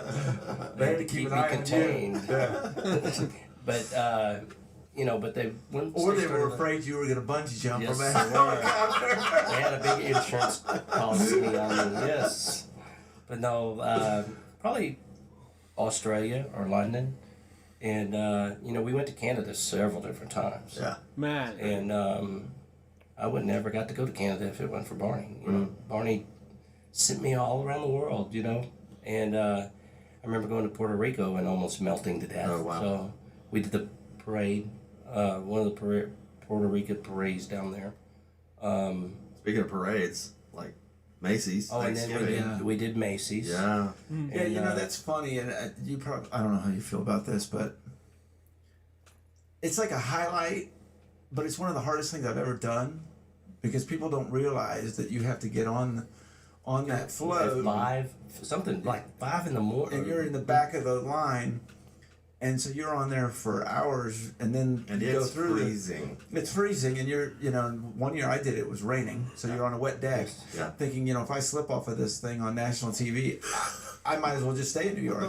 Well, forget coming back to Dallas.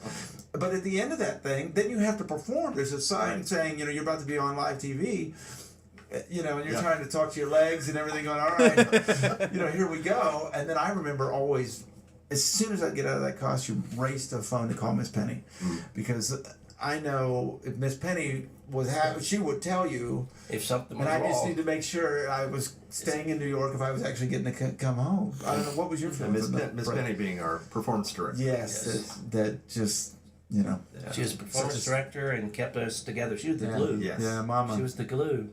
And, I didn't get to tell this story before, but we were turning the corner, and on one of the floats, they have 3 different platforms on these floats, and some of them have the handlebar on it where you can hang on to it, and some of them don't. Well, this one that I think one of the other Barneys was with us, and there was 3 different rings, and it was a circus type setup, and BJ was at the top, Baby Bop was in the middle, and Barney was down below. And I was, keeping myself active, so I was dancing around and bopping around. They had music playing on the of course, on the float. And I was in the circle. I can only see so much. And so I was on the circle, turned around, and I fell off the platform, and I bounced into Barney. My head popped off. The fan of my head popped off, and everybody rushed to they helped me out, and I clipped my head back on. Wow. And luckily, we were in a corner, no cameras, no people were in, good. and but I was. Yeah, because people don't know that we usually put one dresser and hit them somewhere on that float. Man. Oh, I didn't know And that. then the others would walk. I think it was Yeah. Janet. I think it was Janet or Yeah, somebody they would- that was In her secret spider hole. Yeah, that's what they would. That's what they would do. Wow. And most people also don't know. And you were saying there was a different Barney, because none of us were SAG. we were only allowed to do it once. Yes. Did you know that? Each one of you could only do the parade once? That's right. The parade once. That's right. Or otherwise you'd have to join. Join SAG. And so every year, and they would really have to look after a while, because you have to trust who you're putting them on national TV. Right. And they finally near the end changed that. And I actually got to do it. I got to do it twice. Yeah, I did too. Still. Could you? But at the If beginning, you changed characters, it wouldn't matter. In other words, if you two, I'll play BJ here. yeah, Yeah. that probably wouldn't matter. I have a hard time playing Baby Bob. You could. I don't know. Oh man. If I was too tall for the Barney costume, and that's why we split the gig, Yes, which if most people don't know that, you were supposed to be both. Yeah. And it's funny how that all changed. I was going to tell you about New York and the parade. Yeah. And, the story that that's really sad when the balloon got punctured, right? It was sad, I know. Then again, I felt worried for the balloon. Continue on. At the last convention I was at in Louisville just now, the GalaxyCon Louisville, this guy walks up to my booth, and I'd never met him before. And he just starts talking about, I was there at that parade. He said, I was there with my little daughter, and we saw that balloon go down and get shredded, and the cops started stabbing it with knives, because what happened was they didn't have enough handlers on it, and so it started flying around, moving around, and it hit a light pole. The tip of the light pole got punctured. It started deflating and coming down, and because they were worried about it, covering kids and stuff, cops. Now that was sad. Though I will say this, it was maybe sad in a way, but it's just ridiculous in a way, because I felt worried for Barney. Some of my friends who are Barney haters in a way, who likes the ideas of laughing their butts off, and that's not even funny, man. Continue on. Came up with it and started stabbing. So you've got kids watching this thing on national television and live there. Sure. And the kids are screaming naturally, and it's horrible. And he's telling me about this. This guy turns out to be a writer for Marvel Comics. Oh wow. Yeah, and his name was David. What's his Greg David? David something? I can't remember his name. I'll have to look it up. But he said my daughter was traumatized from that. Wow. I'm so sorry. But yeah, that's how, kids really, this is Barney. Even if he is 5 stories tall, it's still Barney. Sure. Absolutely. So it's tough on him. I didn't think about that. I don't think a lot of people know also that when we would do rehearsal, when you do rehearsal for that parade, you do it in front of the Macy's with no float the night before. And so, we have to do it in full costume, and the ordeal it took to find a truck for us to get dressed and then to bring us there, and then you can imagine, it's New York on a Wednesday night, the night before. It's cold Wednesday night too. Everybody's out. Well, we weren't that cold, but okay. But most people, we weren't. But what an amazing experience to do that. There was one time when they were inflating the balloons, and we got to go to Columbus Circle. Oh, you did? Yes, and for some reason I wasn't intelligent enough. I didn't have enough neurons to rub together in my skull. Yeah. To remember to bring gloves with me. Wow. And I had on a touring jacket, was pretty good, and I had on like a couple more layers. Right. I had no gloves, and I didn't realize we were going to be out there for hours. Yeah. Wow. And my hands have never been, it's like it was nice to get back in touch with him after we got inside. Man. But so many people just out there working away and just inflating but just watching that process is like one of those things I'd cross off my bucket list, because that was amazing to watch. Well, it's funny you say that, because I think we probably crossed off a lot of things off of bucket list through Barney. Yeah. What's your favorite bucket list memory you crossed off doing? Other than the helicopter. Yeah, the helicopter bungee that was pretty good. Let's see. Especially setting the world record. Well, being able to say that technically I've done Broadway. Yeah. Wow. Because Radio City Music Hall is considered a Broadway theater. Absolutely. And that's Well, mine stepping on Radio City stage, and also the Ryman. And that's right. And I think those two were probably. I remember going to the Ryman Auditorium and seeing Slim Green Bean or No, Pickett. Slim No, Pick- Slim wasn't Slim Pick- it wasn't. It was No, it Green. wasn't. Green. Now we're both on board. Can't remember who that was then. But it was somebody who was really tall. Man. Well, but we then- were all tall. But then, Dude, you went there.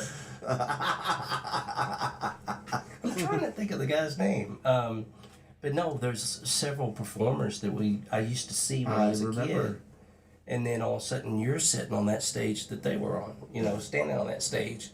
I've got a photo of that, Wow. with you, I think. Yeah, that was me. And That was one of those times when I was jealous of you guys. Oh and we my. broke the light bulbs. We were one of the first performers to ever break The kids break were all the- trying to climb on the stage. They were breaking the light bulbs. Oh, they had footlights. That's right. Footlights, That's yeah. right. That's that right. went all the way Yeah. around, and the parents would put their kids on stage and push them. Oh, Yeah. well, that's a good idea. And there's Yeah. Barney, who's 7 foot tall. Yeah. Wow. I hear that kids still climb on the stage at Day in the Park with Barney. Day in the Park. Yeah, happens a lot. Yeah, of which I've been to already this year, actually. Continue on. So what do you guys feel about it? I think this is so cool that millennials are now the ones going to Day in the Park. Yeah. They go by themselves. Yeah. I mean, how does that make you feel that those kids are still going? Yeah. And it's all about the songs and the love and all of those things. Yeah. What's it feel like to you guys? It's incredible. I mean, I was saying earlier that there's people who come up to me at the booth and say, and on my Facebook page, that they say, every year we have this tradition. We watch Waiting for Santa. Wow. Every year we get the family together. We watch Waiting for Santa. Yeah, which is my favorite thing. Yeah, and I'm still friends with Jess Nelson, who was a production designer of Barney at the time. Continue on. On Christmas Vacation, yeah. Yeah, it's like a White Christmas or a Wizard of Oz or a wow. That's amazing. I want to ask you guys this because I've noticed this, with us doing this podcast and getting out there a little bit. We see so much these days that everyone's wanting to be treated equal and all about unconditional love, and this is something we were doing 30 years ago. Yes. Yeah. And it's like we didn't have to. It's like the people in charge didn't have to think about it. Right. It just was natural. Right. It was never scripted, as I always tell people. It's just naturally what we did. But it's almost amusing to me that we have been doing this and feel this way. Everyone felt that way. And I love how you talk about family. Yeah. But I think it's incredible to me that what we're trying to do today, and you'll tell people about it. I've talked about it. And people are almost... Well, I think what's surprised, interesting, right? What's interesting too, though, is that the younger generation, there's a lot more acceptance and a lot more, kids who are. I mean, I'm 63, and it's like if you look at all the stuff that's going on politically and socially and everything, I'm amongst this late boomer generation where younger kids, younger people are saying, guys, you just don't get it. I've always been a liberal, so I'm on that end, but it's like, it's exciting to me to see a whole generation of kids coming up who totally accept, and it's like, oh, he's gay, okay, he's, she's gay, okay, and sure, and it's just, for some of it's more natural, for some it's not, but to know that the production and the people who were writing it and producing it were conscious of all kinds of, it's like no matter what kind of family I'm from, no matter what color you are, my family's just right for me. Gender or anything. And that's everything. But we didn't have to tell people. No. Yeah. Right? No one came down and said, well, HR says this or this or this or this. It was just natural for everyone. It's natural. That's the way we love were. everybody. It's the way we, Yeah. And I just think it's incredible. Yeah. And me coming to work for Barney, that was probably one of the greatest things in the world because they accepted me. Yeah. For being little. Yeah. Which was, but I also had to get them other helpers like me for Baby Bop and then BJ. Yeah. Which is really cool because all the love And it wasn't fake love; it's true love of everybody on that set. Well, we can't say that we had a monopoly on it. I mean, Sesame Street has been doing that for for 50 years, really. I mean, Wow. they're just so awesome at representation and and that kind of unconditional love. But and I'm not. And Mr. Rogers. Absolutely, I'm surely not saying that. these two are my childhood favorites, especially this show. Continue on. I know, but it's just incredible what we were doing, and and I love that you just brought that up, Jeff, because I had never worked with little people before. Yeah. And I mean, you're one of the most dearest people in my life. I took you out. Yeah, I know. Tripped you. Yeah, many times. I think you did that on purpose. On the set. But Jeff, you're one of the most inspiring people I've ever met. Well, thank you. Because you, I mean, set such an example and brought all these amazing people that are all special in my life. And my favorite, you probably don't know, is my favorite Jeff Ayers story is that he used to go to the grocery store at the same place that my father did. Wow. And my dad many times would go down an aisle and find Jeff climbing it. Oh yeah. Wow. Instead of Jeff going to get someone to help him, he would climb the shelf, and my dad would go, Jeff, and he would grab whatever and hand it to you. And Jeff's like, what? But and that's what I love that. Yeah. Right? Yeah. There was never a This is you natural. have to keep up with us and do a lot of those things. Yeah. And that aspects, and I've seen it. Yeah. And of course, being on the road, I saw several times people not treat. Yeah. And I mean, But we would all come out of our. But I tell him, I said, can't. I said that I just don't know better, and because you're gonna. I mean, what are you gonna do? Beat them up? They'll remember me. Yeah, but you were so amazing about all of that when you saw that. I've learned to put a bubble on it and just let it bounce off. And that was one thing about our family, our Barney family, is that everybody was different, and we kept that love even outside the Barney family. And I was gonna say another inspiration is your family. You. Oh family, my gosh. And all of you have done, and all of your accomplishments, and gathering that family the way you've done, man. Yeah. It's a beautiful thing. It's a lovely thing. Yeah, it's really really amazing. Yeah. We love you, Jeff. We do. We do. Honest to God. Thank you. Barney was special to me because I even got to propose to my wife, and yes, man, that was just the greatest time for us too. I swear, we got to enjoy all that vicariously through you. And it cost me off the wallet too. Because I had to invite everybody to my wedding. Yes. So, worth it though. Yeah, it was worth every minute. Man. Well, Bob, I want to talk about these cons you've been doing. Yeah. What's the experience been like for you to get out there on the road? These cons that I've been doing, you got your long con. It's called the Spanish Prisoner. That's where you... No, okay. What's funny is somebody called their agent the other day. This is my con man. Nice. Nice. But I've been doing pop culture conventions, cons. Sure. Some people call them comic cons because Okay. it's kind of trademark now. But it's funny. Josh Martin, for years, has been just poking at me and saying, dude, you got to do this. You would love this. People would want to come and see the voice of Barney. Right. And for a long time, I just kind of said, I don't know. I don't know if there's any demand for it or whatever, and blah, blah, blah. So finally, about a year and a half ago, he convinced me to start, or maybe 2 years ago, he's convinced me to start taking some action on it. So I contacted somebody who had an agent, and after a little while, she sent him an email. Like 30 seconds later, he emailed back, and he said, Bob, you were my Barney. So the guy who's my agent now is actually a Barney fan. Wow. He's in his mid-20s. And I was his Barney. That's awesome. And so he's just so stoked about being able to bring Barney to the fans. Wow. And so now here I am out on the road 6 times this year at all these cons, GalaxyCon and what used to be SuperCon in a couple of places, and Michigan Comic Con and some others. And I'm there with other guests, and my mind is totally blown by the guest list that I get to be on. It's like, how did this happen? So who was your favorite? Oh, it's like, how many favorites can you have? But you have to have one of those. Oh, you know, how many times was your have Barney? It was my Barney. Who was your Barney? Well, I mean, gosh, two. Bert. Well, was Me it too. Bert? Gilliam. Bertram Gilliam. Yeah, who was in Blazing Saddles and in Paper Moon. And Okay. didn't you say he shows up in the cowboy? Yes, he's at his table in the, you know, so what it is we have signing table. There's an area where everybody's kind of lined up. Right. And we have these tables that they could usually call signing tables where you've got pictures all laid out and a banner with your mug on it, and people come by and say hello, and you know, we get autographs and take pictures with them.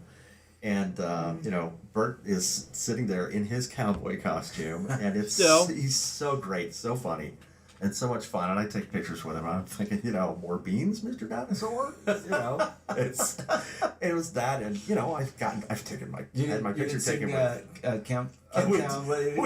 We did not. I'm sure he would have. He seems like he's game for anything. Right. He's awesome, but. You know, I've taken pictures with, you know, like there was Daphne Zuniga, or I took pictures, I even like the Red Power Ranger and you know, all these guys. But lately, the last couple of days, or the last couple of shows, there is a gentleman who was like one of the earliest Godzilla performers. I think I saw that photo. Mr. Kitagawa, yes. Yes, I saw that photo. Yes, That's cool. and then Ben Furuya, I think his name is, or Furuya, I think. I was wondering who he was. Ultraman. Wow. It was Ultraman. So, I mean, you know, these living legends. Yeah. They're just the nicest people, and, you know, here Godzilla comes up to my table, and he presents me with this packet of signed pictures. You know, and we're exchanging pictures. They're just so great. And it's like that with most of the people who are at the cons. Wow. They're just really cool people, and you get to have this little conversation with them, and you see, right? You see that we all have that passion of what we did and what we were part of, which is amazing. I mean, I was a huge Ultraman fan. My! He's a huge fan. I watch that all the time. But I mean, for fans of Princess Bride, I think it was like on Sunday I had lunch with Cary Elwes and and Chris Sarandon. One of my favorite movies. Yeah, absolutely favorite movies. Awesome. And they're awesome guys. You know, it's just it's kind of surreal, this little. But see, this is the thing that I love about the cons is that there's just this little bubble of alternate reality. You know.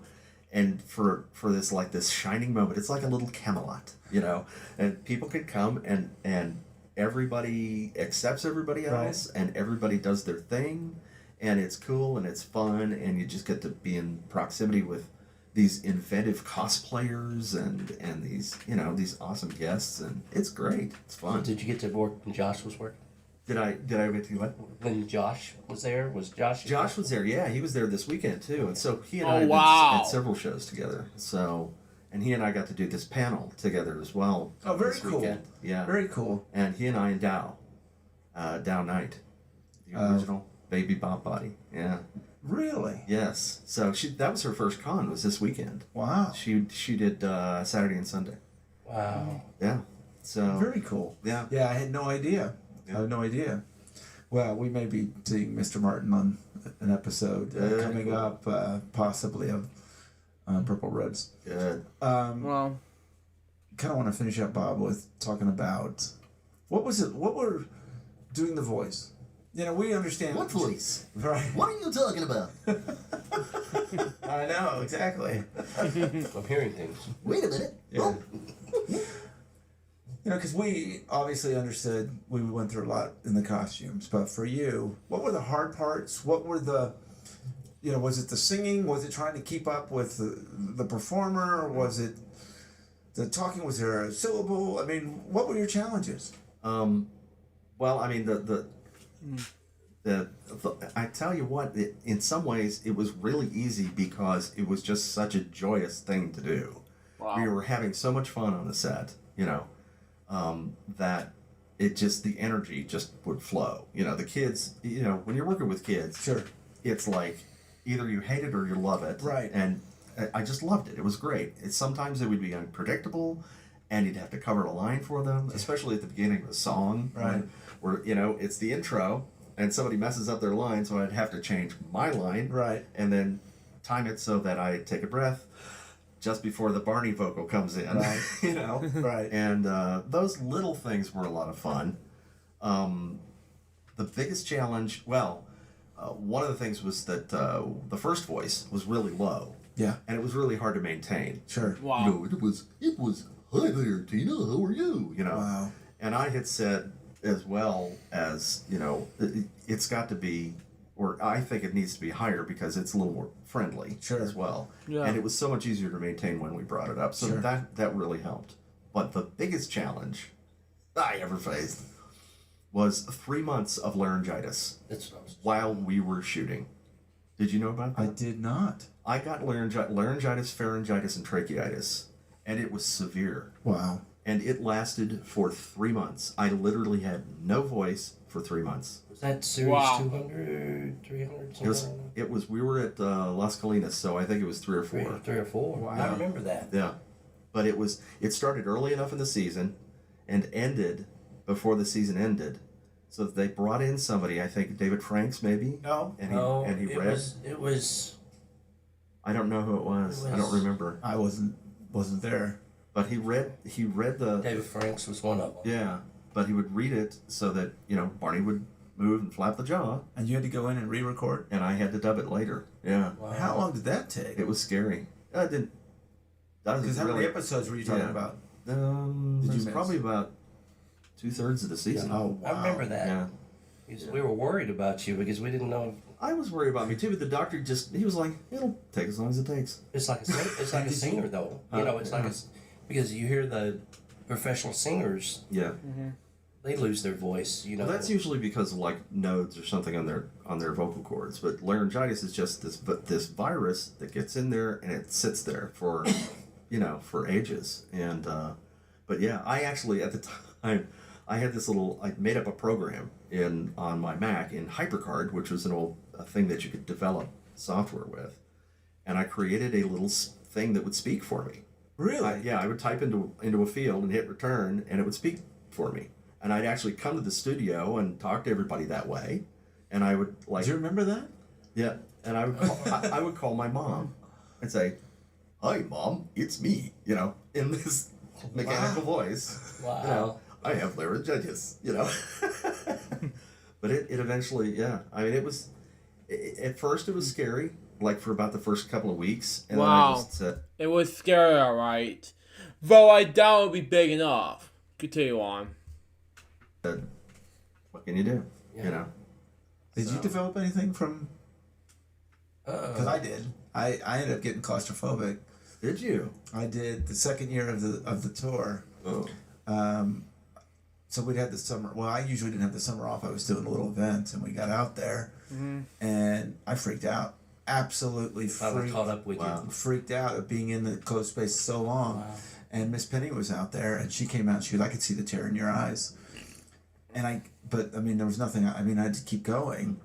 So they would take me out 20 minutes before the show with the teeth out and let me just get fresh air and kind of prepare myself. And I had to work myself back up. And it probably took 3-4 months where I was finally comfortable doing it again. But it hit me. And she's like, "You've been doing this for like 8 years. How can you be claustrophobic?" But I never know when that stuff's going to hit. Well, yeah. But yeah. Did you ever have anything? Not like that. That was just kind of odd. But yeah. No, knock on wood that I didn't. You know, we were very lucky. The little ones, the way we flew around and ran around the set, and you too, right? Without somebody seriously getting injured. I mean, because we crashed and burned. Really. And we had a competition on who felt it. And you did some good ones. Yeah. But you did have that nearly uncontrollable urge to strangle the dino voices. But you were so good at controlling it. Man. It was the therapy. It was the therapy. Yeah. Are you doing cons next year? Yes, we've already got, I think, a couple tentatively booked. And okay. So yeah, you don't repeat. So okay. For the first few years, you have to kind of keep. You know, the agent has to book more, and so we'll see. We'll be able to. This is the booking season. We'll know by December and January, pretty much most of next year, what's going to happen. So. we'll make announcements as the year progresses. Still. And where can we find you? I'm doing mergers and acquisitions, selling companies. Right yeah. Just grinding along. Doing his Gordon Gekko imitation. Yes. And I'll finish with this because I know everyone wants to know. What do you think? They're talking about a new movie. I've heard that, but I mean, as long as they keep it real, keep it Barney, and keep it Barney. I guess that's what you want to say. Yeah. Exactly. What do you think, Bob? Well, it's tough to know. It's just like you just have to wait and see what happens. Wow. I mean, of course, everybody asks, "Are you going to do the voice?" Sure. Nobody's contacted me. Sure. But normally, what happens with reboots is that they like to start from scratch, so they can control everything. And wow. So whatever happens. But I'm somebody pointed out to me the Banana Splits movie. I don't know if I mentioned that to you. Yes, I've seen that. Yes, where they took these kids characters and they turned them into serial killers for whatever. So wow. Just hoping that they don't. Which I recorded on Sci-Fi. That's just me. Let's continue on. Go in that kind of direction. Exactly. Yeah. And honor the character. Yeah. And I think they will. And I think what's so exciting to me is that there's obviously they see the audience. Right. That everyone still loves this amazing purple dinosaur and that green one too. Yeah, absolutely. Well, it's Mattel, and I think they get it. Yeah, I do too. I think it's going to be good. I can't even tell you, guys, how quick an hour goes by. Yeah. And then just it seems like we were just doing this. Yeah. Not that long ago. Yeah. Cool. Mm-hmm. Maybe we should get the band back together. Get the band. Let's do it again. And like the Stones, walk out there in a walker. Man, could you do it again, Jeff? I'd do it in a heartbeat. I don't know if I could do like I used to do. You can still ride that tricycle? I can wear that tutu. Yes. But guys, I can't tell you enough what it means to have you here. It's great to see it. I haven't seen either one of you in all that time. This is awesome. Up there. Gotcha. He's still got that Barney magic. Gosh, there he is. Oh, goody. Well, we just have to do this again, and we have to have you on, and we have to have the girls on, and we have to have everyone on, and just let it go. It was the whole cast and crew in this tiny room. Yes. Absolutely. Absolutely. Are all the dinos on all the voices? That'd be really good. Absolutely. Well, thank you all for this amazing time. Thanks for being on Purple Roads, and we'll see you soon.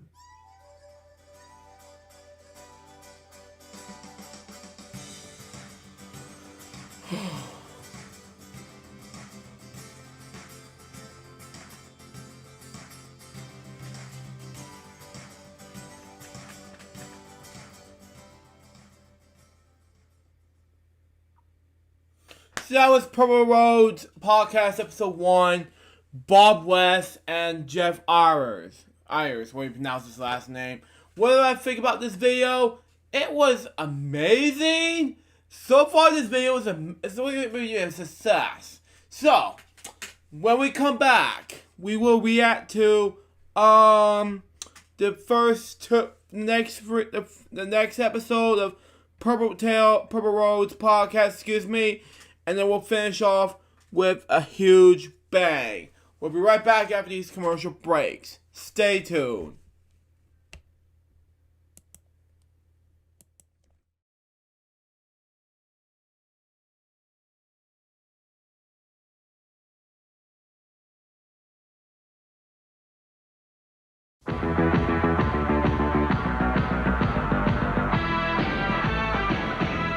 We're totally kids only. There's outrageous fun with Disney's Adventures of the Gummy Bears, Adventures in Wonderland, and Fraggle Rock. That's TKO!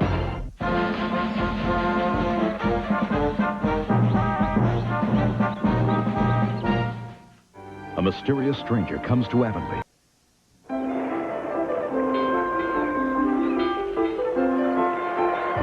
Just look to your last steps.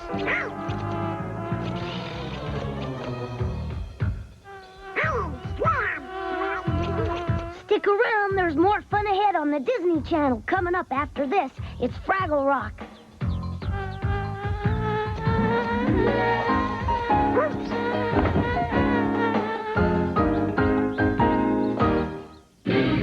A Disney Channel exclusive.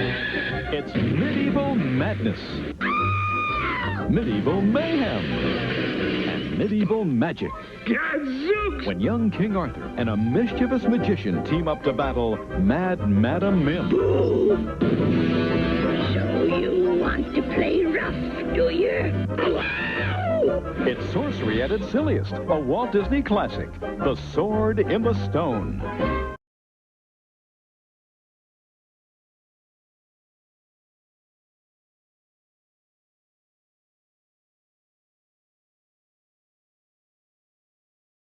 Welcome back to the last video Elgin Reacts episode of the decade. For Elgin Reacts episode 4 and 2, I am so sorry for the huge delay. I just came back to make Elgin Reacts episodes, just make a success, came out with family, and now I'm back. I'm just gonna eat the macaroni and cheese again for the first time since hours ago.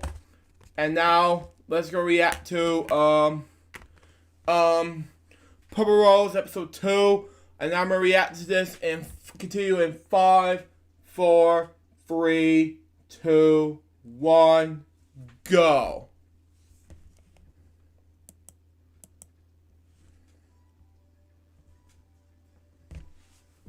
I'm Carrie Stinson, and my journey through life has been quite an adventure. For over 20 years, I played Barney the Dinosaur on tour, and 7 seasons of the hugely popular TV show, Barney and Friends. Wow. Now my journey is to bring together friends and guests from all over the entertainment world for inspiring and at times amusing behind-the-scenes conversation. I'm Carrie Stinson, and this is Purple Roads. Wow. Welcome to Purple Roads. This is Carrie Stinson. I am so glad to have you here. This has been such an exciting project, and I am thrilled that you've joined us. Each week, we're bringing in some of my friends and guests that I've met from my 22 years playing Barney the Dinosaur on the road and also on the TV show Barney and Friends. This week, I am so excited. We have got a Teenage Mutant Ninja Turtle. Wow. That was amazing for a huge Teenage Mutant Ninja Turtles fan like me. Continue on. With no further ado, we'll show the clip of Ken Scott. Oh, really? Yeah!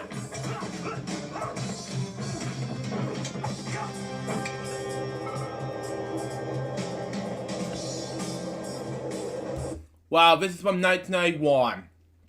Or 90. If you watch this remix, it's for you. Continue on.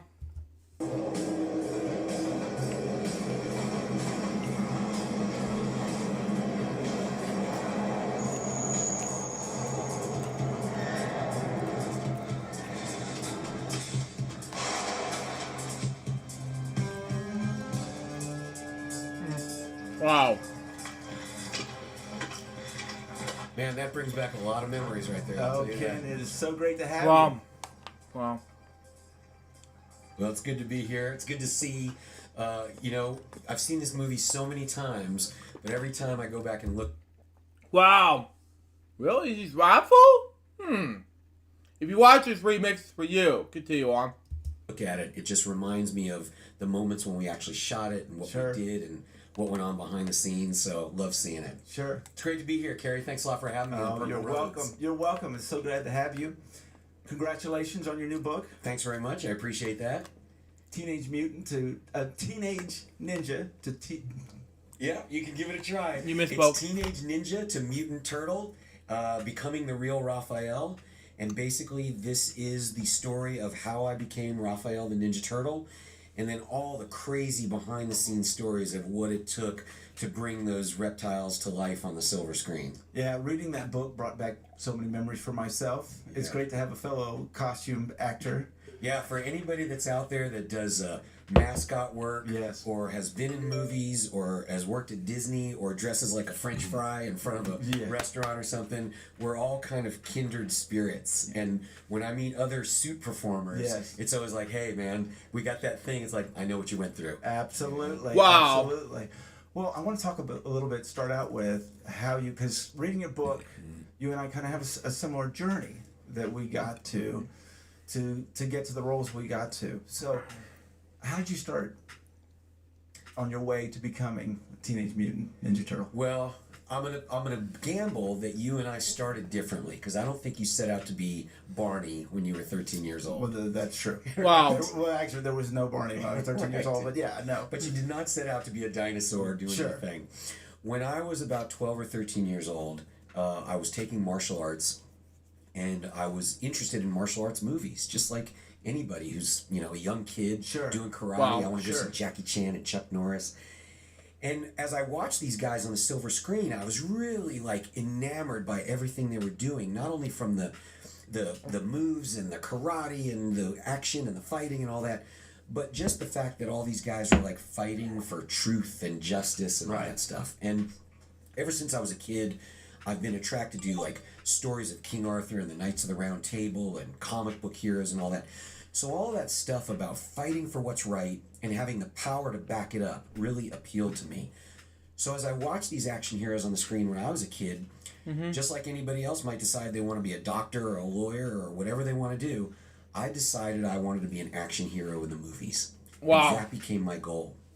So my whole adolescent and teen life was geared towards doing that. Right. I was taking acting classes, I was studying martial arts, I was entering in tournaments, and I was doing fight choreography and making my own crappy movies on VHS tape to try to figure it out. And then it just so happened, this all took place in North Carolina, where I grew up. Wow.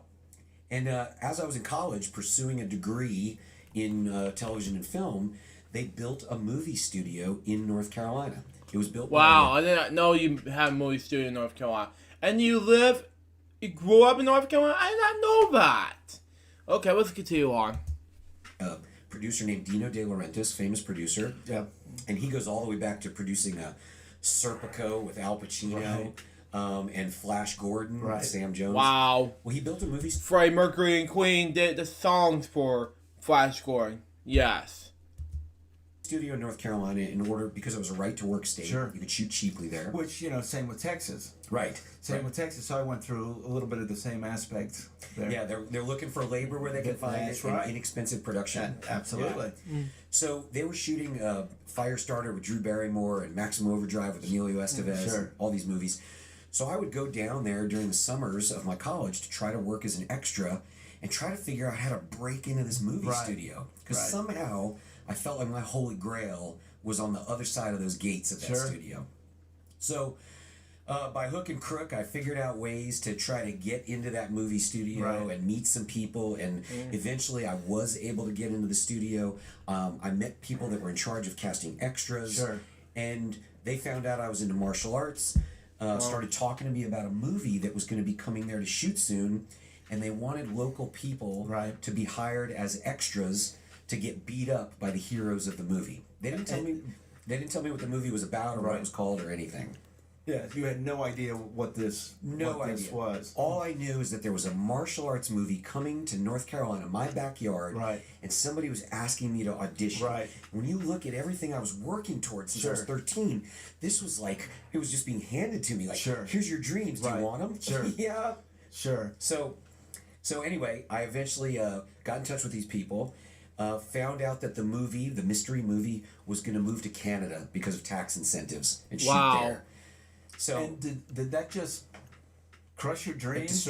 It destroyed me inside. It made my heart sad. Right. Wow. But it didn't destroy my dreams because I knew that I was destined to finish out school in North Carolina, then move to Los Angeles, go to Hollywood, and become the next action hero. Right. That was what my goal was.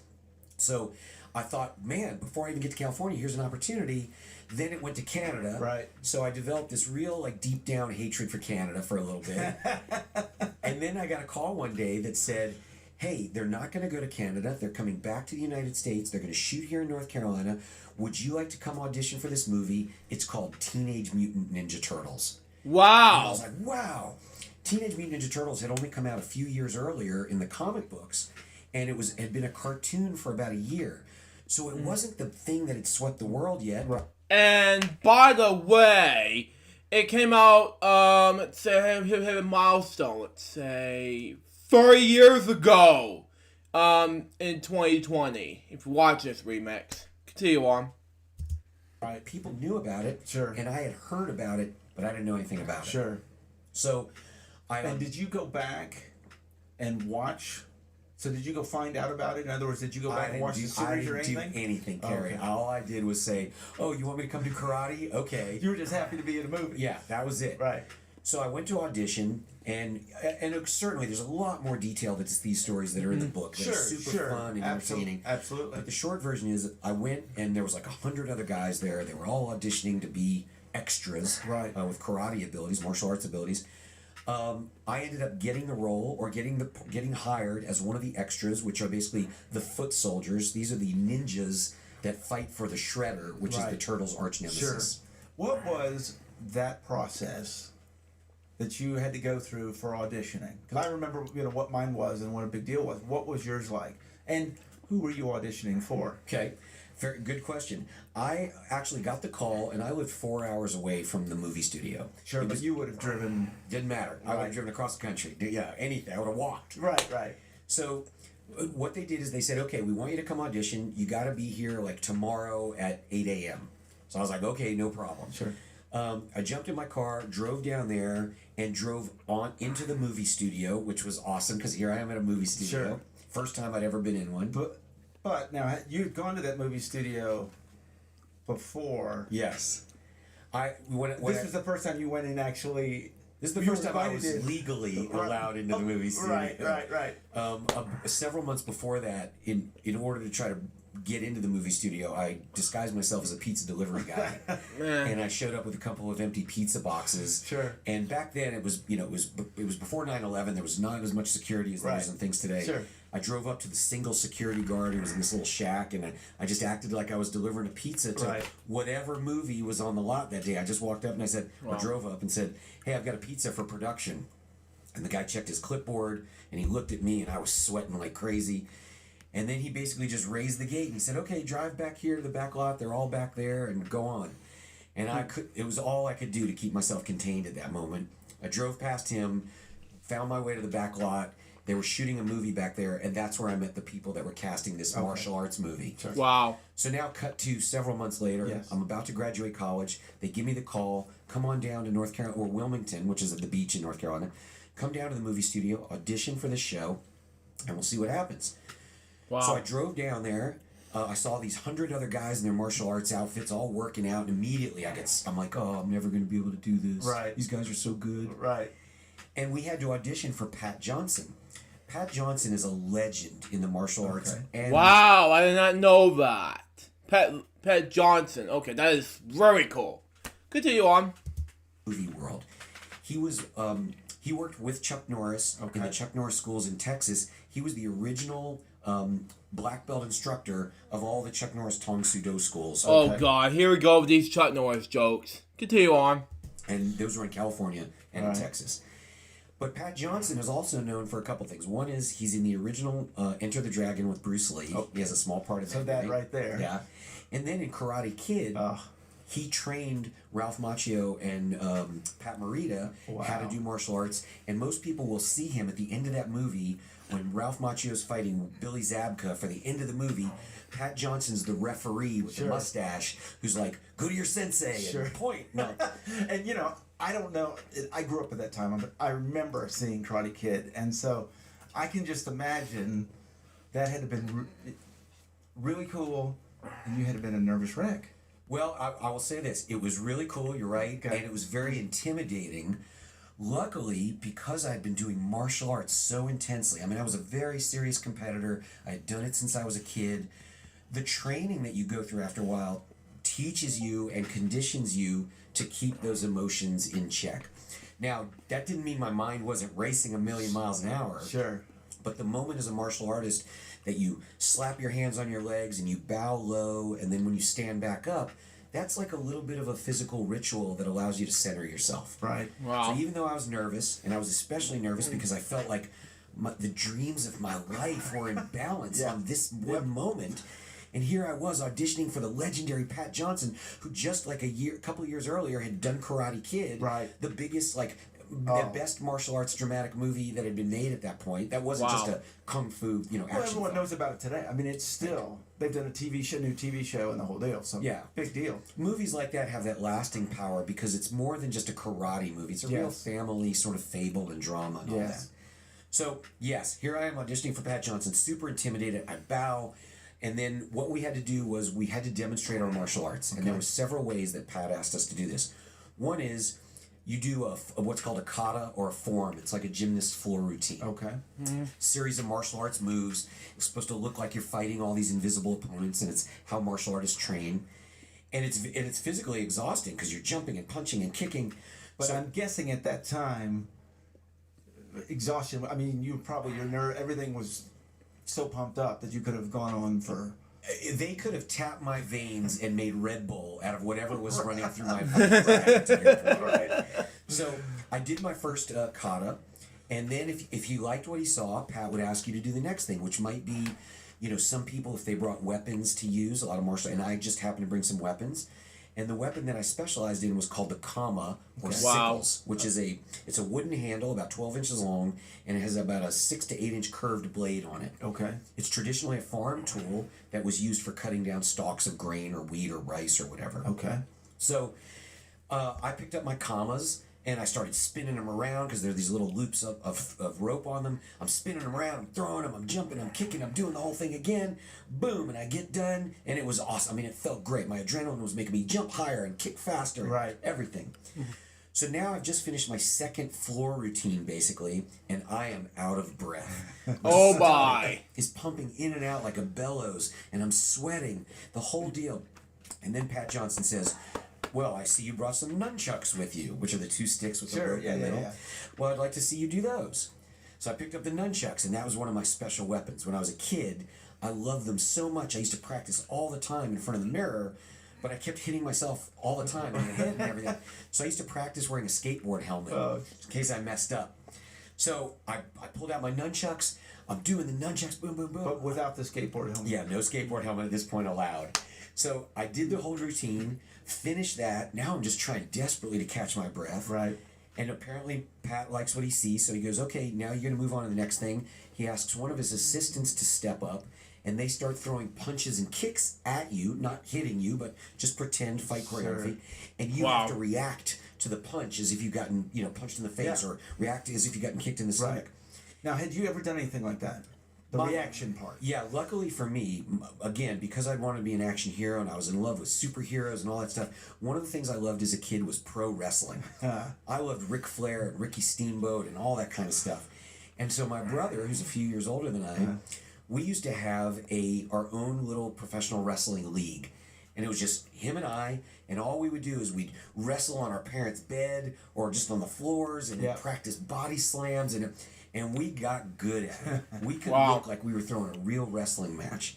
So not only that, but while I was doing karate, I was competing in tournaments in a thing called self-defense, where you act like you're having a fight with somebody, and then they give you a score of 1 to 10 to tell you how good it was. So by the time I'm standing in front of... Excuse my fart. Anyway, I didn't mean to do that. Continue on, folks. Pat, I can look like I can get my butt kicked really well. So the assistant comes up, starts throwing some punches and kicks, and I'm flying through the air and twisting and flipping backwards and all this kind of stuff. And I'm guessing you're really exaggerating these movements. Yeah, big time. And one of the reasons you do that, actually, Carrie, is because, if you're a superhero in a movie and I'm playing the bad guy, if you punch me and I just throw my head back, well, it's going to look like you hit me. Right. But if you punch me and I'm able to throw myself back through the air and flip and land on the ground and slam against the wall, even though I'm the one doing all the work, you look like you're super powered. Sure. Right? So you really overemphasize this stuff to make the heroes look good. So I did that. Threw myself around like crazy because this was my dream. This is my one shot that I thought I had at this moment. So I did it all. Got finished, and when I was done, I thought, man, the confetti's about to come down. Right. They're about to hand me my first paycheck and give me a dressing room. And basically, he just said, okay, thanks very much. Yeah. And that was it. And so I kind of was like, well, did I do okay? Did they like me? All my insecurities boiled up. I got back in my car. I drove 4 hours back home. And by the time I got home, this was before cell phones. Sure. The answering machine was blinking. I listened to it, and it said, hey, Ken, Pat Johnson loved what you did. We'd love for you to be one of the foot soldiers in the movie. come on back down on Monday to get ready for rehearsals. We're going to start. And you're going to work the entire film, which is going to be like 2 to 3 months. Right. And we're going to pay you the whopping amount of $75 a day. And I was like, woo, I did it. Exactly. Now, hitting that button on that answering machine, it wasn't as simple as you were probably a nervous wreck seeing that flashing. Yeah, well, back then, first of all. Because I went through that. I went through the same. I had the exact same thing. Right. You did it in my audition. Thanks, that was great. And that was it. And it was 5 days. I had 5 days later until I got a phone call. So you're sitting all week wondering. So I understand it. So getting that call, and for you, that message. Yeah. Because you don't know what it's going to say. No, you have no idea. It's for a guy or a girl, it's like asking somebody out. You know, you got to put yourself out there. You have no idea what's going to come back to you. And so, that's, I would learn later on, as you would too, that's the life of a performer is putting your heart and soul out there and, dealing with a lot of rejection and dealing with some positive reinforcement too, mostly rejection, right? Yeah. Hold on. Ugh. Sorry. Continue on. And you eventually have to really learn how to deal with that. If you're not prepared for that or don't have the wherewithal to take it, it can really defeat you and put you in a bad place and really ruin you. And absolutely. Yeah. Absolutely. Not only that, but you have to understand that you could have done the best, and it could be something like maybe you were a little too tall or a little too or this or that. So it a lot of times has nothing to do with what you did. It's because they're looking specifically for something. Right. And you don't know why, you're just told yes or no. And you hear that a lot. Everybody says, hey, you want the director's brother to do the job. Right. Yeah. No matter how much you hear that, though, it doesn't make it any easier. Sometimes it even makes you madder because it's like, well, wasn't I the best? Right. And now they're going to hire that person? So, yes, as I pushed play on that thing and to see what it was, especially for that first, because you didn't know what message it was. Sure. As soon as I heard, hey, this is the casting director, my heart started beating real fast. What is it, Bubba? Pat Johnson loved you. Come on down, $75 a day. And I was like, I just scored my first job out of college, and it's being a ninja. So how cool was that? And it was 75 probably. You don't even, and I understand, because same thing when I started, but I was getting paid to do what I loved. Yes. It was something I thought was so much fun. The money was absolutely beside the point. It was terrible. The money sucked. Sure. But it was totally beside the point. Sure. I would have done it for free. Sure. For the opportunity and learning experience. So just to be collecting a little something to offset the rent I had to pay and stuff, it was fantastic. And that's how I ended up being the foot soldier. Before we go to that, I want to start back a little bit because I think this is interesting how you got into martial arts. Right. What kind of inspired you to get there? Because I think this is a story you see a lot out there, and look where it took you. So what got you there? Yeah, basically what happened was I was a soccer player when I was a kid. Okay. I was always athletic, always into adventure. I was wrestling with my brother, stuff like that. But I mostly played soccer. And I used to see at the place where I played soccer, I saw this, there was like a karate class that went on that I would walk by, and I just thought it was kind of, it was weird and cool at the same time. People in their pajamas jumping and kicking. Right. I didn't think too much about it though. And then one day I was in the 7th grade and I'm walking down the hall. Yeah. In between, well, it was during a class, so the halls were empty. I was on an errand for a teacher. And out of the shadows from behind this locker jumped this new kid from school. And this was one of those kids that he wore this is back in the 80s or 70s. Right. And he wore a black t-shirts and smoked cigarettes behind the school with the other kids and kind of long, greasy hair. Sure. Wow. The look changes, but we all have that same jerk kid that lives around. Exactly. Right? So this guy came running at me, and I don't know why he decided to pick on me that day. I guess I just happened to be there, and he was trying to look cool in front of his buddy who was with him. But he jumped out from behind the lockers, and he just came at me, and he grabbed me in a headlock. And once he got me in a headlock, he did this pro wrestling move called a bulldog, where he had me down in a headlock, but he basically just took a couple of steps, pulled me along with him, then he threw his feet in the air, and he just crashed down to the ground with me in that headlock position, and he kind of wrenched my neck up and slammed me chest first in the ground. And man, it hurt like heck. Oh, I'll bet. Yeah, it was really bad news, and I immediately it almost felt like a lightning strike was going through my neck and down my arm, and this whole crazy thing.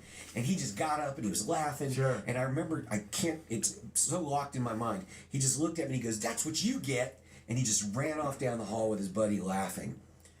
And I'm sitting there on the ground, like my neck is stiffening up right away. Tears are coming into my eyes. I'm looking around. Is there a teacher? Did anybody? Nobody. I'm just by myself. Just got slammed in the ground. Right. Went back to school. Went back to class. I'm rubbing my neck. I try to explain to the teacher what happened. I'm fighting tears. My classmates are looking at me, and it was just really a very low, vulnerable moment. Right. Wow. And for somebody that was so into action heroes and superheroes and knights and all this stuff, to get my butt whomped just like that and be like feel so pathetic, it just felt terrible. It was. So I went home and I'm sitting around that night and I'm just kind of stewing over it, and I just was like, I don't ever want to feel this way again. And I remember there was this kid in my school, Bobby Henrik, and Bobby had gotten in a fight, or a scuffle, should I say, with some other kid like a couple months before or something. And he was in the hallway, and it was at the lockers, and everybody was in the hall at that time. And some kid pushed him or took a swing at him.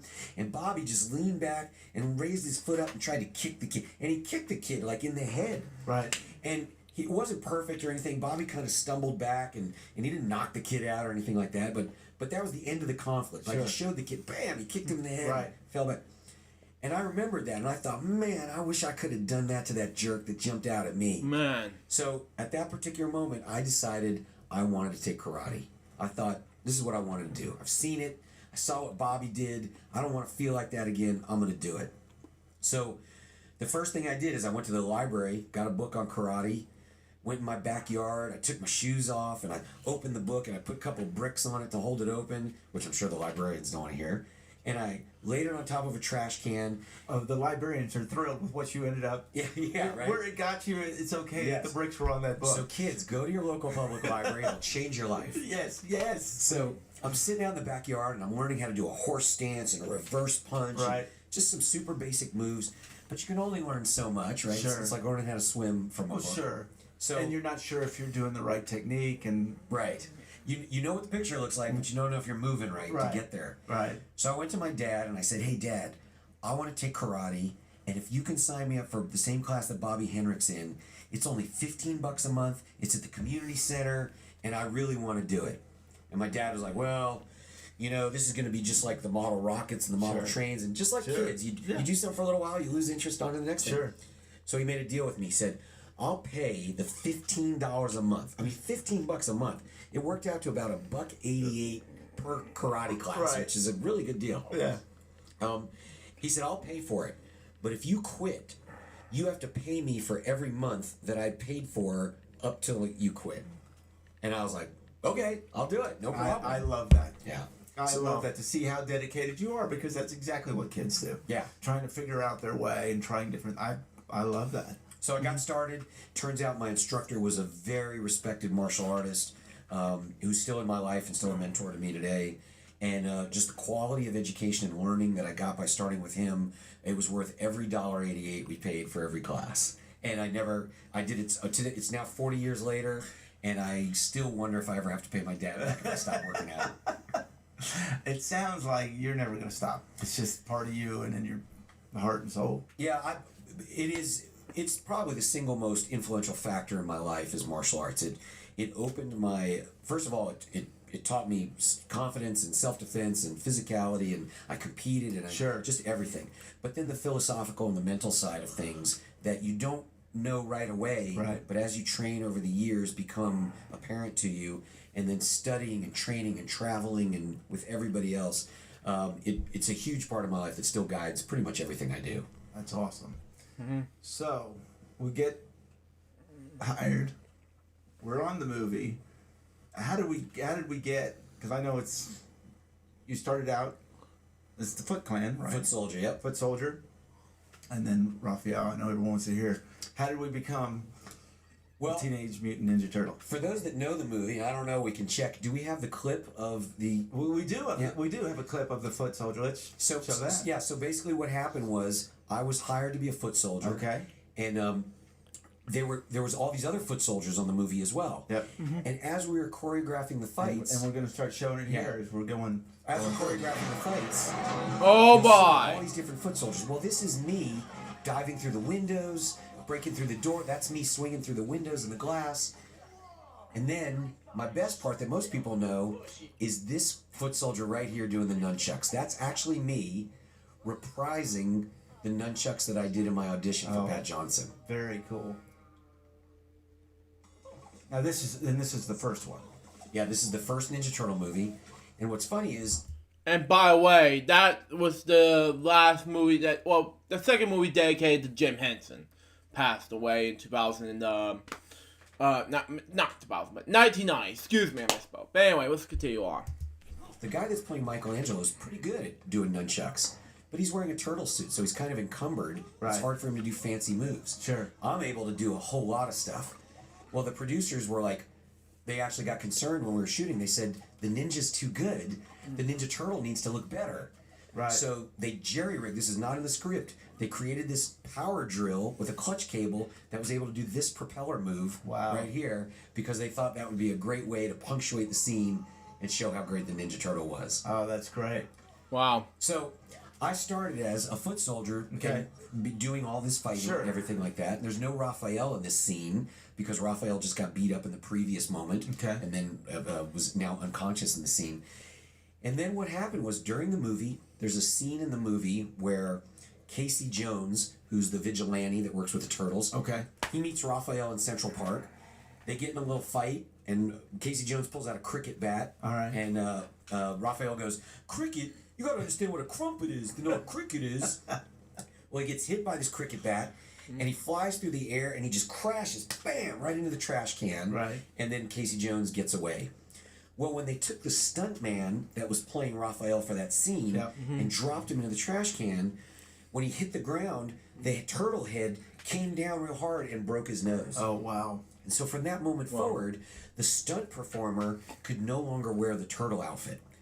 So the producers went into a panic mode. Oh, sure. Because these guys, all the guys that were playing the stunt turtles were all guys from Hong Kong. Right. And so they brought these special performers over from Hong Kong to do this, and now one of them was hurt. How far into production was this? This was relatively soon, a few weeks, just a couple weeks into production or so. Okay. Yeah.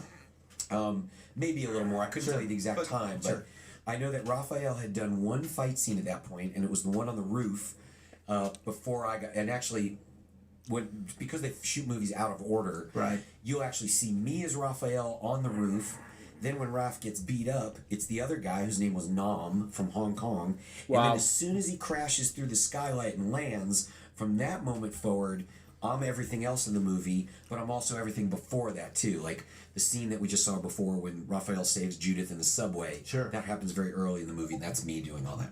So and you were the stunt performer in the first. Yeah. And then actually the actor in the second. Yeah, most people probably don't know this, but there's 4 people that play each turtle. Okay. There's an actor who wears a suit that has 27 different electronic motors, or what we call servos, that operate the eyes and the lips, and it sounds like this. So then off camera, you have puppeteers from the Henson organization. How cool. And they have these incredible remote control systems that can operate those 27 different motors. So those are 2 guys. Then you have a stunt performer that wears a turtle suit that doesn't have any motors in it, so they can do all the action. Sure. Wow. And then once the movie's shot and in post-production, they bring in a vocal actor to do all the voicing of each turtle. Wow. So in the first movie, I was the stunt performer for Raphael. Wow. And then as time went on and we eventually made our way to the second movie, I became the actor, and somebody else, a guy named Ho-Sung Pak, became the stunt performer for Raphael. Wow. Yeah. That's awesome. So anyway, Raph got hurt. The stunt turtle got hurt. Sure. The producers went crazy. They went to Pat Johnson. They said, "We need somebody right now to be the new Raphael, do all the action. Who could it be?" And after all the work that I'd done with Pat and the time we spent together, he came. Apparently, I was the right height. He came to me and he said, "Ken, my son," this is how he always talked like that. "Ken, my son, take a walk with me." And we took a walk, and he said, "I know you're trying to pursue being an actor in Hollywood. I have an opportunity for you here. If you can go to the creature shop and you can fit into the Raphael suit, you will be the new Raphael." Wow. And my jaw hit the ground. I'll bet. Holy cow. So they walked me up to what they called the Creature Shop. This is on the set in North Carolina. Were you walking or did you run to that? Yeah, I was walking, trying to stay cool. Once we got to the Creature Shop, all the people from the Henson organization are there because everybody's in a panic. Oh, sure. We need a new Raphael. So they started squeezing me into the Raphael costume. Well, these are custom-made suits that are form-fitted to the body of each performer. And I was I'd been working out a lot. Sure. I was a little bit thicker and heavier than the stunt performer, and it was very hard to squeeze into his turtle suit. Wow. So, but you were doing everything you could to squeeze into I that. was sucking my gut in, doing everything I could. I was like, it doesn't matter. I'll do whatever it takes. Well, it wasn't working. Some of the parts weren't fitting. Sure. And again, my heart got sad. I thought it's not going to work. Right. They're going to go get some skinny little dude to get in the suit. Well, they went into the back. They found some other turtle parts from some of the other performers. So they started to Frankenstein these pieces together. I got like Leonardo's feet and Donatello's arms and Raphael's head. And ultimately, they put all these pieces together because they wanted to make it work. Right. And they made it work. And we squeezed together, and they looked at me and they said, "You're the new Raphael." That's awesome. And at that moment, I was like, thank goodness, everything I've been doing for 10 years, and all of a sudden, on my first movie, first job out of college, I'm now one of the main characters in a martial arts movie. Wow. Did you think, because I went through this experience, I toured with Barney for a long time, while there was another actor doing Barney and Friends, was the lead performer. And then my turn came. I got off the road and they asked me, and I took over the lead of Barney and Friends. And there's an aspect of, well, now I'm here. You know, what did I get myself into? Here I am in this position I wanted so much. Did you feel that way, or were you ready to go, or what were you feeling when all of a sudden your dream has come true, and here you are? Well, what had actually happened was my dream had already come true in steps. Okay. I never for one moment thought that I was going to be a Ninja Turtle when I found out about this movie. Okay. I was only destined to be a foot soldier. So the moment they started paying me, even though it was only $75 a day, the moment they paid me to do martial arts in a movie, I was in. I was like, this is awesome. Let me do this. I'm going to make some money. I'm going to get some experience. I'm being paid to do what I want to do. It showed me that I had chosen the right path in life. Right. It showed me that I could do it. I was qualified. I had what it took. So I felt totally validated in everything that I'd been trying to do in my life. So then, each thing that happened, when Pat called me out and said, I want you to do the nunchucks against Michelangelo, that was another elevated level of my dreams are coming true. Right. And then there was more and more things I did in the movie that I could point out if I went this and that. Sure. So each thing was like, yes, yes, yes. And then all of a sudden they're like, you're the new Raphael. And I was just like, yes, yes, yes. So just like we talked about earlier, I would have walked the 4 hours to the audition. I would have done anything they asked. So yes, I was totally prepared for it. I was jazzed. I would have suffered anything that they asked me to go through to be in that suit at that moment, because it just took me exponentially closer to the dreams that I had said of being my own action hero. And here on one movie, I just went from extra ninja to superhero in the movie. Awesome. So yeah, whatever it takes. All right. Because obviously we have connections here, both being costume performers. What was the hardest for that costume for you? Was it vision? Was it the heat? Was it... Wow. I am not going to try to wiggle out of this question. Sure. I'm going to say it was all of them. Okay. The challenges were, I know when you're doing things in a big dinosaur suit, it's hard. Yeah. And I know you had to do some dancing and stuff like that. And it's challenging, right? Yeah, and mine was 50 pounds. Okay. So you got 50 pounds on your shoulders and having to move them out, because we didn't have Henson. So we didn't have remote controls and all. We were doing all that ourselves. Right.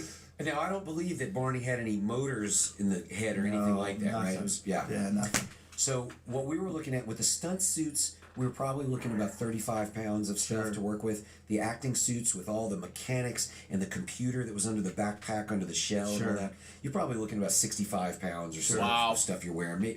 And I could be off a little bit. Absolutely.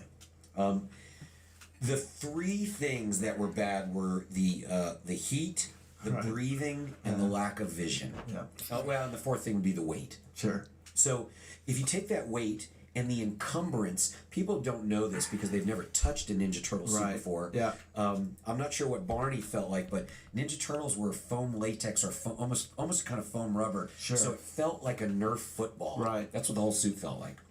Wow. And when you're trying to doing movie martial arts is a high enough level of martial arts, but then you add in this giant Nerf suit that you got to do it in, and the weight and the fact that it's elastic makes everything want to recoil faster. So when you reach out in a rubber suit, the rubber naturally wants to spring back. So dealing with the weight and all that stuff makes it hard to break free from gravity and fly high. So that's one thing. The heat was awful. The heat, and that's I know all about that. I would gamble that the most commonly asked question you've ever gotten, Carrie, is it hot in that suit? Absolutely. The number one question, right? Just millions of times. Yeah.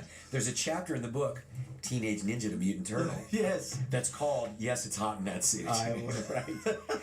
So the heat was terrible. We would have to wear the suit for 6 hours in the morning, and then break for lunch and get to take a shower. And then after lunch, we would have a second suit that we put on, and we would wear that for 6 hours. Over the course of that 12-hour period of wearing the suits, it was not uncommon to lose 10 or 12 pounds of just water weight by sweating it out. And, one thing people always ask, well, what happened when you had to pee or go to the bathroom in the suit?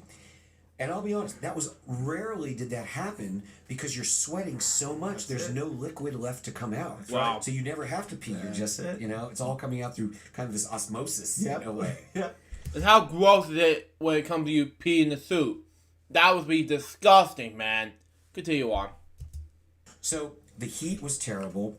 And then when we wore the Ninja Turtle heads, basically there was like a sort of a rubber tongue and gums inside the head so that you couldn't see the performer's face. But there's actually moments in the film where you can see through those things, and we could point those out and I could show people those things in the movie. But what would happen is your own carbon dioxide, as you're exhaling, gets caught in the head. Oh, boy. And so after just a couple of minutes of being in the head and exhaling, you're now dealing with a ratio where it's a lot more CO2 than you would normally breathe. So you get sleepy right away because you're breathing your own carbon dioxide, man, and all you want to do is go to sleep. So you're hot and sweaty. You're weighed down by 40 to 65 pounds of stuff.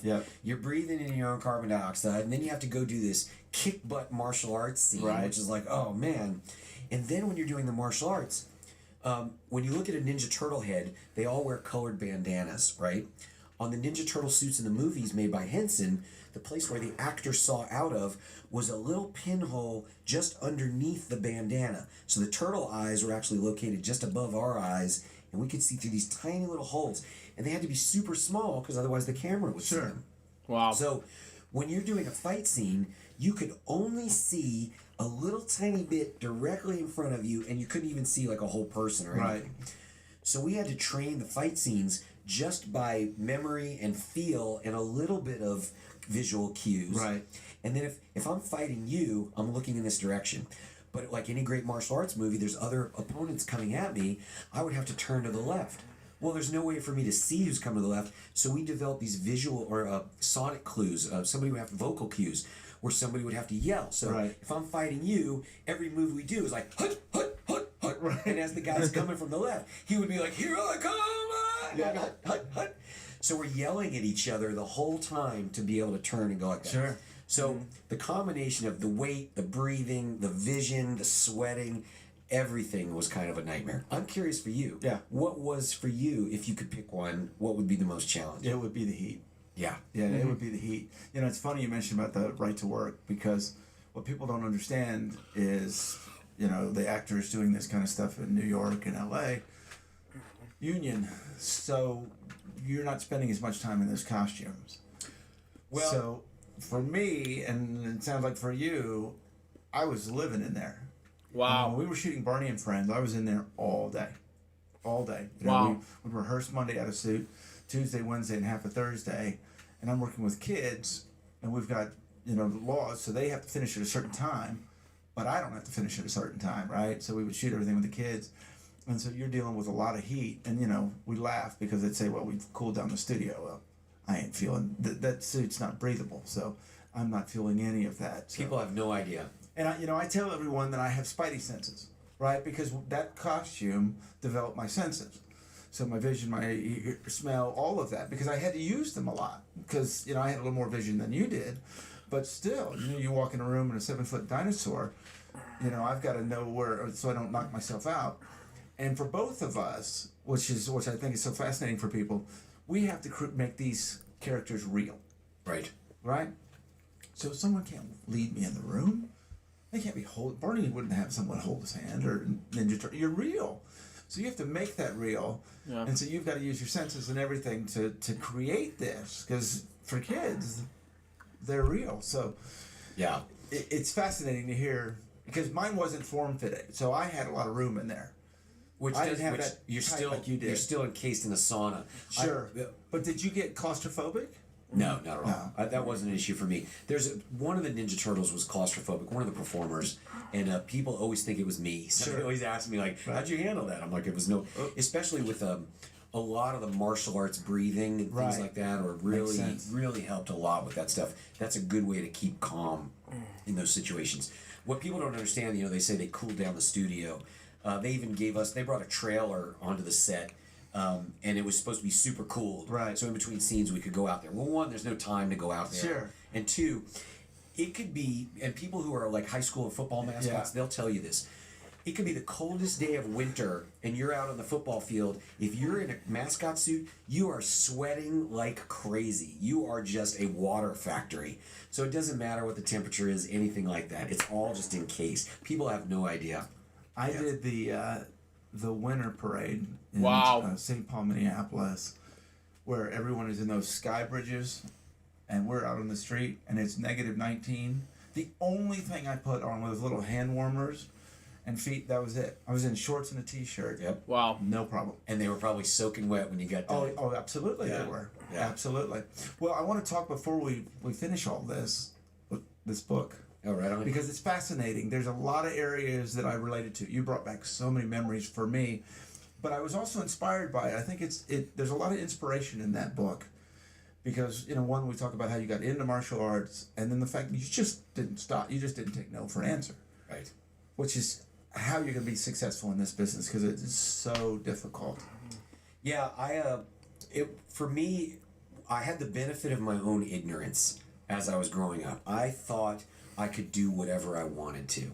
And if I just kept pursuing and going after it and never taking no for an answer, and if I did get no, I would figure out another way to get where I wanted to be. Because you do get a lot of no's. Sure. And you can't turn them into a yes. Right. But you can find another way to make something happen. Wow. And I appreciate you taking the time to read the book.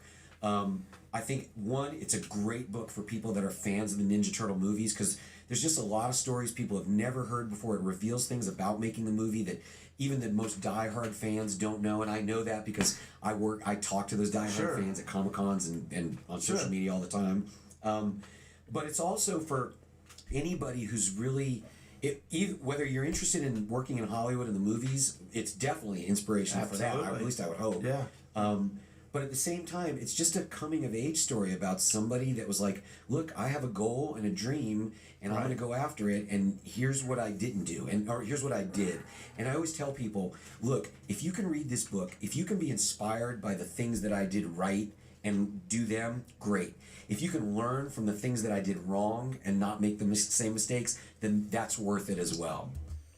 I'll be right back. I have to go to the bathroom. Let me pause it right here, and we'll be right back up. And I'm not going to break up another commercial break this time around, because due to the fact that I will be going to the bathroom. So hang in there. I'll be right back.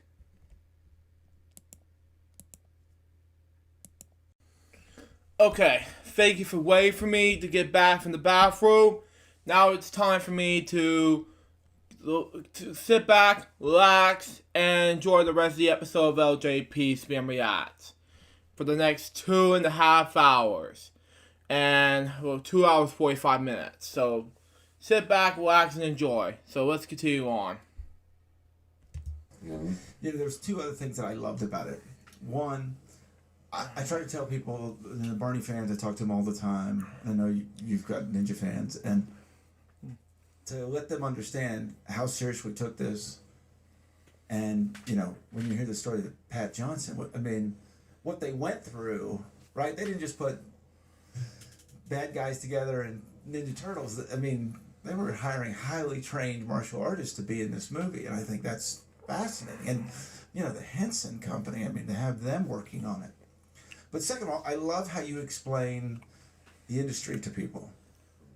I thought that was really fascinating because when I got into this, I had no idea all the different terms and all of that and explaining. I thought you did a really great job with this book of explaining and giving people a little insight into how they make movies and mentioning how we shoot things out of order and all those different aspects of it. I thought that was fascinating. Well, I appreciate that. That's a lot of the feedback that I do get from people is it's really kind of an introduction to that. Again, people see movies, and especially in today's day and age, it wasn't like this when we were kids, but you can turn on so many news channels and cable channels and see behind the scenes of this and behind the scenes of that. Wow. And back when we were growing up, that wasn't it. You had like 3 channels to watch. If you were lucky, if you had HBO, and you never saw behind the scenes stuff unless you somehow stumbled on a documentary on PBS or something. And so even to this day, with all the information that's available, people don't know about the little things that go on in movies, or they think making movies is glamorous, as opposed to the hard work that it really is. Because movies are glamorous, so making movies must be glamorous. And I think it was the famous actress Madeline Kahn that said, somebody asked her, hey, is it fun to make movies? And she goes, it's fun to eat Twinkies. It's not fun to work at the Twinkie factory. Right. And it's kind of similar, but that doesn't mean it's all, negative and all that. It's, for me, it's all living a dream. But I did enjoy sharing with people, like, here's things we say on a set, here's how we talk, this is how long a day lasts, this is what lunch means on a set. People don't know. You might, if you start shooting at 7 o'clock at night, because it's nighttime out, lunch is going to be at 1 in the morning, and that's it. Like, but that's still called lunch, because it's in the middle of your day, and then when the sun comes up, that's the end of the day, and you go home. So learning things like martini shot is the last shot of the day, and a clothespin is called a C-47. Those are just little things, but it was very enjoyable for me to share what has really just become the DNA of my life in making movies and understanding how they're made. I didn't know that people didn't know these things. Right. So to see people's reaction and hear that and find out how much people are learning and is revealed to them has been a real joy. I want to finish up because, one of the big reasons for doing this show, kids and inspiring people is just so important to me. Wow. And you have done it. And we talked about, you and I have talked about this, and I want you to tell a little bit about the kids enrichment program that you're involved with. Oh, right on. I have a program that I started a couple years ago called Zoomies. That's called ZOOMEEZ. Wow. And basically it's designed to fight childhood obesity. Childhood obesity has doubled in this country in the last 30 years. There's myriad reasons for that, including school funding cuts, the fact that kids are spending over almost 8 hours a day on computer screens now, whether through video games and everything. So there's a big problem with childhood obesity, and it's leading to a lot of diabetes and over $3 billion a year in healthcare costs and all that kind of stuff. If you're watching Stepdad, this is for you. Continue on. Well, I put together a program. I'm a musician as well. I wrote an album of children's music. Oh, wow. It's all animal-themed, original rock and roll, based on like 50s style rock and roll music.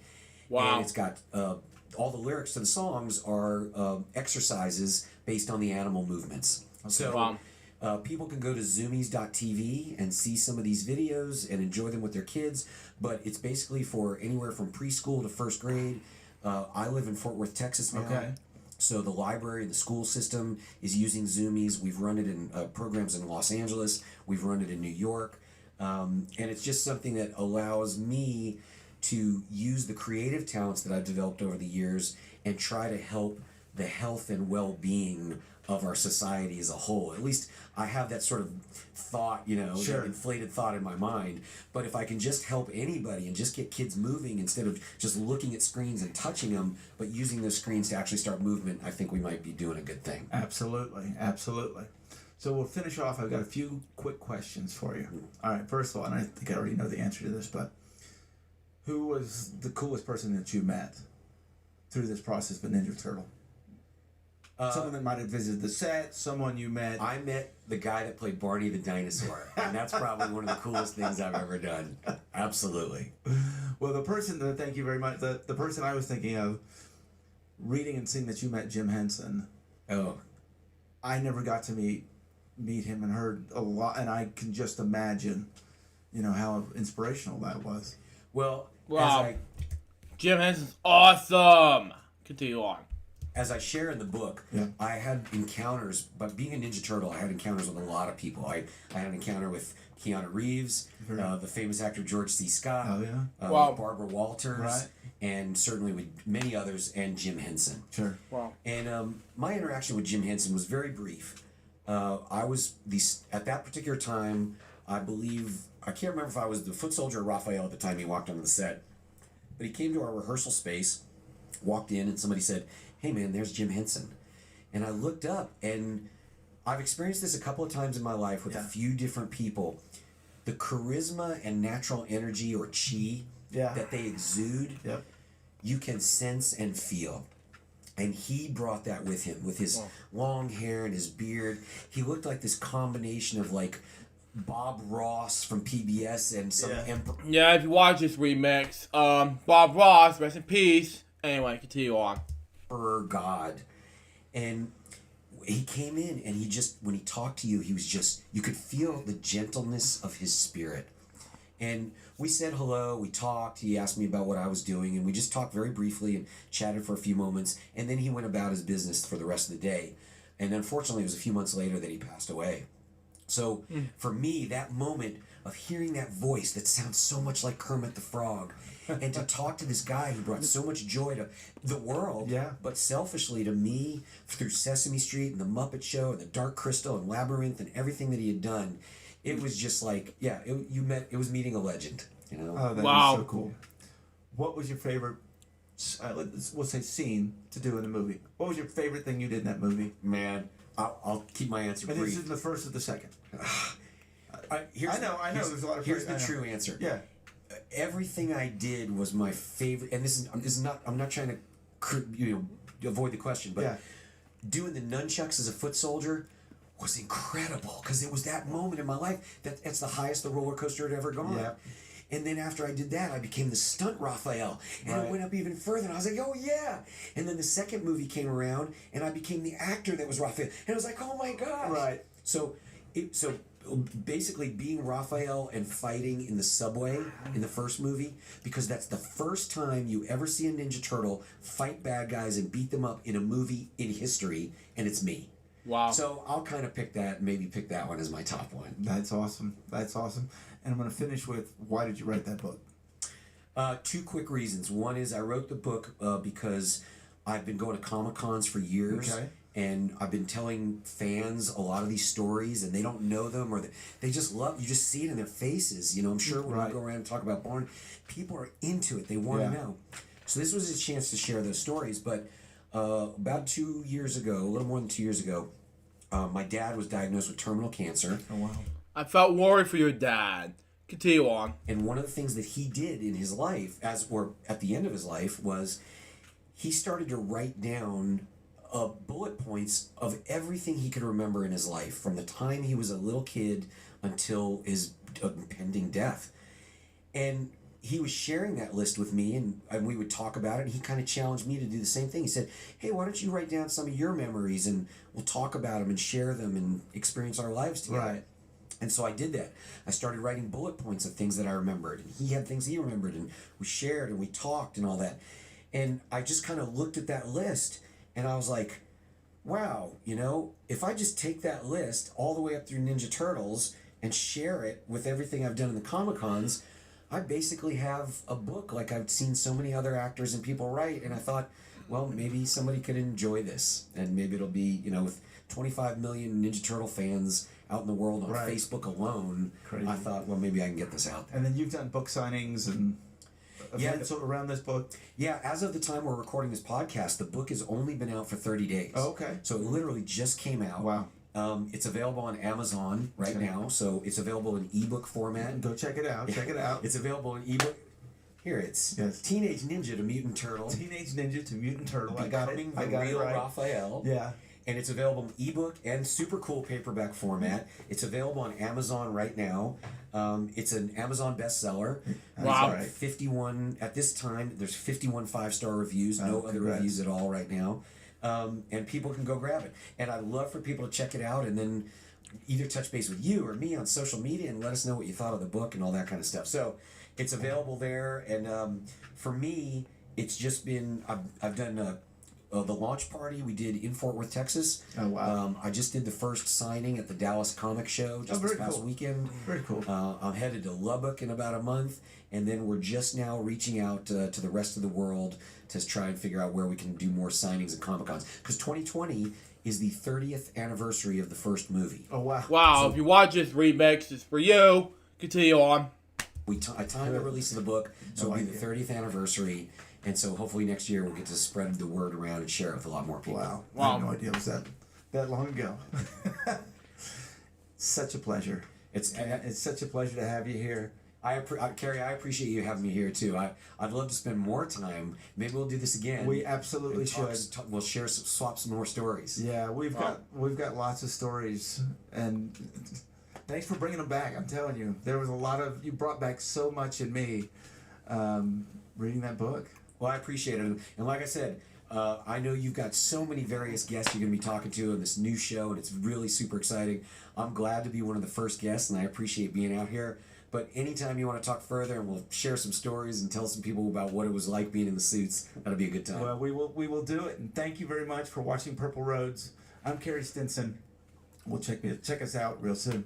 Cowabunga!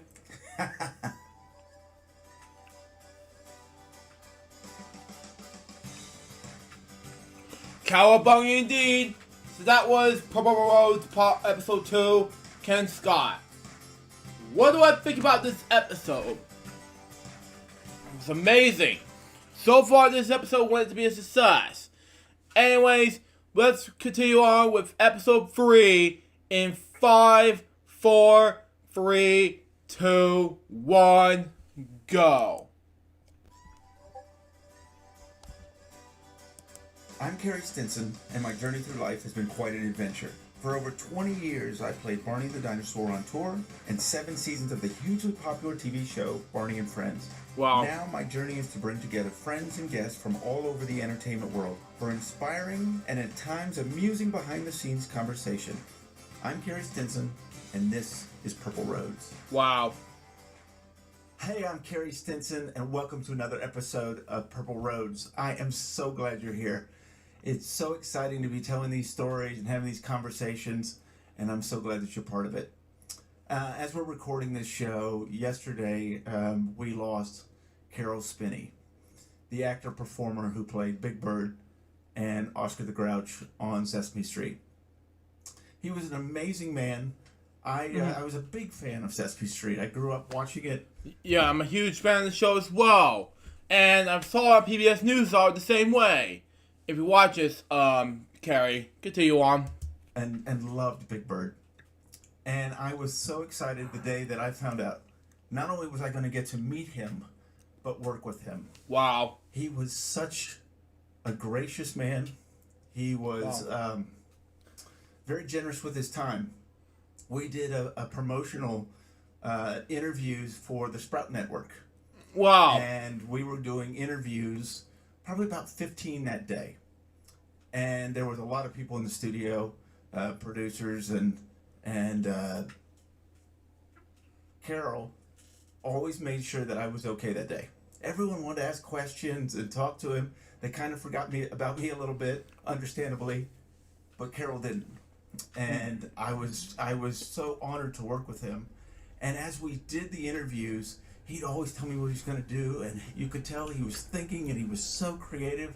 It was just absolutely an incredible experience. He inspired me, and his passion for what he was doing and his love of what he was doing was just overwhelming.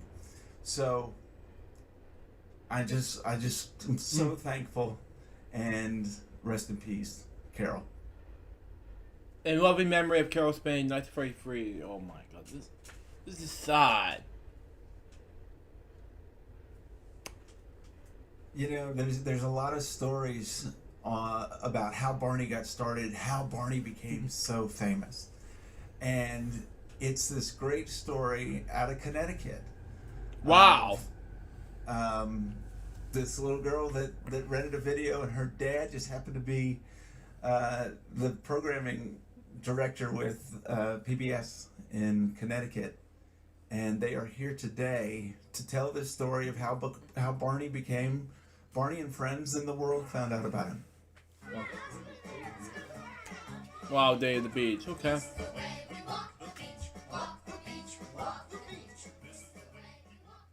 So excited to have Larry Rifkin and Leora Rifkin to tell how Barney became such a huge TV show. How are you, Larry?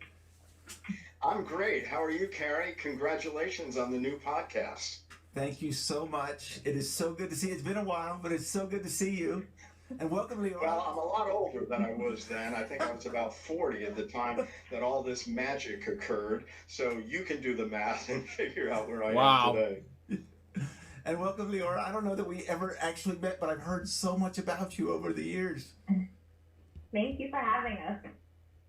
It's such an incredible story, and I know I was saying, earlier, Larry, it's kind of like a folklore of how this all happened. So I'm going to kind of let you go here a little bit and talk about how you found Barney and Friends, or what even Barney. Well, there's got to be a backstory and a founding story for every hero, and Barney certainly became a hero in our lives and then in the lives of millions and millions of American children.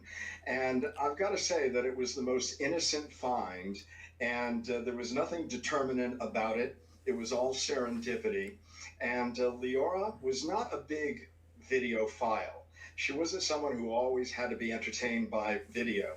But this Super Bowl Sunday in 1991, she had an interest, and we went up to the video store. Wow, really? Super Bowl 91? Well, the same month as I'm Going Slightly Mad by Queen. That's just me. Let's continue on. Just up the block from where I am right now. And lo and behold, she picked out this video of Barney and the Backyard Gang with Sandy Duncan, and it looked innocent enough. And we went home, and then she would play it over and over and over again, which would become emblematic of the way kids treated Barney as a friend and someone they wanted to have in their lives. So it became so immersive, I just didn't understand it given her history. So I had to sit down and take a look. And I saw some elements in the production. And you could tell the production was early on, let's put it that way. But I could tell that there were certain things that really drove it in a different way than anything else that was on PBS. And what I think we all have to understand at that time was that PBS had these wonderful pillars in Fred Rogers and Sesame Street. And by the way, you did a wonderful tribute to Carol Spinney. And I met him as well. What a wonderful man from Connecticut, Woodstock, Connecticut. So a lot of goodness up here in Connecticut. In fact, Cheryl Leach lives here in Connecticut now, so we're so blessed to have her as a neighbor. But at that point, I recognized that there were some elements, and those elements were that Barney was really leading the action, that you had this wonderful character, you had children and music and color, and it just added a certain dimension. And PBS was looking to add to their children's offerings. So they had put out a call with the Corporation for Public Broadcasting saying, we are going to fund some new productions in addition to what we have now. And lo and behold, we went into that competition and we came out with $2.25 million. And away we went. Now, I'd love to make it sound very, very simple. But there were many twists and turns along that road. But maybe Leora could tell us what she saw in it from the get-go for us. I actually don't remember what it was that really made me love it so much. I mean, I guess similarly now, I wouldn't watch the Super Bowl, so I still have that in common with Courtney. But I do, when I watched that clip, I did a little bit of watching that video when I was so young. So it's interesting to hear my dad talk about the fact that I didn't watch a lot of TV as a kid, and that's not true as an adult. But yeah, I don't know what it was exactly. I think it really speaks more so to my dad, who was able to see magic, and he could have just brushed it off or been like, oh, she really liked that video. But I do feel like it speaks to his ability to find talent and to see what can be popular. I mean, he did that with UConn women's basketball and with other endeavors. So I give a lot of credit to him because, you know, it's crazy to think that something that I just randomly picked out and I randomly liked has such a huge influence on so many people, you know, in the U.S., but also internationally. Wow. Yeah, it really is incredible. You know, I actually started in 1991 as well, doing birthday parties for Barney in Plano, Texas, basically. It was just those first 3 videos that you got to see, and there was no TV show. I had no idea what it was when I became part of it, and I'd never been in a costume. I'd never been part of any of this, and I immediately saw how much the kids loved it. And the songs, I mean, they just wanted to hear the songs again and again, and they knew all the motions and the movement. It was amazing. Wow. Now, at that time, Larry, what shows were on PBS? What kids shows were on PBS? Well, again, Sesame Street and Mr. Rogers, Right. We had the Electric Company. We had different offerings for the older kids, but not a lot at the younger. And we realized with Barney that there was a real vacuum there aside from Mr. Rogers, because Sesame Street really played a little bit older, whereas Barney played younger. Now, later on, PBS would go to things like the Teletubbies that played even younger. My childhood, man! Yes! Continue on. And you have to understand, Kerry, there were controversies that reigned throughout. There was a controversy as to whether we really wanted children at the age of to really be watching television. Was that the best way for them to be educated? But really, there was the space for us. There was a vacuum. And that was the fascinating thing about what Cheryl and Kathy did, Cheryl Leach and Kathy Parker, because as 2 people who had master's degrees in early childhood education, they knew that there was a place for Barney.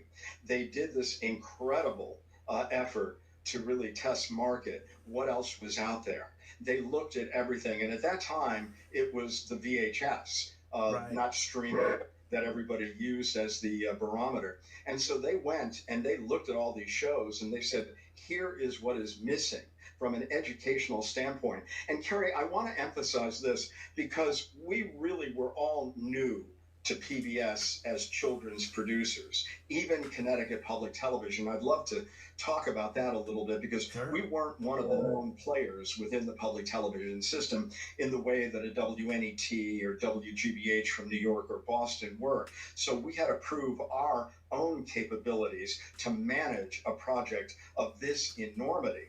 But I think it's really important to recognize that if they didn't start with the right premise, not about selling toys or really making it a commercial success, that all came as a result of the fact that they had done all the right things to make it a great educational property. And that underpinning was critical to getting it on PBS and keeping it on. And trust me, Kerry, it wasn't easy. If we were canceled before we even got on the air. And please talk about that because I don't think people understand the fact that after that first season, Barney was canceled. Wow. Well, let's put it in this context. We were one of 3 series that were going to be tried at that moment in time. Okay. One was Shining Time Station with Ringo, of course. Yeah. The other was Sherry Lewis, who had been such a phenomenon for people of my age. So we were up against 2 known quantities. We were the unknown quantity. In fact, I can never forget going out to the press tour in Los Angeles with Cheryl. And this was back in early 1992. I think it was in January. And everybody was making such a fuss over Sherry Lewis because many of the middle-aged TV critics had grown up with Sherry Lewis. So they were fawning all over her. And I understand that. She deserved it for her history. But we were an afterthought. Barney, what is this thing?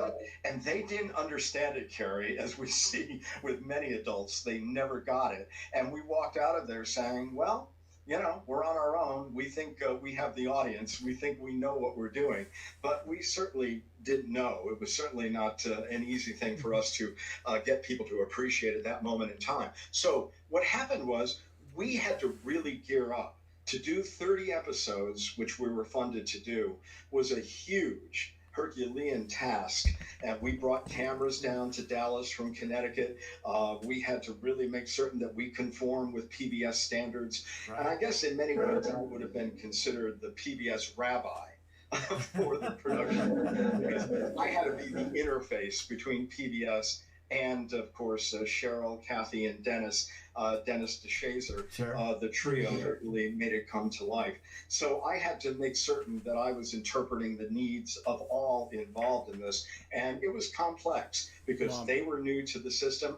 We were new to children's programming because Connecticut Public Television, I've got to tell you, the reason that Barney was so attractive to us, we had a study done that was funded by one of our corporations in Connecticut, United Technologies. And they did it through the McKinsey group, which is a very famous consulting firm. And McKinsey said, look, Connecticut, you're right between Boston and New York.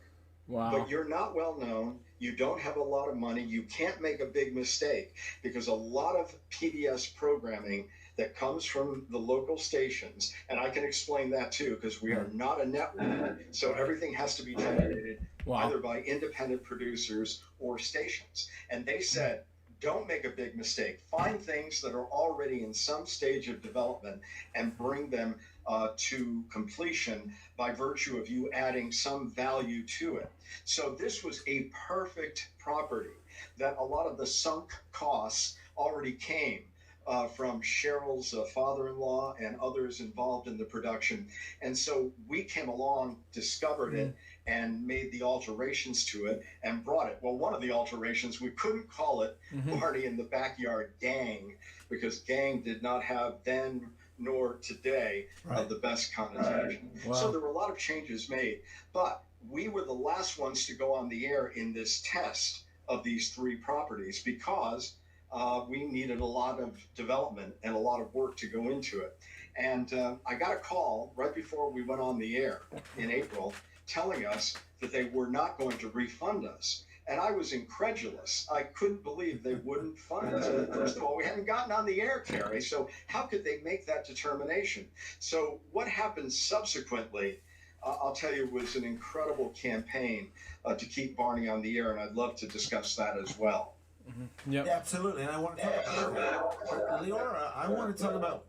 Did you realize what you had caused? What you had started? Did you realize what you'd done? Not really. I mean, I guess until I got older, I did not like my parents stating my participation in helping to bring Barney to TV, just because, as you get older, there's also people who don't like Barney. And so, and eventually, found his positivity and messages annoying. And so, like, when I started to get to high school, I was like, do not tell anybody about this. And I remember, like, there have been plenty of times when, especially in college, I was like, do not tell anybody. I mean, eventually got to a point too where I figured if people thought, if people knew, they'd think I was like secretly rich and like we had all this money from royalties, which, we don't get royalties as PBS. And so just for so many reasons, I was like, don't say anything. And it hasn't been until recently that I've been more comfortable with telling people about it and kind of doing like a fun fact about me. But yeah, I remember when they told my boyfriend, or I don't know if they told him or I told him, and he was like, I was like, I have to tell you something, it's kind of embarrassing. And he was like, what, that's so cool. Like, I remember watching Barney. I loved Barney. I loved when they would play it in school. He grew up in Miami. And so it was really cool to kind of have people now have more positive responses. I do think that still people either love it or don't love it. I mean, it's a name that everybody knows. And I think it's really cool that Daniel Kaluuya is doing a movie about it and hopefully bringing back the message that Barney had around like love and positivity and friendship. But definitely as a kid, I mean, I never really was like, I remember going to, Dad, where was the place where I ran off stage? Well, I'm sorry? Where was the place where Barney came and I like ran off? Oh, at Radio City Music Hall. No, at Oakdale. Oakdale in Connecticut. Yeah, Oakdale. I think that's what he meant, Larry. 'Cause I did Oakdale. Yeah, so I remember being there, and obviously there was a lot of people, but I never like was like, oh, this is because, because of me, or like I never kind of put that together. But I was actually really scared of Barney. So like I was really scared of Barney in costume. I actually still don't like love people in costume. Right. So I remember I was on stage and I like ran off, and I forget which of the actors had to like carry me off. I think my brother went off with me. So I mean, we have some memories like that. My brother still makes fun of me running off stage. But and there was one point where I was almost on Barney. Like we went to Dallas, and I think I had like expressed interest in acting. I don't really remember the story fully. I just like remember I was interested, but that never really obviously came to fruition. Although I guess I would have been like with Demi Lovato and Selena Gomez. So I think there's a lot of really, interesting people that have been associated with Barney. My dad being the most interesting person. But it's pretty cool to see again, like that it's coming back, and I'm interested to see how in this day and age where there's just so much going on politically and socially in our country, what the response is ultimately to the message. I think what's amazing about that, I've seen it since we started this podcast and been out getting the message out, and I think people at first, had a hard time understanding that we believe that message. Mm-hmm. It's not for TV. It's not for anything other than we believe it and we live it. And I've seen the most incredible things. I know you have, Larry, with the reaction to that amazing dinosaur. The kids' responses. I've done so many hospital appearances and Make-A-Wishes and all those shows, and the response has just been incredible. And it has shown me and taught me the universal love and all of those wonderful messages. And it's also interesting, Leora, that I found that as well, that like my sisters didn't want anyone to know that their brother was Barney when they were in school because they're about your age. They didn't want any of that. But then as they got older, it was cool all of a sudden. Wow. And I think, the fact that Barney did not try to entertain or educate adults, it was all about the children, education and entertainment. Wow. And I have seen it so much with this podcast that people go, oh, now I get it. Okay, all right, I hated you or I didn't like you very much, but now I get it. I understand I understand them, and I love that, especially these days. So it really is incredible. So Larry, it gets canceled. How do you get it back on the air? Wow, that was a story, I've got to tell you. It's as close as I've ever come to running a successful political campaign because it really was. You have to understand the public television system to really appreciate this. But let me go back and just say that there was a moment in time right before cable really took hold where everything on PBS was voted upon by the stations. And so it was a very egalitarian democratic process that basically ensured that everything that was on would stay on and anything new would never get on. So we did try to bring one children's series to television, and it never worked because, again, you had to get the requisite number of votes, and virtually nothing new ever got funded. But then they went to a chief program executive model, more like a network. But having said that, they didn't really have all the power because you have to understand that when PBS came about after National Educational Television, the way that it was allowed to flourish as a more powerful entity in Washington was by ensuring that PBS did not produce programs. They could fund programs, they could disrupt programs, they could promote programs. So they did have a lot to say. But everything had to come either from a station or an independent producer.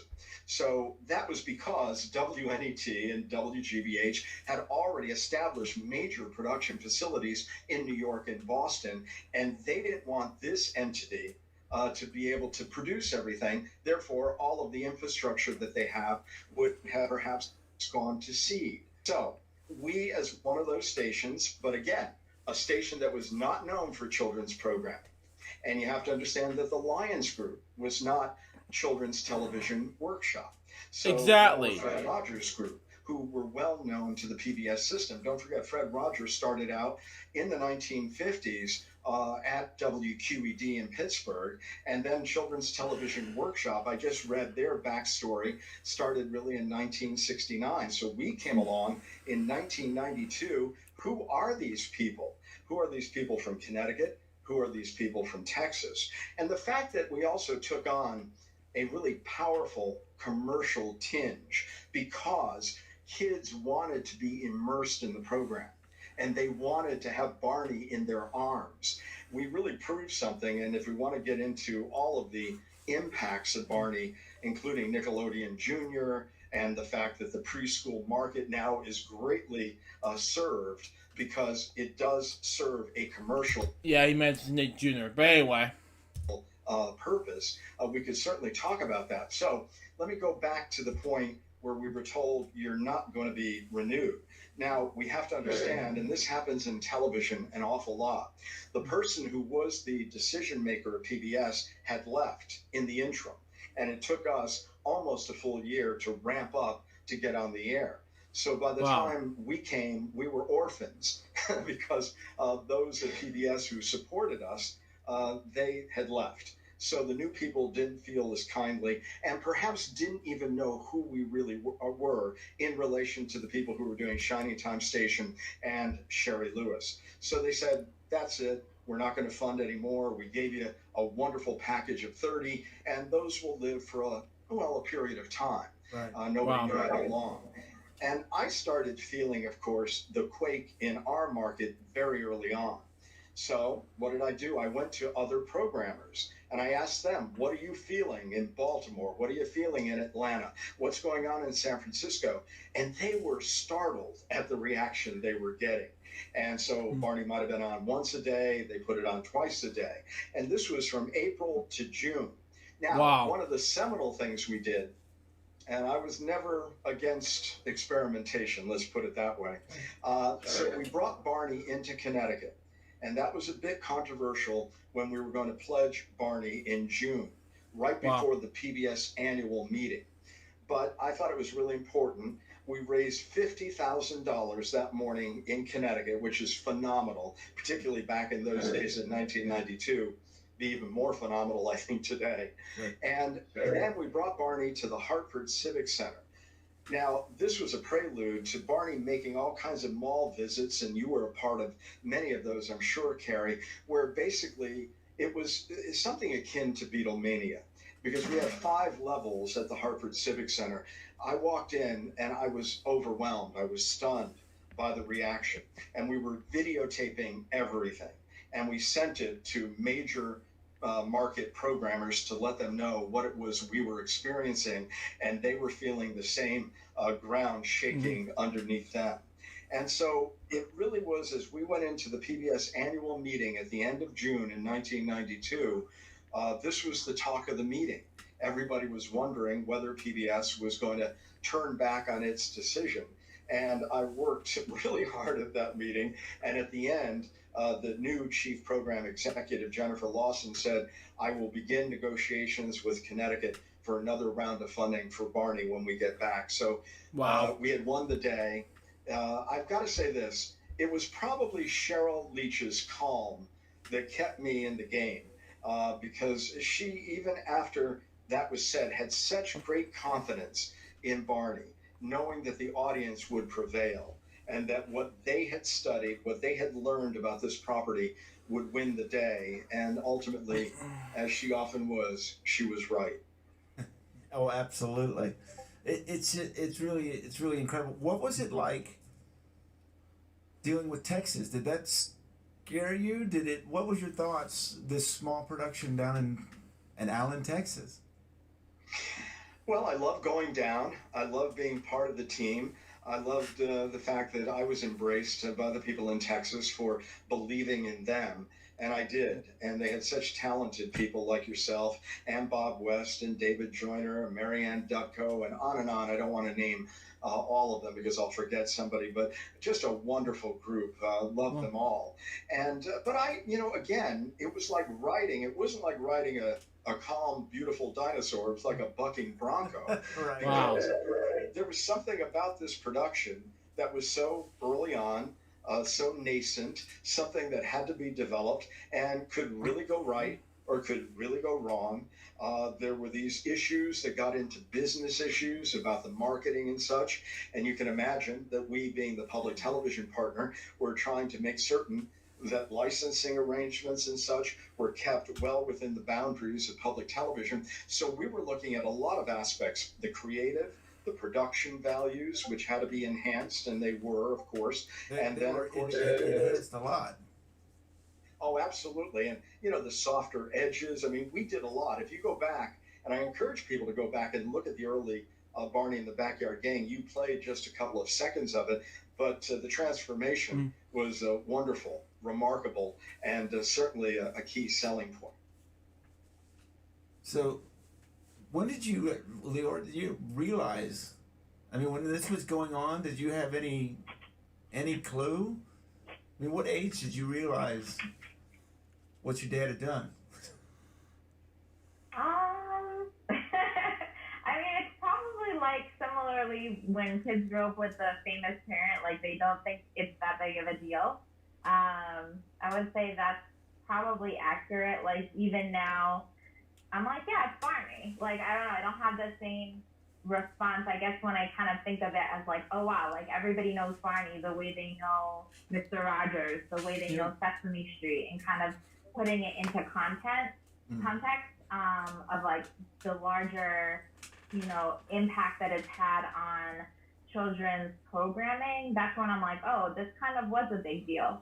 But just growing up, it wasn't a big deal. Like it didn't, I mean, I don't know if my dad has different memories where I was like really, besides being enthralled with Barney, like the process of Barney coming alive for other people, I don't really have any memories of that. I think it was just like, this is what my dad does. He's on TV asking for money, and he's working on other shows. Like it never was, I guess I just never realized what a big impact it has until kind of now, a little bit older, and being, reflect on the impact and just again, like putting it in. I think it was really interesting to hear and talk about, which I never thought about, like moral or ethical issues of like creating TV for kids, and thinking about like Sesame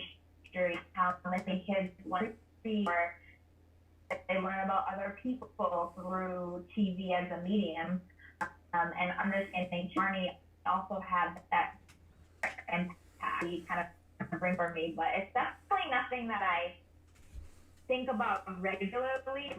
Really, it's not like we lived in like a house, but there's attention towards the regular people, and my dad was doing these cool, having an impact even to this day. I'll be right back. I have to go to this bathroom break again. I'm gonna get a pause. Sorry about that, everyone. I just got back from taking a dump, and I do not know what's going on. I just feel like I'm having a huge dump issues, and I finally took a pill. So let's get back to doing eligible reaction. Episode 402, the final episode for the decade. Continue in 5, 4, 3, 2, 1, go. Yeah, because, and I saw it firsthand, it's more than the impact it made on TV. I mean, it's changed people's lives. I've had so many people send me messages about Barney's the first time I heard love. And I understood love, and I was accepted. And I listened to the I Love You song to this day to make me feel better, to make me feel loved, because I came from a family that was divorced, or all these different things. I mean, wow. It wasn't just an impact on TV, but I mean, it's changed people's lives, what that Purple Dinosaur did, giving kids confidence, and love and acceptance. And this is all over the world. All over the world knows Barney. You mentioned Barney. Everyone knows what that purple dinosaur is. So it's. And by I the way, wonder if Carrie, you even realize how much effect he had with this. by the way, Carrie, it's interesting that Leora got her master's degree at the University of Pennsylvania in positive psychology, the only master's program of that sort. So her interest and her love of Barney at the beginning and all that positive.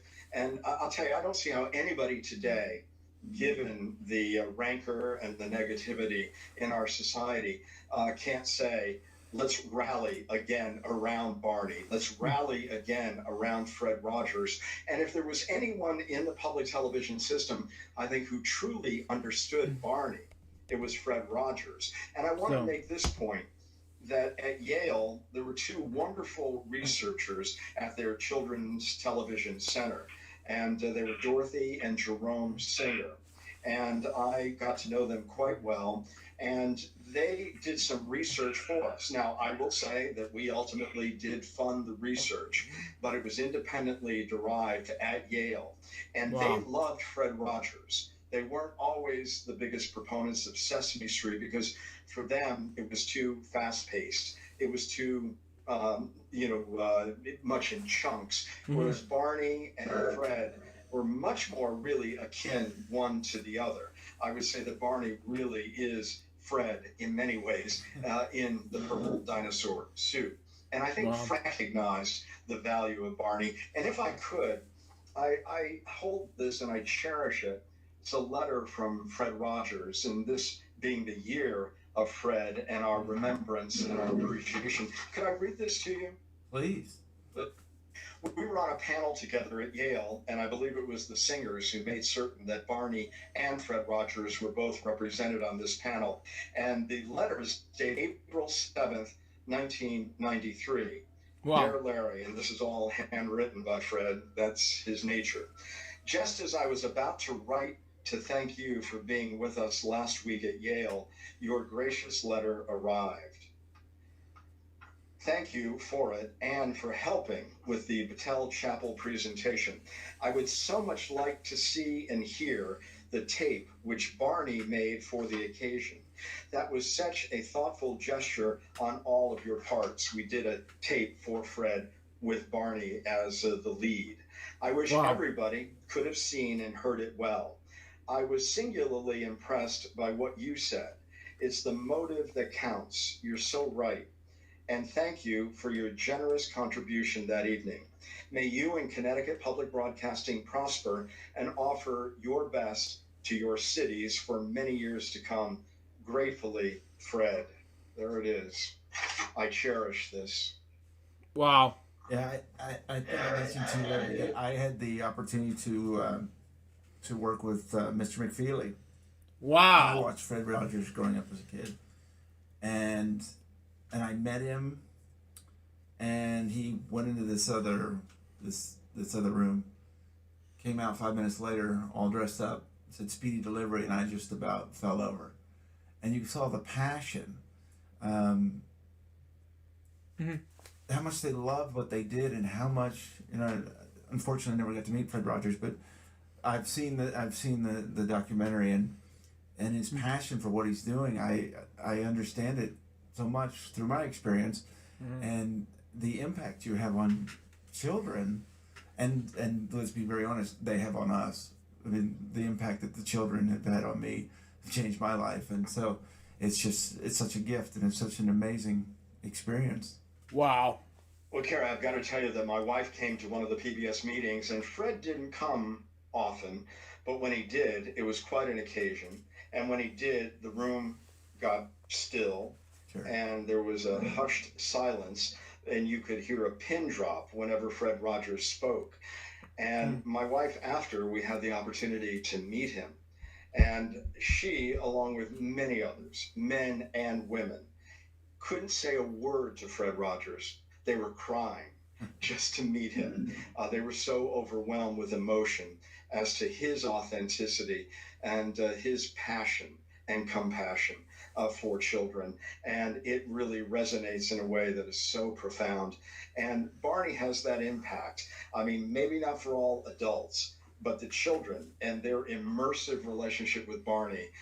They didn't just watch Barney, they were a part of the show. And that was the beauty of the show as well, because it encouraged them to participate, and it encouraged them to show their feelings, and it encouraged them to seek love, because they were being given love by Barney every moment of every element of the show. And by the way, speaking of moments on the show, one of the things that was so important that Yale and that study did for us, it certified that there were 100 learning moments in every Barney episode.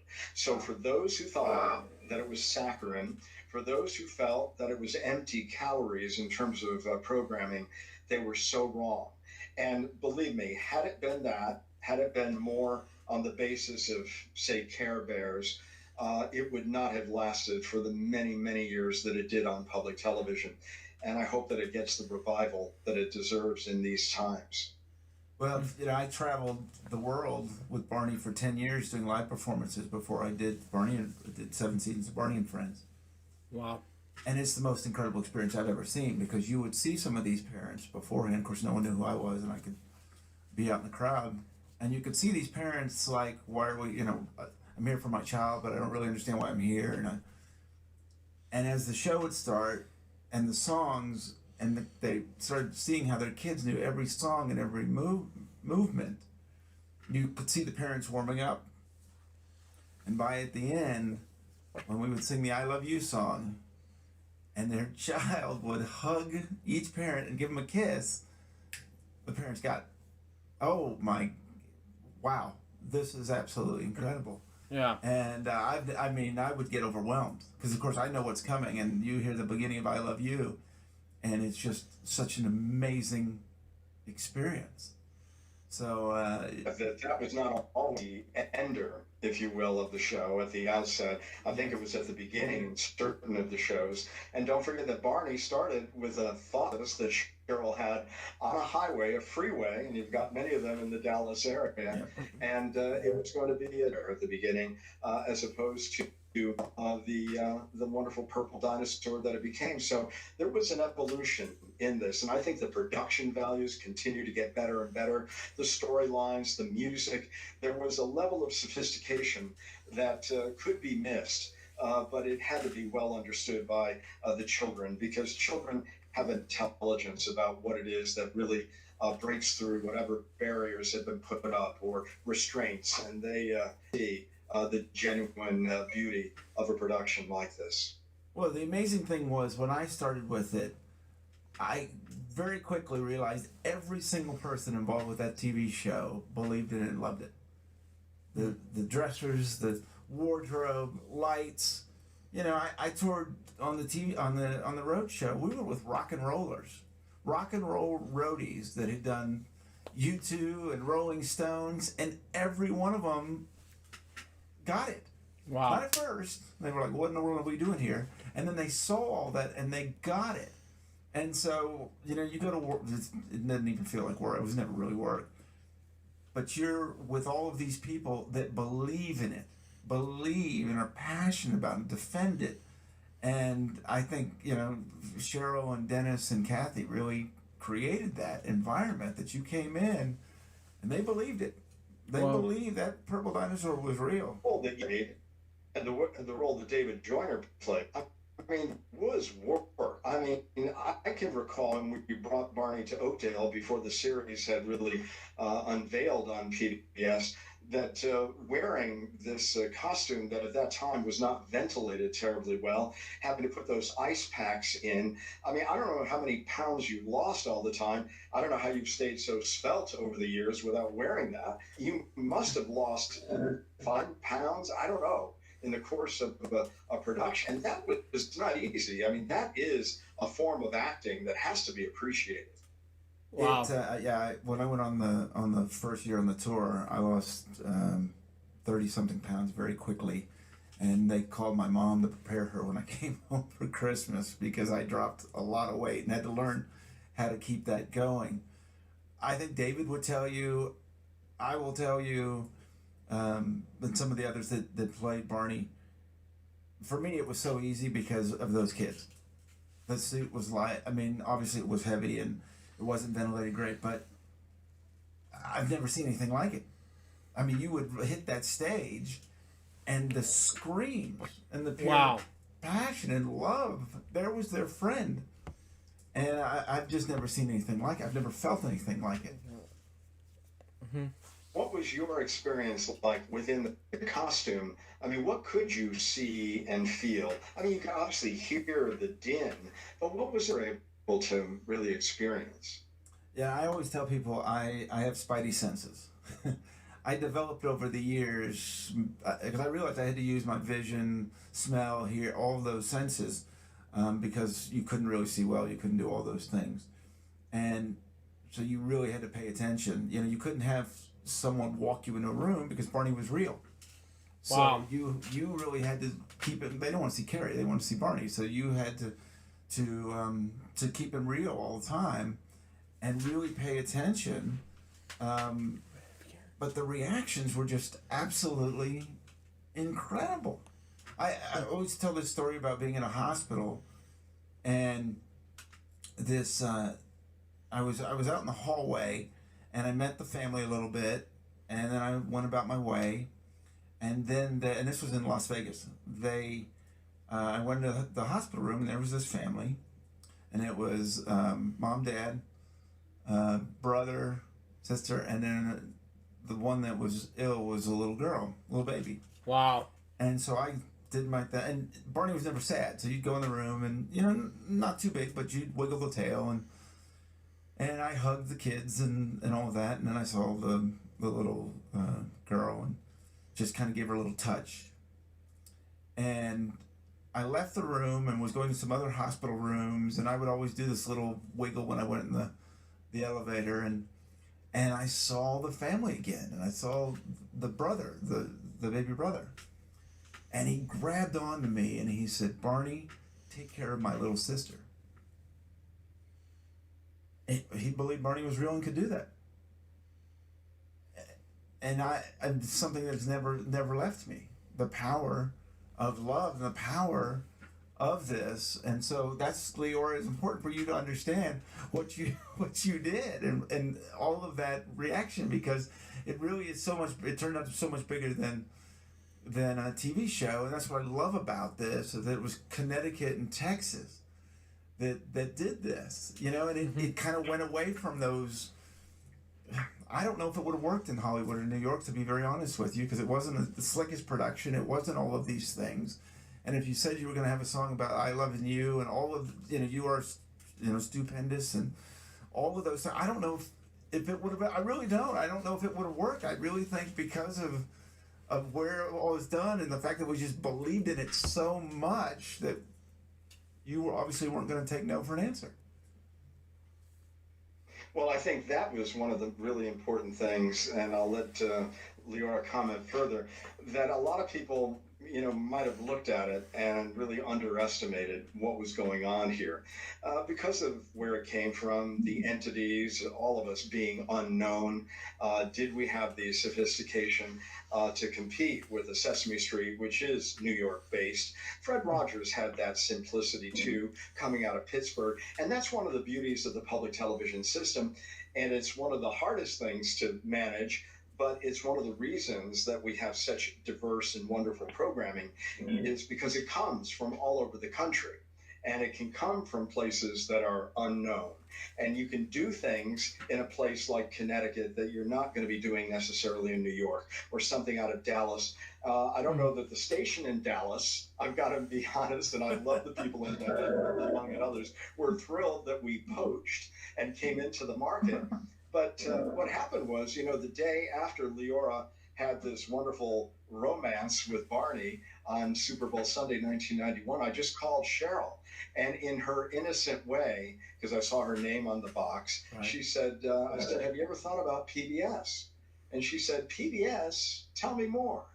And that was it. And it was all coming from such a good place. Man. But I think Leora now, I mean, given her experience, she's very societally conscious, very aware of messaging, and is a great professional herself as it relates to understanding human nature.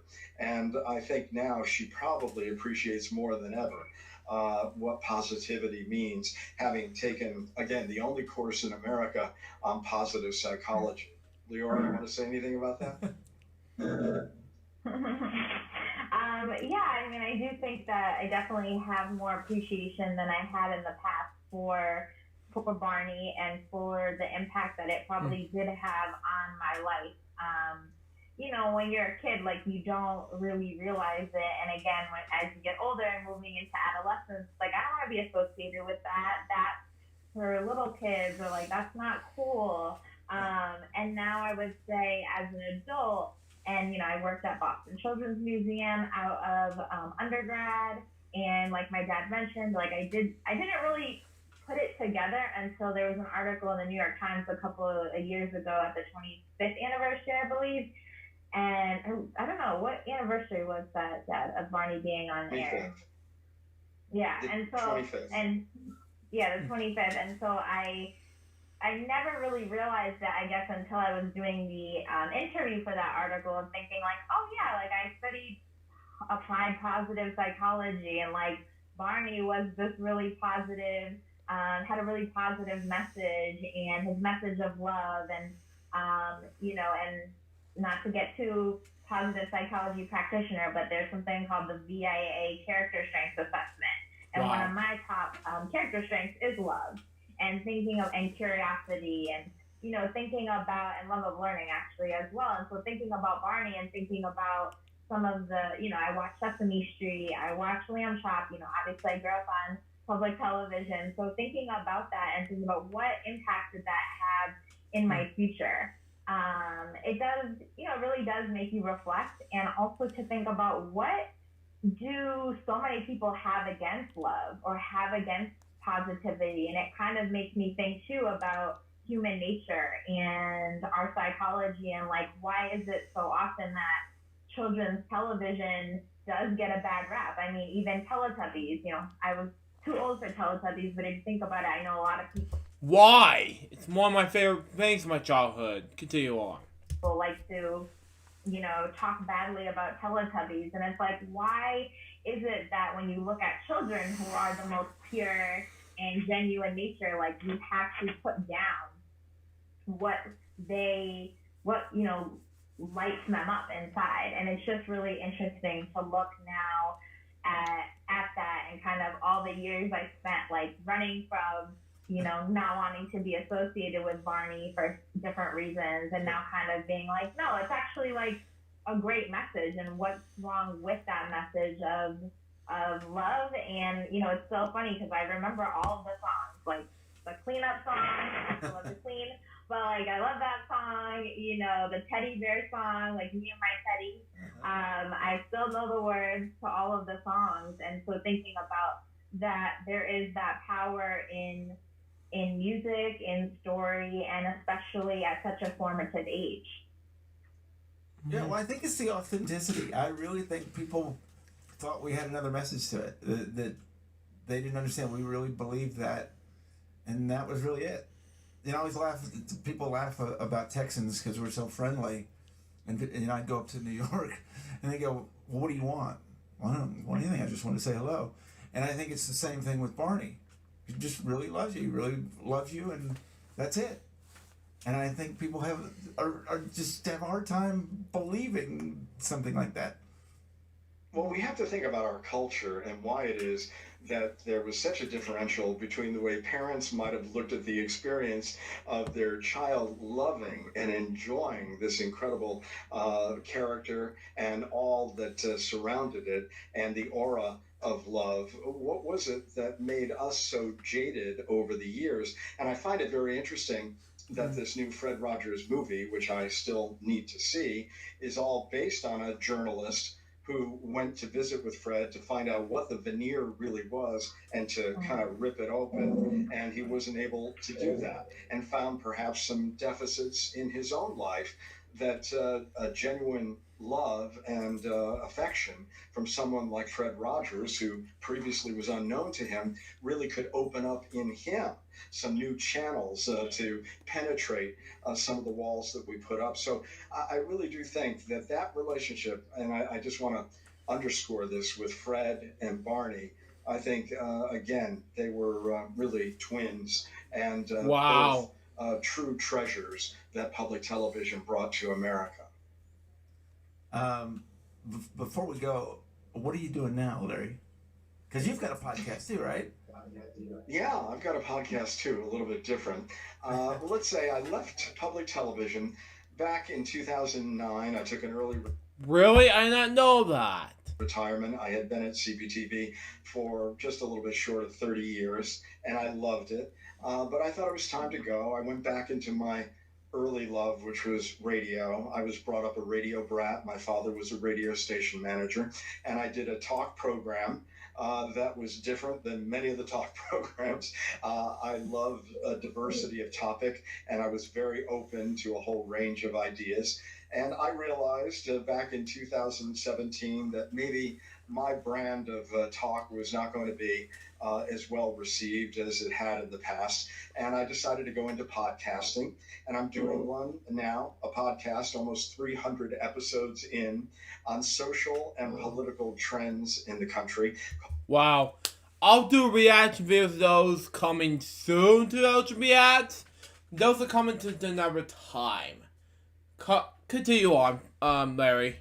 Called AmericaTrendsPodcast.com, available wherever podcasts are found. And I'm thrilled to be doing it, have wonderful guests, and it keeps my mind just totally engaged. But I'm also teaching a course to older folks like me at the University of Connecticut based on the podcast. I'm doing Chris Radio, a reading service for the blind, and I helped to start a new public radio program in Connecticut last year. So I'm doing a range of things and enjoying every one of them. But again, when I go back and I look at this moment in time, and I look at the 1990s and what it was, we brought UConn women's basketball to television, and we did that under the shadow of ESPN here in Connecticut. And I think that had a lot to do with women's basketball and sports taking another step up the ladder. So we've been very fortunate here in Connecticut to really shake up the children's and the sports world. And it was just a wonderful career. And I wouldn't trade a day of it for another dollar or whatever other experience someone could have offered. It was just for me a perfect fit. Wow. It's so I tell people that too, that the money aspect of this really doesn't even matter with it. I mean, what I was given, the gifts through all of this are bigger than anything. Because same thing, I didn't get royalties either, and don't care, because everything I got and continue to get through this podcast, reconnecting with these amazing Barney fans and the fans of children's television, it's just absolutely been incredible. I think we've heard a little bit, Leora, but so what all are you doing? Equity. Yes. So, Leora, what are you doing these days? Well, my dad also forgot to mention that he is a prolific songwriter, and he's in a band, and he's working on his memoir. So he only gave you a tad bit of what he's doing. Yeah, he said retired, and obviously he's not even close. He's busier than ever, is what it sounds like. Yes, for sure. So what am I doing? So I do a couple different things. So my background has been more so focused on nonprofits. So currently I'm a career coach and instructor for an IT and biomedical program in Cambridge. It's a workforce development program. I also coach clients on the side, and I have my own kind of consulting business where I facilitate workshops for organizations around employee engagement. So really using my background in applied positive psychology and thinking about how do you increase well-being, how do you increase connection, which ultimately leads to, more meaning in people's lives and more productivity for employers. It sounds like she's very busy. It sounds like both of you very busy. And Carrie, we're available for cameos in the new Barney movie. Wow. Wouldn't that be awesome? Yeah, it'll be really interesting to see what they do with it. Very, very interested. Obviously, Laura, I got to say thank you because you're a big part of why I had the career I had, and both of you. It's such an incredible story. It really is amazing how this all happened. And it was Blockbuster Video. Is that correct? Where you got the video? And No, it was a small independent video store called Prospect Video Store. No longer exists. As we still want to give them. We want to give them their love too. But I mentioned Blockbuster because a lot of people don't know the story, which is that they were denied. They tried to get into all the Blockbusters and they were denied, and so they went store to store, and actually got around the country, kind of going around the system. Absolutely. Look, that's the thing. They were never deterred. And it was that commitment, that belief that you could sense that they were not going to be denied. And that's why when Cheryl said to me, "Don't worry, Larry, this will all work out." And I knew she was right. She just had such an inherent understanding of what it was that they had all built. And we really need to give kudos to Cheryl Leach, Kathy Parker, Dennis DeShazer, and of course to Dick Leach for seeing it and to agreeing to stay with it during the early times when they were so creative about getting their property, their love, and this character out to the world. And it just took some luck and serendipity for us to come along and be fortunate enough to be part of it. And we're so grateful. Well, we are so grateful to you. Thank you both so much for being on this show. I'm so glad to have you here. It's so good to see you again, Larry. And good luck with the podcast. Yours too. And obviously, along with Barney. Absolutely. Well, thank you very much. We'll have to have you on again and tell some more Barney stories. But thank you so much. It was great having you, and I look forward to our next episode of Purple Roads. Wow. So that was Purple Roads with Carrie Sisson, episode 3. Larry and Gloria Rifkin. What do I think about this? This is amazing. So far, this video is a success, and this episode is a success. I'm going to do one more, and we're going to end off the decade of LJPCBM Reacts right here.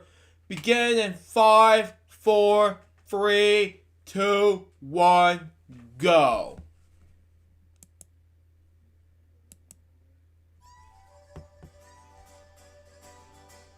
I'm Carrie Stinson, and my journey through life has been quite an adventure. For over 20 years, I played Barney the Dinosaur on tour and 7 seasons of the hugely popular TV show Barney and Friends.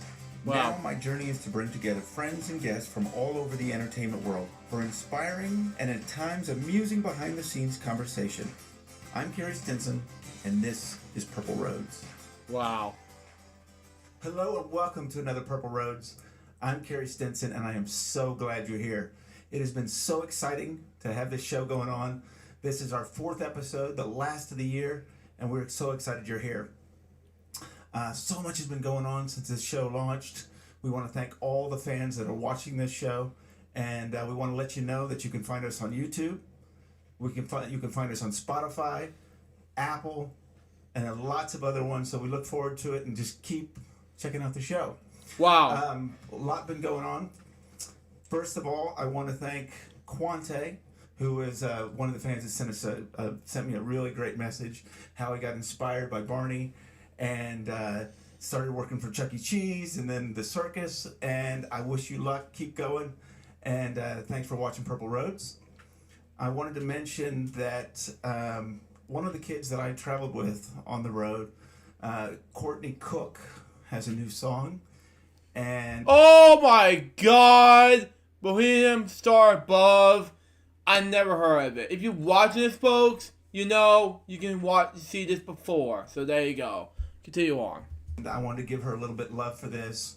It's called Bethlehem Star Above, and you can check it out on CD Baby and Apple Music. And we'll put a link at the end of the show so that you can check out the song and give her some love. Wow. I also want to thank our sponsor, Infusion HF70, for being part of Purple Roads. And we're so excited to be with you. So this week, I told you on our first episode that we were not only going to have these amazing guests, but we were going to have these fun co-hosts. And I'm so excited about the co-host I have today. I traveled on the Purple Road with him for all these years, and he has gotten involved in a new world that I'm so excited to talk about today. So here he is, my friend, my brother, Josh Martin. What's up? How are you? I'm great. How are you? Welcome. Wow. Thanks for having me again. Oh my goodness. I tell people on Purple Roads about being a true Texan and how much I love Texas. Right. But I'm also a fan of Louisiana because of this man right here. Come on. Yeah. Josh, we met on the road back in 1996. I can't believe it was that long ago. Yeah, right. 23 years. I know. We talk about Purple Roads. We actually were on the Purple Roads together. That's right. Mm-hmm. Both of us did special events for years, and then we were also on Barney's Big Surprise. Yes. Great time. It was incredible. I got a few questions, all right? We'll start off today. Let's do it. All right. What was your favorite city? I'm going to be partial to Vancouver. Okay. Vancouver was really beautiful. The scenery, had a great time there. Had my first date with my now wife, if you can believe that. So it's got a special place in my heart. Yeah. It's funny. I was going to say, what's your favorite special? But I think moment. But I think we just found that too. Yeah, that'd be a probably number one, if not. Wow, that's cool enough. Sorry, I have to breathe a little bit. So there you go. Anyway, continue on. What was the hardest part about being on the road? Besides the physical exertion, probably both the hardest and most rewarding part, as you may probably be able to relate to, is the hospital visits, the one-on-one meet and greets, right, with the kids that couldn't necessarily get to the shows or even get out of their rooms. So that it was hard to do for a lot of rooms, but at the same time, it was rewarding. Definitely. Yeah, it's kind of the special part too, right? The hardest, but also the most incredible. As we're recording this, I got to go see A Beautiful Day in the Neighborhood, the new movie with Mr. Rogers, and there's a part about Make-A-Wish, and my heart, as I was watching that, because we did so many of those, and what an incredible experience that was. I'll get back to seeing this in the theater room as soon as I get done with this reacting to this, and then do 3 of them, and then we'll do the decade to see this movie.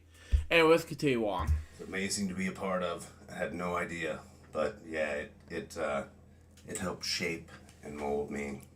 It's so funny in the movie. The producers and the director, it's tough for them because they need to record the show, and he's taking a long time walking away from that. I thought that's exactly what we did. I know people wanted us to go other places, but it's such an incredible moment. It's hard to walk away. We gotta go. You'd be like, we're doing something, right? Yeah, you know what I mean? Yeah, absolutely. Yeah. Absolutely. So, what year did you leave? The road I got done on right at the beginning of '99. Okay, I finished in the UK. All right. At the end of Barney's Big Surprise, and then after that, I continued to do special events, PR. I did the 20-year bus tour. Right. Went around to the Toys R Us's and other places, and some hospitals as well. And, kept it going till 2009. I think actually my last appearance was with someone that we're gonna see later on, maybe today. A friend of mine invited to the shows out in Frisco. Okay. You did the sing along, and I did the backstage meet and greets. Yeah, and our friend Chris Rager, he brought his then, I forget how old she was at the time. I think she was maybe 3 or so, And I don't need to know how old she is now. We don't need to adjust too much here on We've this. said too much already. Exactly. So exactly. That was the last time I wore it. So how did you get into and what are you doing now? These days I am continuing to audition for any role that they'll give me. Pretty much. I have an agent, Linda McAllister Talent, and I am mostly on the road doing conventions, pop culture conventions, as well as anime conventions. I am the voice of Majin Buu from Dragon Ball Z. Wow. And I've been doing that since... If you're watching this remix, it's for you. 2000, pretty much right after I got off the road. I came back and hooked up with my friends from acting school that I was doing comedy troupes with before, and still did some shows in between legs of the tour. And, came back, did shows with them, and after that, a friend of theirs from the show that they were doing, Dragon Ball Z, came out to the show and saw me doing a character and thought that would be good for their upcoming character. You can't say Majin Buu and then not do the voice. You just made a lot of people really happy doing that. I lost my headphones. I'm good like this. Oh, okay. All right. All good. We just keep going. Just keep going. So, you're in the anime conventions. You're in Dragon Ball Z. Who'd you bring with us today? Today, I brought one of my best friends, both off-screen and on-screen, Chris Rager. He's the voice of Hercule, a.k.a. Mr. Satan, amongst a few... Oh, yeah. Uh-oh. You're getting a preview. and Kara Edwards. She plays a character named Videl, amongst other characters, and her character is the daughter of Chris Rager's character, Mr. Satan. And in addition to them being great acting friends, they're great personal friends as well. So welcome. Hi, it's so fun to be here. Any excuse to get to hang out with these guys. I have mad love for these boys right here. So, this is super fun. Yeah, there's going to be a lot of love in the room today. There's so much love. Such a huge fan of them, so it's a pleasure to meet you, Kara. It's so great to meet you. Thank you for having me. Absolutely, and of course, Chris. Welcome. Thank you for having me. You guys have known each other for a while. Yeah, we have. Carrie and I have hung out many occasions. Yes. So, I've been to one convention. Okay. And I... Which one was that? Goodness, the Anime North Texas. That one with the people that were in those costumes, those things that, I was at Ant, and then also the esports arena. Right, the Dragon Ball Z fighter. Yes, the fighter. So I did some photography for video game for that. Okay. I was blown away by the amount of people that show up, and how much passion and love they have for your characters. Right. They love their anime. I'm telling you. It's been surreal to have started this because I started in 99, I believe. 1999. Okay. And so to watch the fandom go from where if I was in a room full of people and they'd say, okay, what do you do? I'm a voice actor. Well, name something that you've done. And I always say, well, probably the most popular is Dragon Ball Z. For the majority of my career, people would go, never heard of it. But now it doesn't matter what situation I'm in, because I'll even preface it. Like I was at the doctor the other day. He's like, so name something I've heard of. And I'm like, probably nothing you've ever heard of. And he's like, trust me. I'm like, Dragon Ball Z. And he's like, oh, yeah, no, that's a big deal. It's a huge thing. My kids love that shit. My yoga instructor flipped out when she found out. She's like, are you serious? That's a big deal. So it's been fun to kind of watch the fandom go from, this kind of like group that they were, it's kind of like a cult following. Like, here's our group that we love our fans and they're so diehard. And now it's kind of like, there's a float in the Macy's Thanksgiving Parade. This is kind of, like I can go into a CVS and find one of my pops. Like, it's kind of bizarre. Yeah. Explain for the part that don't know what a pop is. I know there's part of the audience that doesn't know what that is. Yeah. Oh my God. Well, look, there are these things out there. Let me tell you, I don't have one as of yet. None of my characters. I've been in several franchises that have pop figures, but whether it's One Piece, Borderlands, Dragon Ball, a couple others. We need a petition for a Satan pop. Well, no, it's coming now. Okay. It has been officially leaked. Thank goodness. And I'm getting a Hercule pop. You've earned it. Thank you very much. For my friends here, how many do you have now, Karen? I don't know, 6, 7, 8. So, oh my God. Josh over here is about to get his 4th one. Okay. And I just want one little guy, just for me. So for those of you who know, Funko Pops are a collectible bobblehead series from, you name it. Game of Thrones to everything. Disney Kid. I mean, you name it. They're pops because it's pop culture. Right, so pop culture. So it does everything from wrestling, comic books, anime, video games, all kinds of stuff. And, we see a lot of them at conventions because people like to have their pop signed by the people who voice these characters. Yeah. And, represent those characters in some capacity, and so I finally get to have I'm so happy to hear that. Me too. Wow. Oh, thank you. It's been a little bit of a sore subject I know, for a while. I know. And I feel guilty too, because every time that another one is released for one of my characters, and I'm like, it's coming, it's gonna happen. Right. Well, Jeremy Inman, who plays Android 16, he just recently got his pop. Yes. I was like, how did you get yours come before mine?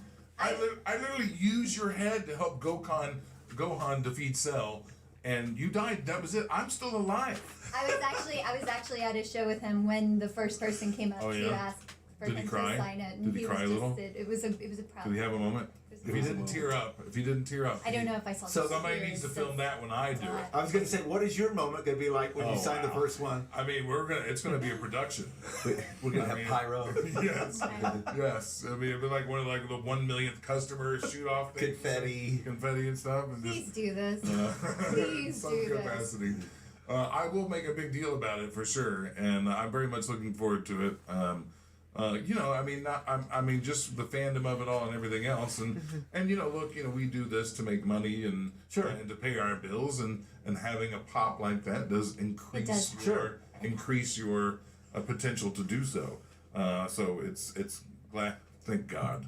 That's all I can say. Well, we're all lucky, and I've talked about this on this show beforehand too. Obviously, I took a paycheck too, doing Barney all those years, but it's the greatest job in the world because you also get to interact with fans. Yes, you make money, but also you have impact and you're able to touch people's lives, which is so cool. No question. In my experience, I mean, if they didn't pay me, it would be almost worth it just to have everybody come up and tell you how awesome you are and how much they love what you do and how much you made such an impact on their life. And even, I'm fortunate, people know me from doing Barney, and they'll tell me, "Oh my, you literally are my childhood." Oh yeah. I mean, I enjoy those experiences. Just being with Josh. Josh and I do a lot of conventions together. Obviously, being these two characters and friends in real life, and then someone will be looking over Josh's table and be like, "Were you Barney? Were you the voice of Barney?" And be like, "No, I was in the costume." And then that starts a whole other conversation, and then parents get involved, like, "Oh my God," and there's a definitive line. Usually, they'll kind of come at you like, "Oh my God, I couldn't stand watching Barney," or "Oh, we loved Barney. It was such a big part of the household, and we owned all the Barney stuff." And I mean, so always tell them, no matter how many times you've heard the song, I've heard it more. Right. That's true. You get no sympathy from me, and they're like, "I guess you're right." Yeah. All right. What is the age group that watches Dragon Ball Z and anime? It's changed so much. In the very beginning, I would have said, and I don't know if you guys agree, I feel like the fans that came up in the beginning were probably like 16 to 24 maybe. Okay. And now it's endless. What's great is now we have fans come up to us who are in their 30s, whatever, but they come in with their children who are now watching it. Wow. So they grew up watching it. Now they've introduced it to their children, and then they're coming up to it. It's like now it's becoming this multi-generational thing. And I feel like, honest to goodness, I was having people come up to me at conventions that were like, "You're my childhood of it." And I was like, "Guys, I'm 25." Like, so this realistically, because we were so young when we started. Right. So now I have been voicing characters on Dragon Balls my entire adult life. Wow. So yeah, it's like I've actually grown up. In fact, one of my characters, Videl, I'm very partial to because I feel a connection to her because I was not that much older than her when I started voicing her. When I was voicing the movie Battle of Gods and she announces her pregnancy, I was pregnant with my son. Wow. So, and I got really emotional because I was hormonal. So, I was just gonna Do not upset the pregnant lady. But we literally, like, we've grown together. So these fans, it's very much the same thing. They've grown with us. And so when they come up and they talk about the characters, and, you know, you were talking about the impact, like, we've voiced other characters as well. And, you know, I have one in a show called Danganronpa that I've had so many people come up and tell me this particular character, you know, Chihiro, oh, this was when I was able to come out to my family and announce, you know, that I was gay or I was bisexual or I was, you know, whatever it is because of this character. And, oh my gosh, this stuff, it blows you away. Or like with Videl in Dragon Ball, people come up and go, you know, she was one of the first female superheroes that really went into mainstream. And so many girls, young girls, that it was like, man, she was a fighter and she stood up for herself and she did all these things and she matched what those boys could do, and learned and taught herself. And so she was afraid of nothing. And that's so inspirational. And I hear the most amazing stories when I get out there and I get emotional. Oh my goodness. I've had so many moments where I'm like, and I love her and I understand, you know. So I mean, the one thing we probably hear the most is that you were my childhood. Yeah. I hear that more than any, and it doesn't get old. No. It doesn't get old. So No. I mean, it makes me feel old. Sure. Yes. But it doesn't get old. Sure. So Well, and we felt that, Josh. Through doing these podcasts, I get all the time. Barney's what introduced me to love. I listened to the I Love You song. I had never been loved before. I came from a family of divorce. I was never told I was loved until that song and what you did and you don't realize that when you're doing it, right? When you're doing the job, you know, I mean, you understand it's important, but you just don't understand the effect it really has. Right. And then you get to meet people and you get messages and it's just incredible. Amazing, yeah. It really is. Kara, so I want to talk a little bit more about what's it like being a female in this industry with all these boys. With all these dudes? Yeah, all these dudes. You definitely learn to hold your own. That's for sure. You know, at the end, again, I feel really fortunate that when I started, I was one of the first females in Funimation. Wow. To come in. And I remember one time being interviewed through an official Funimation something. And they said, you know, what is it like to be one of the pioneers, the female pioneers of the industry? And I was like, oh my God, I'm so old. I'm a pioneer. So, I mean, I hadn't really grasped what that meant at that point. Yeah. And I think it kind of took me back and I had to sit and think about it for a little bit. And it's like, oh, how wonderfully special that I got to kind of come in at a time when it was so male driven. And watch as things really, I mean, and they haven't completely shifted. And while I do a lot of anime and I do a lot of video games, most of my work is actually in commercial narration, English language learning.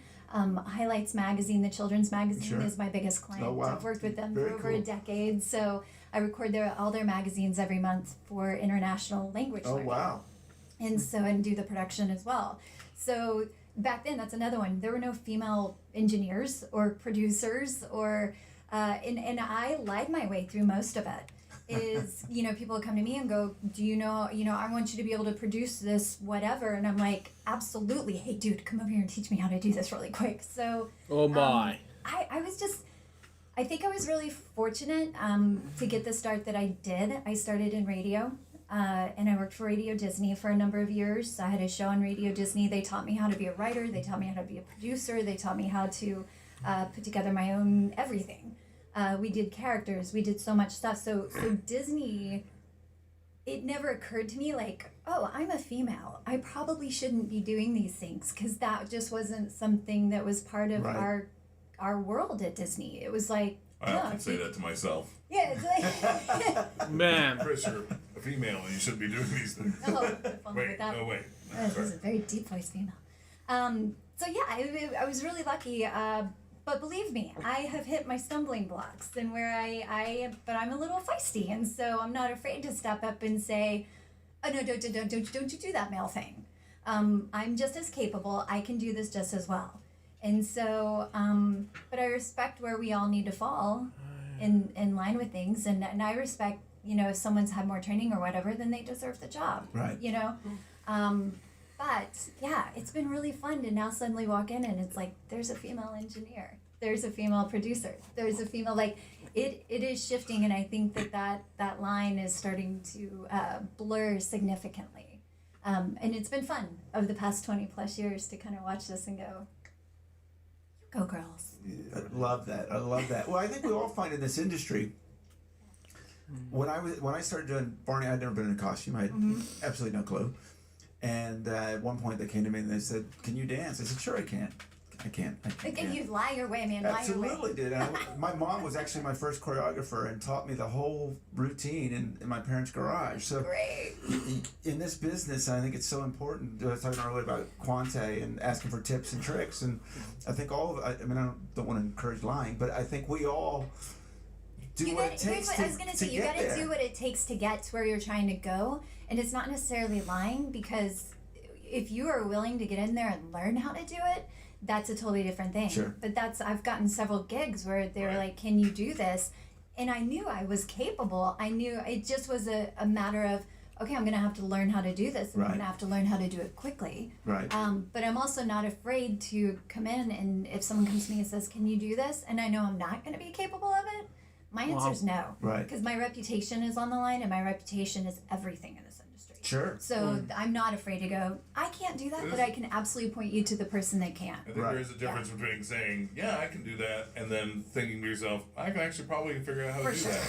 And then being, yeah, I can do that, and being like, doing nothing to take steps. You know what I mean? There's but yeah, I mean, at the end of the day, creativity is creativity, and in some capacity, you want to be able to how to tell the story, and you find the beginning, the middle, and the end.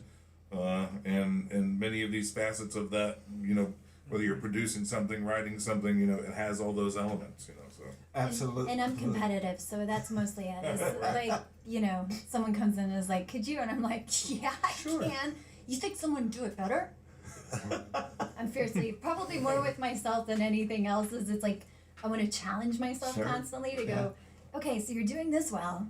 What else can you do? A lot of people are really unaware of her competitiveness because she's only competing with herself a lot. Oh, man. So a lot of people don't know that about Karen. Fierce competition. Right. Too funny. Chris, so when did you, or what was the first voice you ever did? Oh, the first voice I ever did ever as a child, as a person? Professionally. Well, I was going to say, as a child growing up, my dad could do Donald Duck really well, and so he taught me Donald. So as a boy growing up, my first voice to mimic was Donald Duck, because you'd be, and just go from there. Nice. And then but my first professional voice I ever did was Mr. Satan, Hercule from Dragon Ball Z. Wow. Am I allowed to ask him a question? Of course you can. Yes. I want to know, because I know how a lot of us got into the industry, or how, especially Dragon Ball Z. I want to know your story. I don't know. And actually, Josh, I don't know your story either of how ours exactly is similar somewhat. Ours goes together. Here we go. Okay. So back in 94 or so, whatever, I was probably in my second year of college. I was on the 8-year program at a 2-year college. Okay. And it was Brookhaven College at the time, and I did not have $16 for a lab fee for my drawing class that I was taking. Okay. Because I had budgeted out myself, and so instead I was like, well, I want to take some sort of elective type course, so I took an acting class instead. I'm 18 years old, and I never took another drawing class. In fact, I never took another history, biology. I stopped taking all of those classes, and I just took theater classes. That's how much I loved it. And improv, right? Because and the improv did come along soon. There was that's a big thing. Because I got into the theater. There was a lady there, Nancy Fine, who was a casting director here in Dallas for a long time, and a director and stuff. And she was running this sort of continuing ed improv class, like after school, after college hours, I guess. And so I hopped in there and started taking some improv classes there. And you know how it is when you end up being good at something and everyone starts to tell you, hey, you're pretty good at this and you should maybe keep doing this more in some capacity. And so That's actually never happened to me. I just kept doing it. Nope. Well, I usually I'm doing it regardless. I usually needed That's some that competitive we're talking about? Yes. Well, it was good to get a positive response reaction from people, right? And so I was like, oh, okay, well, maybe there's something to that. I do like doing this, and I am having fun, and people are enjoying it. And so I did probably about 3 or 4 plays at Brookhaven College, and then a few of my friends had gone to KD Studios, Actors Conservatory of the Southwest. And this is all here in Dallas, Texas. It is here in Dallas. And they came back with like, hey, you got to go to this, Chris, you got, of all people, you got to go to the school. And so I left Brookhaven College and I went and talked to people at KD. I got some loans and some grants and things. And I started going in their program. Josh had previously started that program, but due to some tardiness issues and not showing up issues, there were 4 semesters, right? So I had taken my first semester. Josh was in his second semester. They asked Josh to come back and redo his second semester. Okay. And so from there, that's what he joined my class going into their second semester because he was retaking his, right? Okay. Right. So he's far more responsible these days. Yes, I was 18. I had just moved from Louisiana. Wow. I was just learning how to be on my own and be responsible for myself, and I was working through some things. And but fortuitously, I came back and that's a big old SAT word. Right. Well, hey, I went to school. Wow. So you took English classes. Yes, exactly. I kept taking the English classes in addition to the acting classes. Right. But so came back and wound up in Chris's class, and we wound up doing comedy troupes together. Yeah. Man. After we graduated from KD, a friend of mine that I knew outside of that world, Mark Orbick, there was also John Clark, who had gone to school with. We had all kind of put ourselves together in this capacity. We had this big, crazy improv comedy sort of acting troupe called Actors Without a Stage. Okay. And there was like 15 of us, Yeah, too many people. Right, so we ended up trying to put on a show at the Barney Studios in Las Colinas. Wow. The La Suprema. Oh, okay. La Suprema Organic Mexican Food Restaurant. Is there any pictures or video of this? Man, I bet someone does. We may need to find it, look that up. Right. But anyway, I don't have it. We put on our show. It wasn't very good, and but there were some things good about it. But as a whole, it wasn't a great show. Some sparkles. And then we did a few shows there, if I remember properly.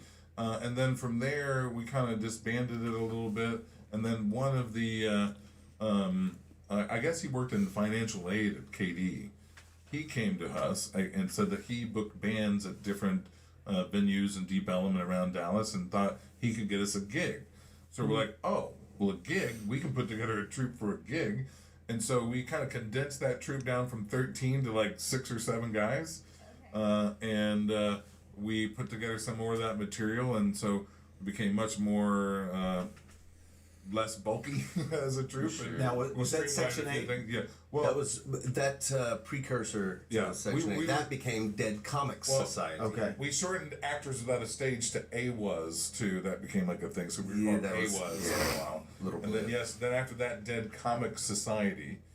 And then that all disbanded. And then we ended up getting jobs at Dick's Last Resort. In the West End. Okay. Do you know that restaurant? Yeah, no, and I used to go. So for those of you who don't know, Dick's Last Resort is a restaurant where the servers and bartenders are surly to you. Yes. and somewhat insulting. I can't imagine you guys. No, it's not so my hard God. to imagine, isn't it? We were awesome. I was so good at this job. So good, in fact, he was fired 5 times. 5 times. For being too good at your job? Yes, exactly. I was fired from Dick's Last Resort 5 times in my career there. 5 times. You know, there was a lot of I want to interview the person that kept rehiring him. That was the thing. There were It was 5 a new different person every managers. time. That's how we got done. Yeah. That's how it worked out. One manager would leave, and I'd swoop just back go in. back in? Yeah, Oh, because that's it amazing. was my home. It's where I belonged. I belonged there. Okay. The training was Yes. easy. He already knew everything. That was part of the problem. Is I didn't like to do side work. I'm like, look, I'm a showman here. I just put on a hell of a show. Now you want me to fold napkins? That's your job. Oh my God! So all of that got you to. Do you feel like all the improv really helped you when it comes to doing what you're doing now? Oh, 100%. You know, I mean, just coming up with different character voices and different scenarios and things, whether it was on the fly from an improv or something we had developed over time, but using that system of improv to basically write. You know, that's really what improv is, I think, best for. You look at all your good sketch comedy troupes out there, and I promise you, they're improvising a lot of that to get to that point, or at least, you know, in my opinion, especially for, you know, the grounding, Second City. Sure. And stuff And, like that. but it happens so much in voiceover is you have to, it's so good if you can have the skill of improv to just suddenly come up with something on the fly, because sometimes things don't work once you start putting all the pieces together. It's like, well, that's not that good. What else could we say? Right. And if you have another idea, this just happened to me literally last week. I was doing a session, and I mean, it was an early session. It was like 9 a.m. I just dropped my 4-year-old off at his preschool. We had a like screaming fight the whole way there. And I get back, and I'm doing this character that I don't even remember the name of. And they're like, you know, why don't you get into characters? Why don't you just give us like I don't know, just 5 minutes of improv, go. And I'm literally sitting there like, are you serious? Okay, let's do this. And then, but thankfully, because I've done tons of improv classes, I always tell people that's the number one thing you need to go take as an improv class, because you have to be able to think of a character on the fly, and you have to be able to create the backstory in a nanosecond. And so because I had that experience at 9 o'clock in the morning, all flustered from my day, I was able to create a character. And within 5 minutes, we were recording the script, and we were done with the entire thing within 30 minutes. So that's the training for Well, the great thing about improv is, you know, people really think, oh, well, you're just making it up off the top of your head. Right. But yes and no. Yes and no. There's a lot of preparation that goes into it. Once you kind of know and understand what the rules are in that world, little bits of information can help a lot and go a long way. So in the world of anime, where I have to go jump in the booth and I don't know what character I'm playing that day, I haven't done this show before, and you know, we got to finish it up in an hour. You know, you take your little bits of information and you use the tool of your life scenario in front of you, and the characters and people and from pop culture and people you know and stuff like that, and you find something, you pull something, you sell it, you grab it. And that's the idea, is go out there and sell it, fall flat on your face, make it be incredibly horrible as long as you're going for it. Yeah, do it with passion. If you're Right. going to fail passionately. Yes. Kira, what's your experience in improv? What's your So I have just taken classes. I was never in a troupe. I never performed. It's one of those things I think is important to have in your wheelhouse. Absolutely. So every few years, and it's actually been a while, because again, I have a 4-year-old, and boy does he keep me busy. But that every once in a while I'd go, and I've taken different classes in Deep Ellum. I've taken classes in North Carolina. I've taken classes. Wow, North Carolina. Okay, continue on. Wherever I was living. I always wanted it helped me in radio as well. I co-hosted a morning radio show in North Carolina for a long time, and it just helped to be able to kind of keep fresh, because when you're on the air 5 days a week at 6 a.m. you're kind of just you need help. So it's a thing. I've always done classes. I was never good enough at it to actually really do it. So I leave that to you. You want to I bet you. All right, for all three of you, explain, because I'm new to this. I understand the voice over world when it comes to the big purple dinosaurs, but to this world, are you watching? So are you watching the clips when you're doing this, or is it just a script in hand, or? are you by yourself? What's going on? Anime, here? yes. In anime. In anime, you're looking at what's called a time-coded script and video. So everything's time-coded. Anytime anybody makes a noise or says anything, that gets a time code. It gets a time code stamp, and that's that noise has to be happening or that line needs to be taking place. So yeah, we watch the sometimes short to semi-medium length scene just to kind of maybe get an idea of what's taking place. So we listen to that nowadays in Japanese. Back in the early days, we did not have those things.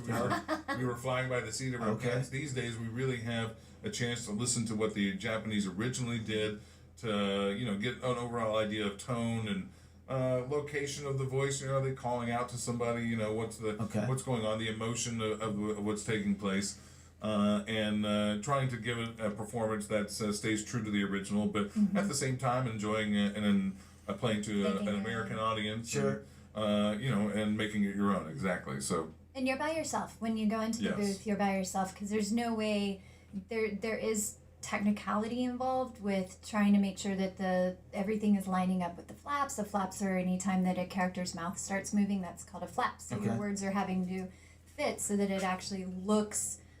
In the beginning, anime got a bad rap because sometimes it didn't always match up, but that's because we were recording to VHS tape, and we were having to rewind the tape between every take. So now that it was beta, man. It was ridiculous. So back in the day, you actually had to be really good at matching flaps. Wow. To really make sure, because being able to slide things and move things into place. Nowadays, because everything's digital and Pro Tools and the software. Time compression expansion. It work better now. I mean, back in the day, the tape and Pro Tools used to hate each other and they'd crash all the time. So much better now, and it's because of the technicality. You can't have 4 people recording at one time. So it's fun. I prefer. I like. You never know if you're going to be the first person recording and you're recording into a void, or are you going to be the last person recording and you get to actually hear everyone else's performances and then react off of it. Yeah, so it's one at a time, and it just kind of builds up, and you've got your script and you've got the anime. So we do these so quickly now, and those of us who've done it for such a long time, you're basically just reading the script, and then afterwards they look and go, okay, did that match the mouse? Because if you're reading these big long lines with big paragraphs, you're not watching the mouth exactly, but you've got it in your periphery, so you kind of have a general idea of, oh, she just stopped right there, that just happened. And little subtleties like that. I always, and maybe I'll do it a little differently, but when I'm watching in Japanese, I'm using my periphery, as you say. I like that word. I wouldn't have been able to say it like that, periphery, but I'm really following along in the English and with the Japanese, so I'm looking for those pauses. How much time do I have for the pause and the flaps? And trying to kind of get that in a rhythm, in a bit of a rhythm, not a sing-songy thing, but more rhythmically, and musically, as it were, and so that normally helps. So at least I know that when the pauses are happening, because I give them those pauses when they're happening in the line, that Pro Tools is an amazing thing. It can slide and move to where you want it. It can be slightly compressed or slightly expanded without distorting it too much. And so, you don't have to be so great at matching the flaps these days, but I still think coming from that old school way of doing it, I prefer to, I almost hate it when the engineer's over there. I know, moving it's like things. So it's like, no, do it again, because I saw the rhythm that I was off on. And now I got it. And now I got it, so let's just do it again. I agree. And you rely so heavily on the directors and the engineers because, first of all, the engineers are going to make you sound good. They're the ones that's going to take your audio and move it around and squish and do what they need to do to make you sound good. Future voice actors, learn the names of every engineer you ever meet. I mean, the engineers are everything. But then your director is so important because you're not going in there and you're not given the show ahead of time. You're not given a script ahead of time. You don't get to go in and research. You have to literally rely on that director because when you walk in, you're in a void. And they go, okay, this is what's happened up to this point. This is what's happening in this scene. And then if you do it, you could be so off. And they're like, oh, you know what? No, they're actually way more sad during this scene. Or, then the director is, those two people, to me, sometimes it feels like, yes, I'm lending the acting and I'm giving my voice. But, boy, those two pieces are the most important between the engineer and the director to really make the whole thing come together. I call the engineer like Chris Angel or David Copperfield. No, it's a lot true. of times. It's true. There's times where they'll play something back and I'm like, oh, sorry guys, let's do that again. And you hear the engineer go, give me just a second. And they play it again. You're like, God, good. Yeah, that wasn't so bad actually. Yeah, nailed it. Nailed it. One take ringer. That's what they call it. Do you run into that where you think you nailed it and they All the don't think you time. nailed it? All the time. I mean, Sure, because, sure. Well, because sometimes, and also there have been times, I mean, I don't. Or vice versa, where they think you did it and you're not happy with what you There did. is only one show that I.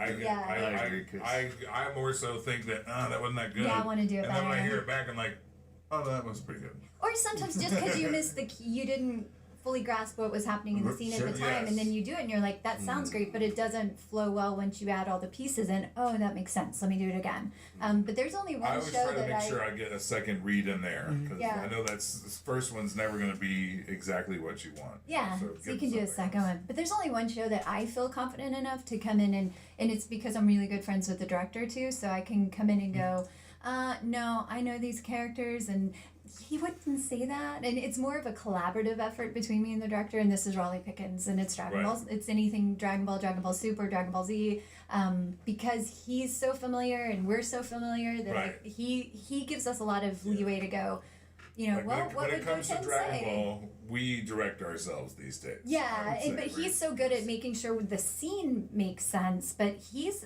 allowed me to go back because I voiced two characters in the show, so I voiced a female character and also a little boy. And sometimes my characters have lots of scenes together where they're interacting, and I'm very particular about I don't want anyone going, is that the same voice? I want it to be very different. Can you give us an example?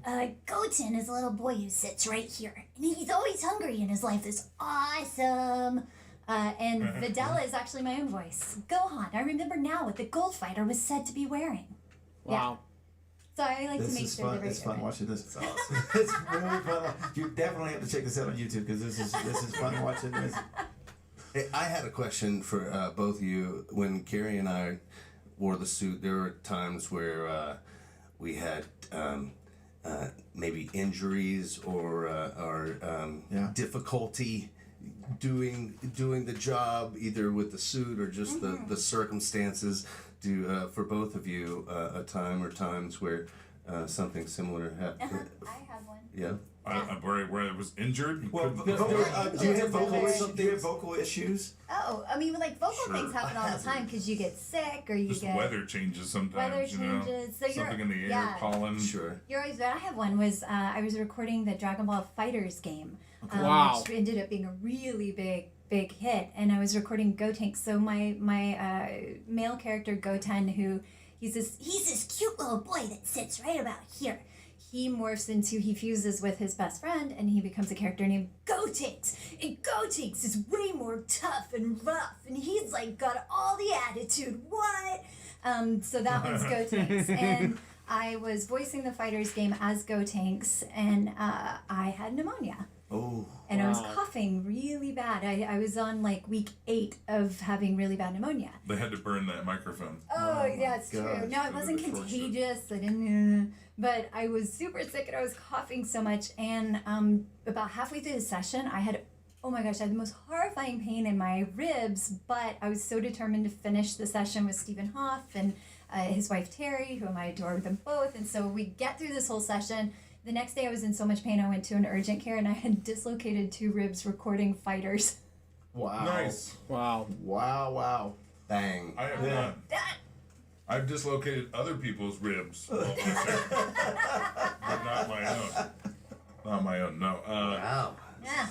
Someone said, people don't think this is a physical sport. No doubt.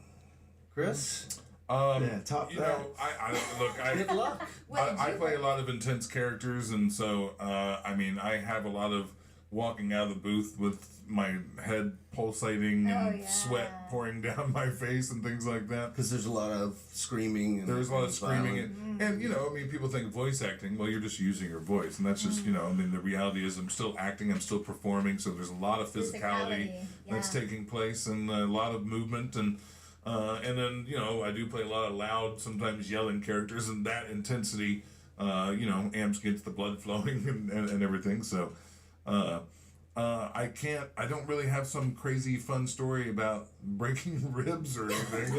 Like Sean Schemmel, who voices Goku, the main character in Dragon Ball, has a famous story of doing a Kamehameha that lasted so long he physically passed out. Yeah, that's good. Wow. That's because he's a little. No, I'm saying. Yeah, he bleeped out the swear word. Well, that's what happens. Well, LJ Reacts, folks. The following episode may have contained strong language, view discussions, advice. Continue on. Say that? Can I say that one? You Can I say did. that? You did. Oh, well, I'm just saying. I love you, Sean. Chris, can we get a little bit of that intense? Just give a little bit of Mr. Satan. Well, Mr. Satan. I love Mr. He's not even my most intense character, I think, sometimes. But Mr. Torg from Borderlands and then some of the Goliaths I play in that game, too.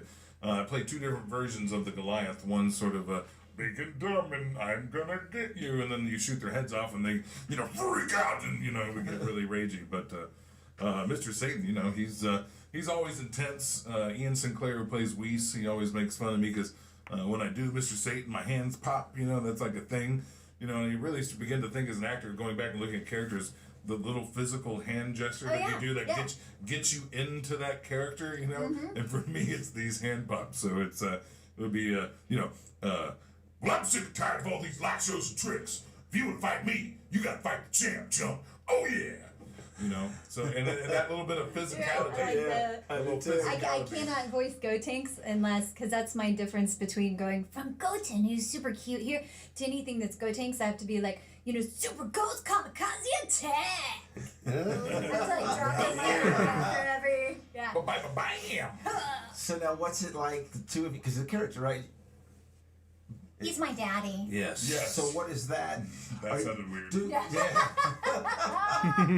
I am her father. Are you glad that's on tape? Yes. Can I get a loop of that? Who usually goes first? So you get to work. Whoever's schedule makes it you so don't they know go who's first. gonna. Yeah. You never know. So are you still reacting to his character or maybe? It literally just depends on who gets in there. In fact, the only thing that are the fused characters, like when I become Gotenks, for years, for the entirety of the show, Trunks was voiced by an actress, Laura Bailey, who is amazing. And she would always go first. She's done okay for herself. She's done. She's done okay. You Google her. Yeah, she's kind of a big deal.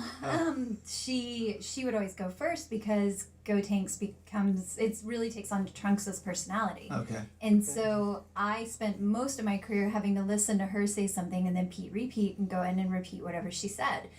Exactly, and then they would overlap our voices and that would become Gotenks. Okay. Then Laura left the show to preserve her voice because she's gone on and she's doing amazing things with her life and career. And then Alexis Tipton came in. And while she was getting to know the character Trunks, it was like, you know what, Kara, why don't you, since you're so familiar at this point, why don't you take over? And I was like, great. And I did. And then all of a sudden I'm like, wait, seniority. This is my character now. So now I'm just hoping nobody comes through and goes, actually, no, Alexis is good now. Because I love doing it. But now I get to take the lead and I can go in and do the character and she comes in and follows what I do. Nice. So that's the only time that it kind of matters who's going first. Other than that, you're kind of in a void. I like going last just because you get to hear everyone else's performances. I would say that, especially for Josh and I, because our characters live together. She's off on her own now, married and with a family. But I would say probably more often is that I record first, usually. Would you say that, John? No. No, it's the other way around? It's usually me. Yeah. Okay. I'm usually getting booed then. Which is good. As an actor, you want something to play off of. Right. Right. It's more simple, I think, as an actor. It adds a little extra little bit of simplicity to it, because you have something to go off of, but I mean, So Chris, what's the hardest character you do? Like I said, a lot of the video game stuff gets pretty intense. Yeah. Just because it's very repetitious, so they don't just want one take on a particular line, they want 5, so they can go back in and have something to play around with. So you're doing a lot of these lines multiple times, multiple ways, I mean, also too, but there's elemental damage that takes place in this video game in Borderlands 2. So whether it's acid or corrosion of some kind, or fire, or a freeze weapon, or something you're getting, I have to then go and do those reactions based on whether I'm set on fire, or I'm burnt, or I'm dying from acid, or I'm being frozen to death. So you have to then go back in and repeat those and do those 5 different ways. So, and how do you do something like that? All right, now you're on acid. Well, not I'm on acid, but you know what I'm saying. You're burning by acid. Burning by acid. Man, you guys are freaking me out. This is nuts. Well, you just kind of go there. You just sort of imagine. You've in your head at some time you probably seen a movie or seen something where somebody was being burned by acid, and you just kind of you pull from those kinds of things that you've seen or heard or hopefully not experienced yourself. But you just go with that. And run with it. So it's, and you're, if it's fire, or freezing, you just, and the physicality, does help change those, but emotion does that too, though. As an actor, your breathing really does dictate the emotion that it's taking on, as we intensify our breathing, you begin to relate that to more anger and someone being upset, as we slow that breathing down, you begin to think of somebody more somber or sad, and so being in control of that breath can really help you dictate and take you to, a different emotional place. Do you get that way, John? I'm noticing these two are very physical with what they're doing. Are you the same way? No, Jocelyn's ours. She's just chilling. Yeah, definitely. Yeah, I get crazy. With my kid Boo, he's characterized as like a junkyard dog. And when I do him, I'm like, you need the physicality. I got to. It looks like it's a must, right? Yeah. Well, if you don't, you can hear the screen. difference. I mean, just watch. If I just go versus yeah, the physicality matters so much. That's one of the first things you. And one of my favorite stories you were reminding me when you were talking, and I'm going to steal this one, is Kari Wahlgren is an amazing actor in LA. And she has done such incredible work, and I did a panel with her so many years ago, and she told a story that I was like, oh, that's so good. She was voicing a game, and her character was being fed into a wood chipper, and she asked everyone in the audience, she said, so what do you think the first question I asked the director was? And everyone's kind of sitting there, and she's like, feet first or head first, because that's going to completely change how I voice this. And I was like, oh, that's so true. Like, it's the details. You got to find out, like, okay, I'm being lit on fire, but is it starting with my head or my feet? Yeah, is it head first is going to be a shorter reaction. Yeah, that's going to be a shorter reaction. If it's going to be your feet, are you trying to stop, put the fire out while you're, you got to think through all the details. I'm falling off a building. Well, how tall is the building? Or, and they'll usually say you're falling off a building, so give us 10 in a row when you're doing reactions. So you lengthen them each time because it's going to be a different fall or a different... do you land on your head or do you land on your back? Or do you land, because those are going to be different sounds. So you have to be willing to think of all the variety of all the horrifying things that can happen to a human body. Same with climbing or leaping on things, there's, little hopping on stuff, and then you got to hop and land on things, and just, just little things like that. And just, you don't think about just that you have to do those 30 frickin' times. Yeah. Martial arts training helps.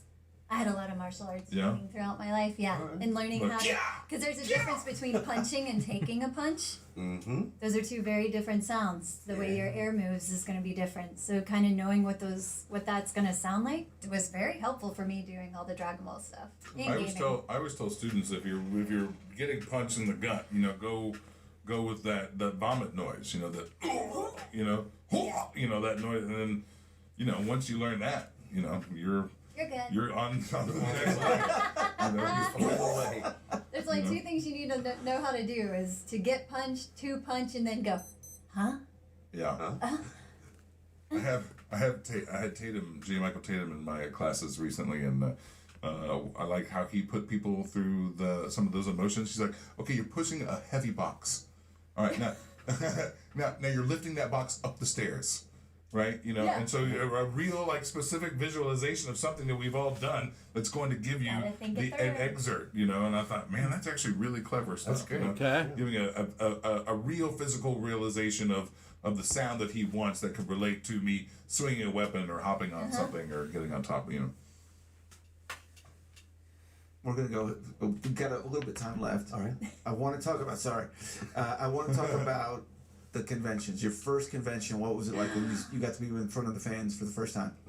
Who wants to go? I'll go. Wizard World Chicago. Okay. And I don't know that it was my actual first convention. It was the first one that really Most struck memorable. home. Yeah. That was the one where I had been working in radio, and I went to this convention, and I was with Chris Sabat and Jason Liebrecht and Sean Schimmel.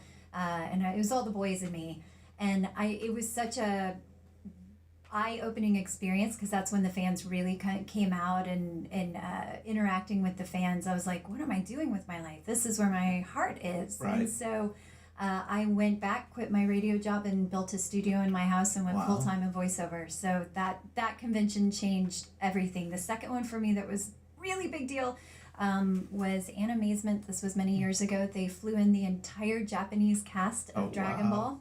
And I got to meet both of my characters' counterparts, the original voices from Japan. And that was such a, it was an honor that cannot be put into words. To sit on a panel with the voices of the Dragon Ball franchise and to interact with them and talk to them and have dinner with them and learn about what their life's like in Japan and how famous they are. And very, very famous. Oh, and the voice of Adele, there's been two, but the voice of Adele, we were sitting there talking and someone asked us on the panel, what's it like to meet each other? And of course I give this long answer, which would surprise you all. And when they asked her, she said in English, everything had been through a translator, but she said in English, when I met Kara, I knew I had met my family. Aww. And all you see it's on YouTube, and all you see is me go. Because I was just like, and that's what it felt like. I mean, I've been hearing her voice my entire career, so it was a very, very poignant moment. Wow. Chris? One of my first conventions, my first memories of going out to meet fans and stuff like that were the Dragon Ball Z Hummer Tour days. Oh, I was in North Carolina. I didn't get to go on those. You didn't go on those? No. Oh, well, Score Entertainment had created a card series game, a card series and a card game based on the Dragon Ball, kind of like Pokemon or... lame-ish Pokemon. Yeah, we'll be doing this. Thumbs down. Continue. Magic and those kinds of things.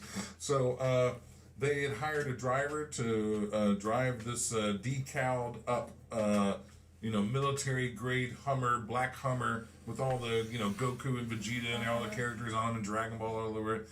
And they would drive that around the country, and then they fly the voice actors in for different events and different types of conventions, and we do like a comic book store meet and greet one day or like at a mall or something. And so that was really my first introduction into that kind of world where like people were going to pay me money for me to sign my name onto things. And it was like, Whoa. Well, I needed to figure out how to do this more. How do I get to do that every day? For you, Josh? It was the same. The Score Entertainment. I'd say probably more recently, back in 2015, after being the primary child caregiver for my children for years, they finally got old enough to leave them at home with my wife without me feeling guilty. And I went out and I sat at a convention, and by lunchtime I had sold out of the eBay trading cards that I had bought to sell, and I was like, Wow. Okay. They still like this. And it's been 4 years since, and I've been doing. Josh literally called me up. Was like, "Hey man, we need to start doing these together." I was like, "I've been saying that for years, man. You just been, at home raising children, right?" And that's the same with me. Is when my son was born, I had I think I had 4 conventions the first year of his life, which I had said, like, don't book me in conventions. Right. And so I was having to fly out with a baby and take my mom so there'd be someone to watch him. And I was having to, like, nurse him between panels and stuff. And I was like, this is too hard. So I took a big break. I didn't do conventions for a long time. And last year was my reintroduction into the convention world. And this year I already have a ton booked in 2020. And that blew my mind. It's like, whoa, this and what's great is I take him to about half of the conventions because now he's 4. So again, I'll fly my mom or fly someone to come and hang out with him while I'm working, and he digs it. He loves going to those. So he knows all the characters, and he loves the cosplay. He loves meeting the fans. He loves to sit at my table and try to like sell my goods. It's hilarious. That's awesome. It's fun. He's growing up in this world. That's very cool. One fan that you remember, each of you real quick, one fan that you remember, remember you can improvise, so one fan that you remember that touched you from whatever way, if it was amusing or whatever it was. Oh, wow. Recently a fan brought me and Chris replica belts of our characters. Right? That was cool. The fan gifts are amazing. Yes. Sometimes. And I mean, this is, molded foam. He took a weight belt and put glued foam on it and designed the letter. I get candy all the time because my character eats candy and turns people into candy. And people bring me treats. And so, I mean, I can't think of one besides that one recently. I mean, we meet so many fans that are, we have these great little quick moments and things like that, but they do bring you things. And, a lot of it too is sometimes not necessarily fans or like, people who are staff or at the convention or they're running a booth themselves, but they are fans and stuff like that. And, you begin to kind of build relationships with people as you kind of go to different conventions and stuff. So it's kind of this, what I really enjoy is having little tiny kind of friends and family meetups when depending on what city or location I'm going to, because I know these certain vendors are going to be there, and I know that these certain guests are going to be there, and I know the some of the staff members because they work this other convention, so I get to see them. So in many ways it's like looking to scope out your friends again and get to hang out with them as you kind of travel in this world. I've had some incredible interactions with fans, and I've also gotten to go to hospitals and meet children. Incredible. And there's been so many very poignant. When you ask the question, there's one that comes to mind immediately, and that was a convention. Again, it was Animazement, as an amazing little convention in North Carolina that I love going to. And I'm on a panel, and a fan stands up, and it's a girl. And this was kind of the cusp of when it was becoming mainstream. Up until then, it was just kind of a cult following. And she stood up, and it was a grown woman, and she told the story about how she had been watching Dragon Ball, and she was severely bullied in school, and she... Oh, really? She bullied? I didn't know that. It was... Oh, man, I felt worried for this fan. Continue on. Was about to commit suicide. Wow. And started watching Dragon Ball Z, and Videl came on, and she was so inspired by Videl that she got together, she started fighting back, she did all these things, and she ended up becoming a doctor. And while she was telling the story, her husband and children stood up, and she was tearful and told me how, like, that this character that I had grown up with, that I've been so lucky to voice my whole life, my whole adult life, really saved her. Wow. And that was the moment that's the moment that I understood how important this job was. It's not just me being an actor. It's me doing something that matters. It's so amazing. We had Ken Scott, who played one of the Teenage Mutant Ninja Turtles in the 2 movies. And he got into martial arts because he was bullied. Same here, actually. Bullied, same he got story. beat up, and so he went and got his dad to sign him up for a class, and it changed his life. That's it. To completely, martial arts altered my existence. I was so bullied in one school that I had to be moved to a different school because they feared for my safety. Wow. And when I moved to the second school, I asked my mom if it was okay. I used my allowance to go sign up for martial arts classes, became a black belt, became very competitive in martial arts, actually won the Grand National Championship in 95, won first place in my category. Wow. Year I was born, man. Continue on. Don't train anymore, but that was so pivotal for me to to have something that gave me the self-confidence to and also learn the discipline to, it's not about fighting, it's about protecting yourself and feeling, and there, I never had to use it. The confidence in me shifted and nobody bullied me after that. Oh man, thank God it's over. It's not. Very pivotal. Right. Josh, this has just been a blast. Right. This has been a blast. Thanks for having me and my friends. Yeah, absolutely. In this world, thank you. I've seen a little bit, but now I feel like I've got immersed into this. Thank you this for world. having us. This has been so much fun. Like I said, any excuse to hang out with these two dudes. I love these guys so much. So, and to talk about stuff that we're passionate about, this is really fun. So Thank you so much. Thank you for watching Purple Roads, and remember to keep your eyes, ears, and heart open, and you'll find your Purple Road. I love you all, and I will see you soon. See ya, Carrie. Oh man. So that was Purple Roads with Carrie Sisson, episode 4. What do I think about this episode? Man, it was amazing. So far, this episode went to be a success. Anyways, double episode of LJPCBM, episode 42. The last episode of the decade. Hope you enjoy it. Stay tuned for the next one, which is going to be the very first episode of the 2020s, called The Mariposa Trip 28. Till next time, Sue Jersey, goodbye, peace out, baby. Get more LJPCBM episodes you guys very soon. Till then, the Jeff was saying out. See ya.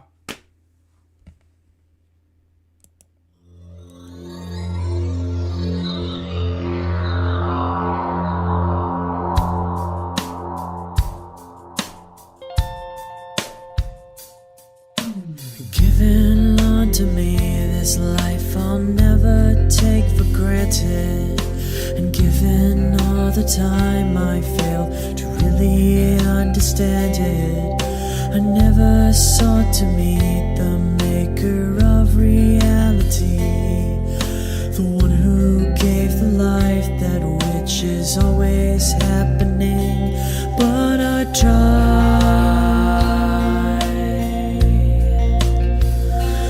all the time.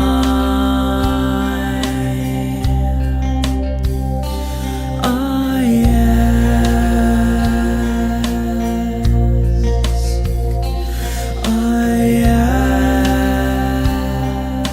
ask, why me? Why was I the one?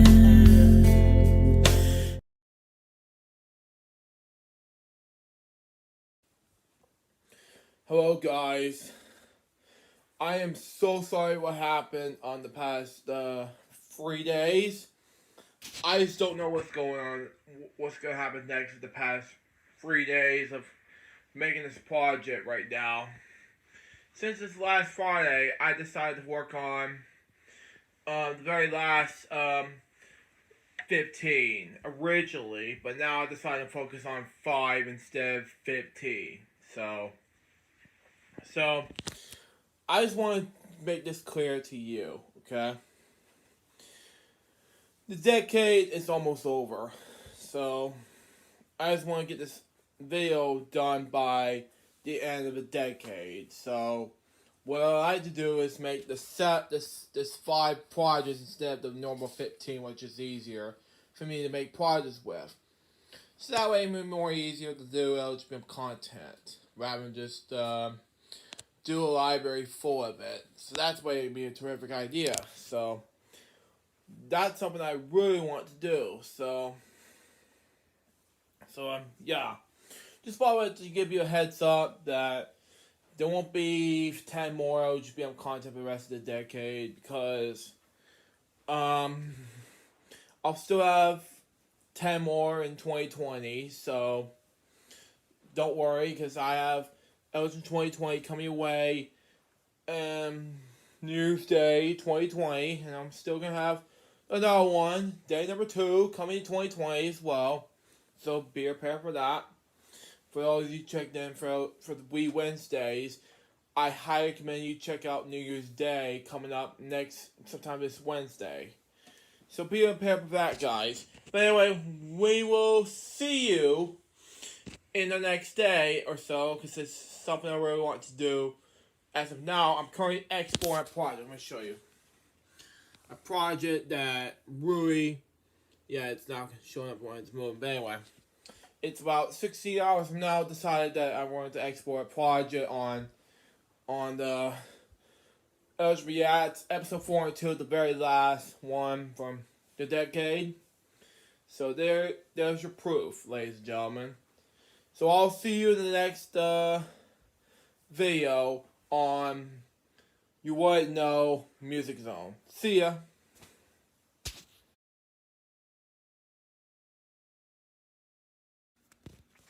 Hello guys.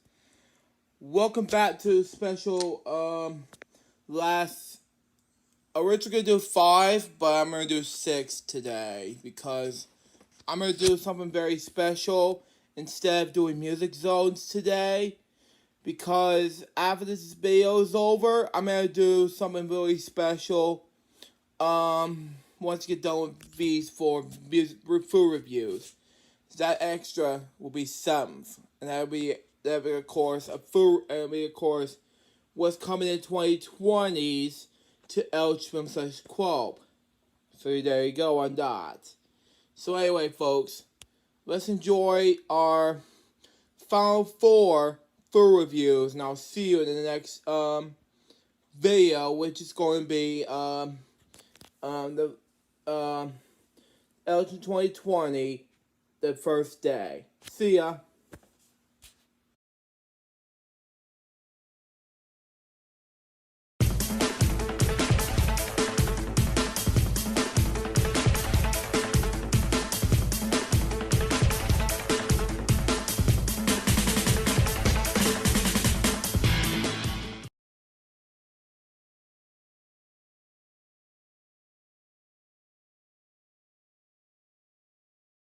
Hello guys, this is Jerry speaking. Welcome to Jay's Extraordinary Fast Food Reviews, episode 125, and today I'm bringing you some mega stuffed Oreos cereal, and today I'm eating this right now. So we got, shall we? So we got. It may have marshmallows in it, so it's so delicious. Tastes good.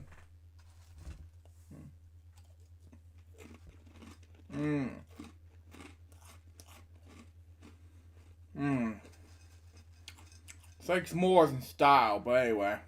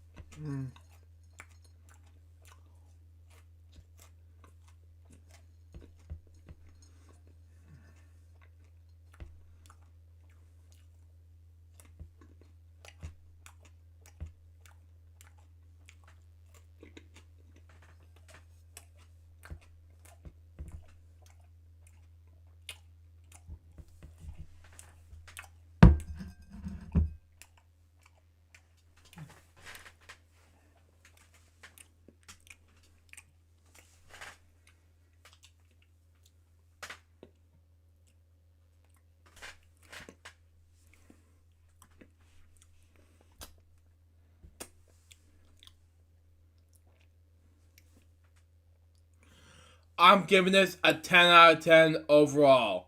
Hope you enjoyed this episode. Stay tuned for the next one, which is going to be Golden Oreos. But until next time, this is Jefferson. Goodbye. Peace out, baby. We got more food reviews. You guys very soon. Till then, Jefferson out. See ya.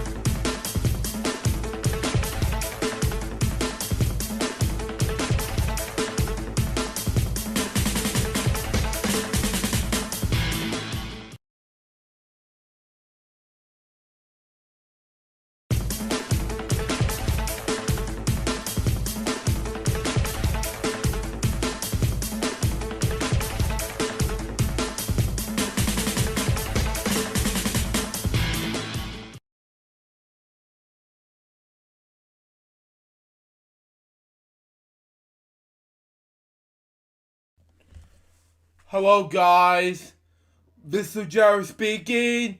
Welcome to Food Reviews, episode 126, and today we're having some Golden Oreo cereal. Let's see what we got, shall we? Let's see what we got. We're gonna eat this.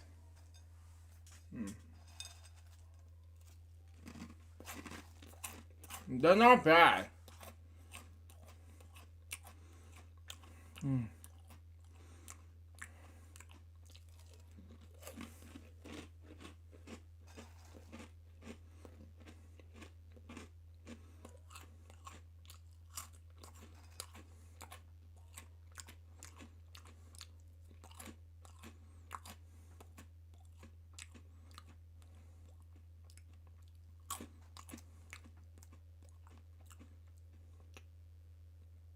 It tastes like Golden Crackers, but it's delicious.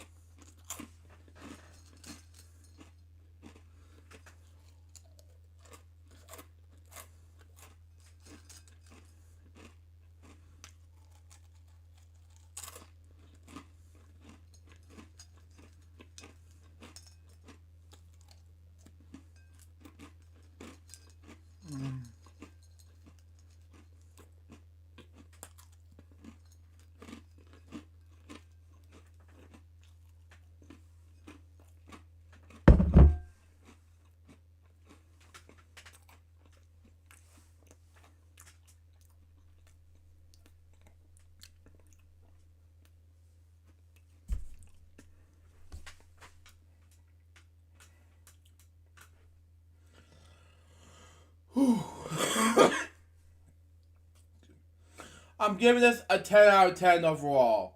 Anyways, guys, that wraps up Food Reviews episode 126. Hope you enjoy it. Stay tuned for the next one, which is going to be these KKs right there. I'm already going to lick these KKs. Till next time, through Jerry's goodbye. Peace out, baby. Get more food reviews, guys, very soon. Till then, Jefferson out. See ya.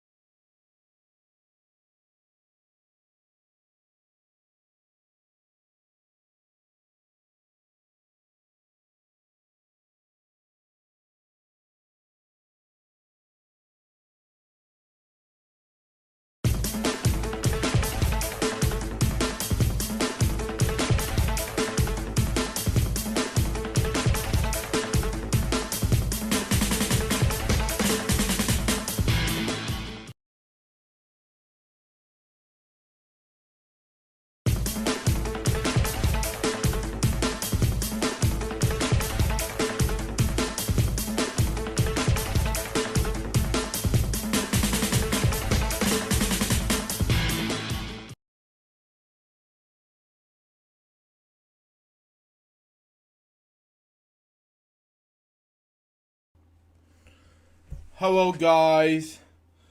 Mr. Jerry speaking.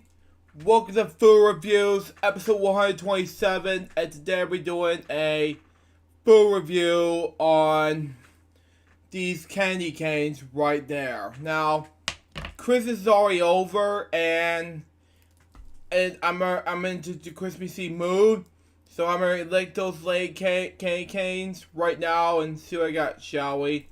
See what I got. Let me open this now and see the mystery of these candy canes are as follows. Ugh, I can't eat them all. It'll be the gross, and my teeth will be hurting really bad. Come on.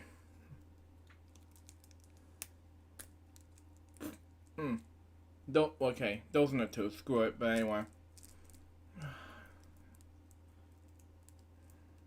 it won't let me open. Damn it. Yeah, I cussed at the video, but anyway. I can do whatever I want on Vimeo because it's not a good YouTube video, but anyway.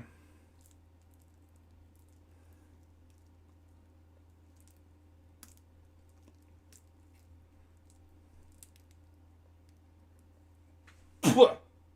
Pwah!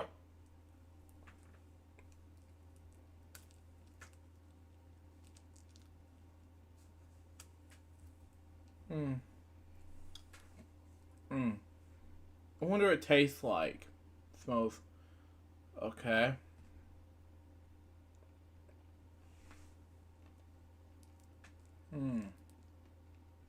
It smells like this mystery here.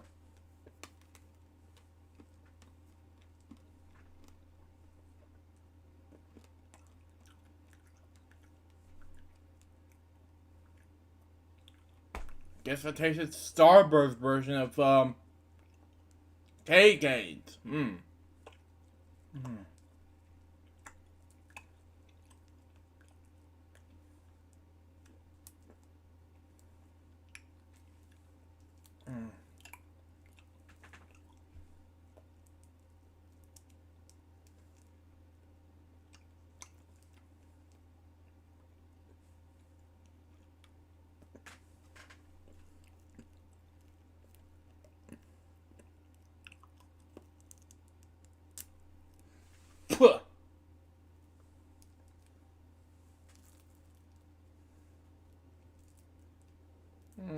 Nope. Come on. Move to the next.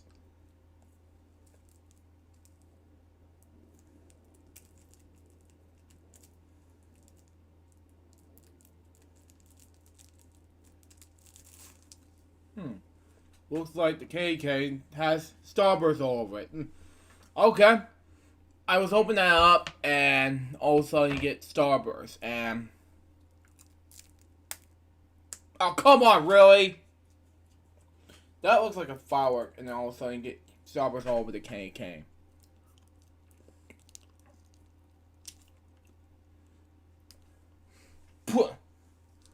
Okay, what's wrong about that?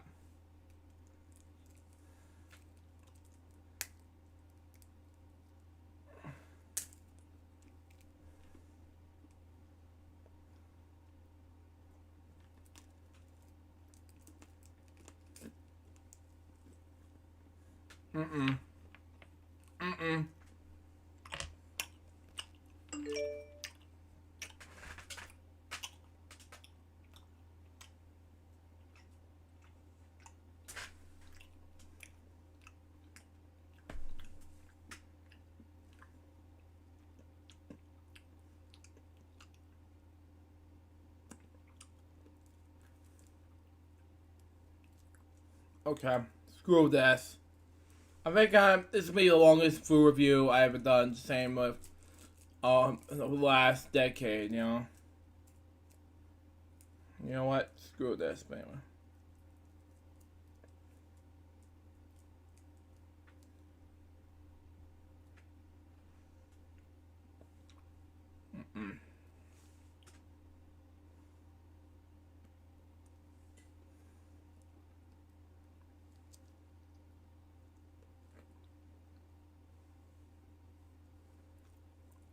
Yeah, I don't know what the hell was this. Come on. You know what? I'm done.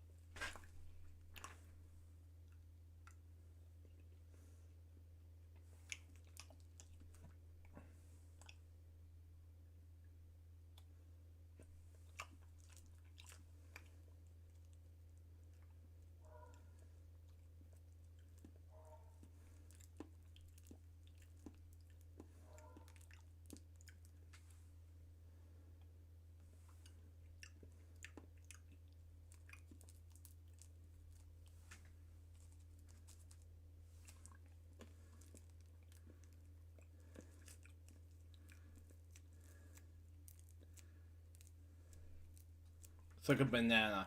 Or food review. I don't know. I'm not sure what's gonna be next. But anyway. Let's test them out.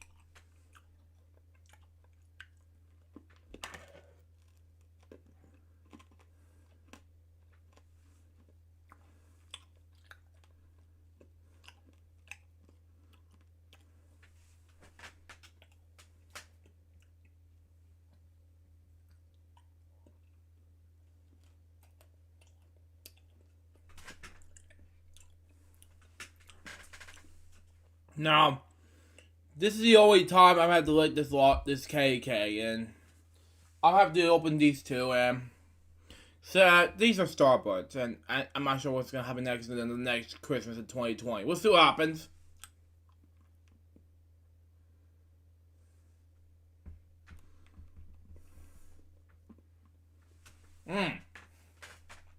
Not bad.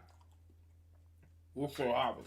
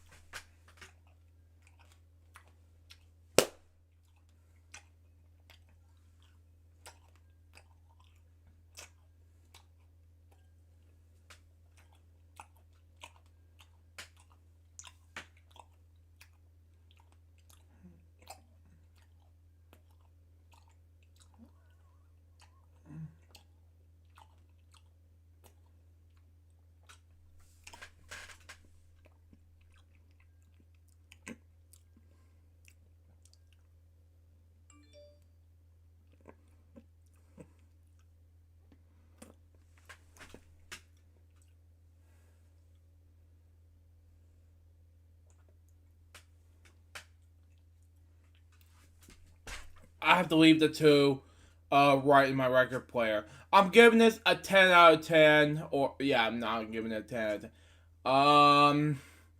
10. 8.5 out of 10 overall. Well, it's hard to chew. And these wrappers won't let me open the candy into pieces. That's the problem. So that's your answer for anything. But anyways, guys, that was some food reviews, episode 127. Hope you enjoy it. Stay tuned for the next one, which is going to be the last LJPCBM video of the decade. LJPCBM Lucha's 25 food reviews, episode 128. It's going to be called Reptar Bar Deluxe. Till next time, Sue Jerry's goodbye, peace out, baby. We get more food reviews, guys, very soon. Till then, Jeff saying out. See ya.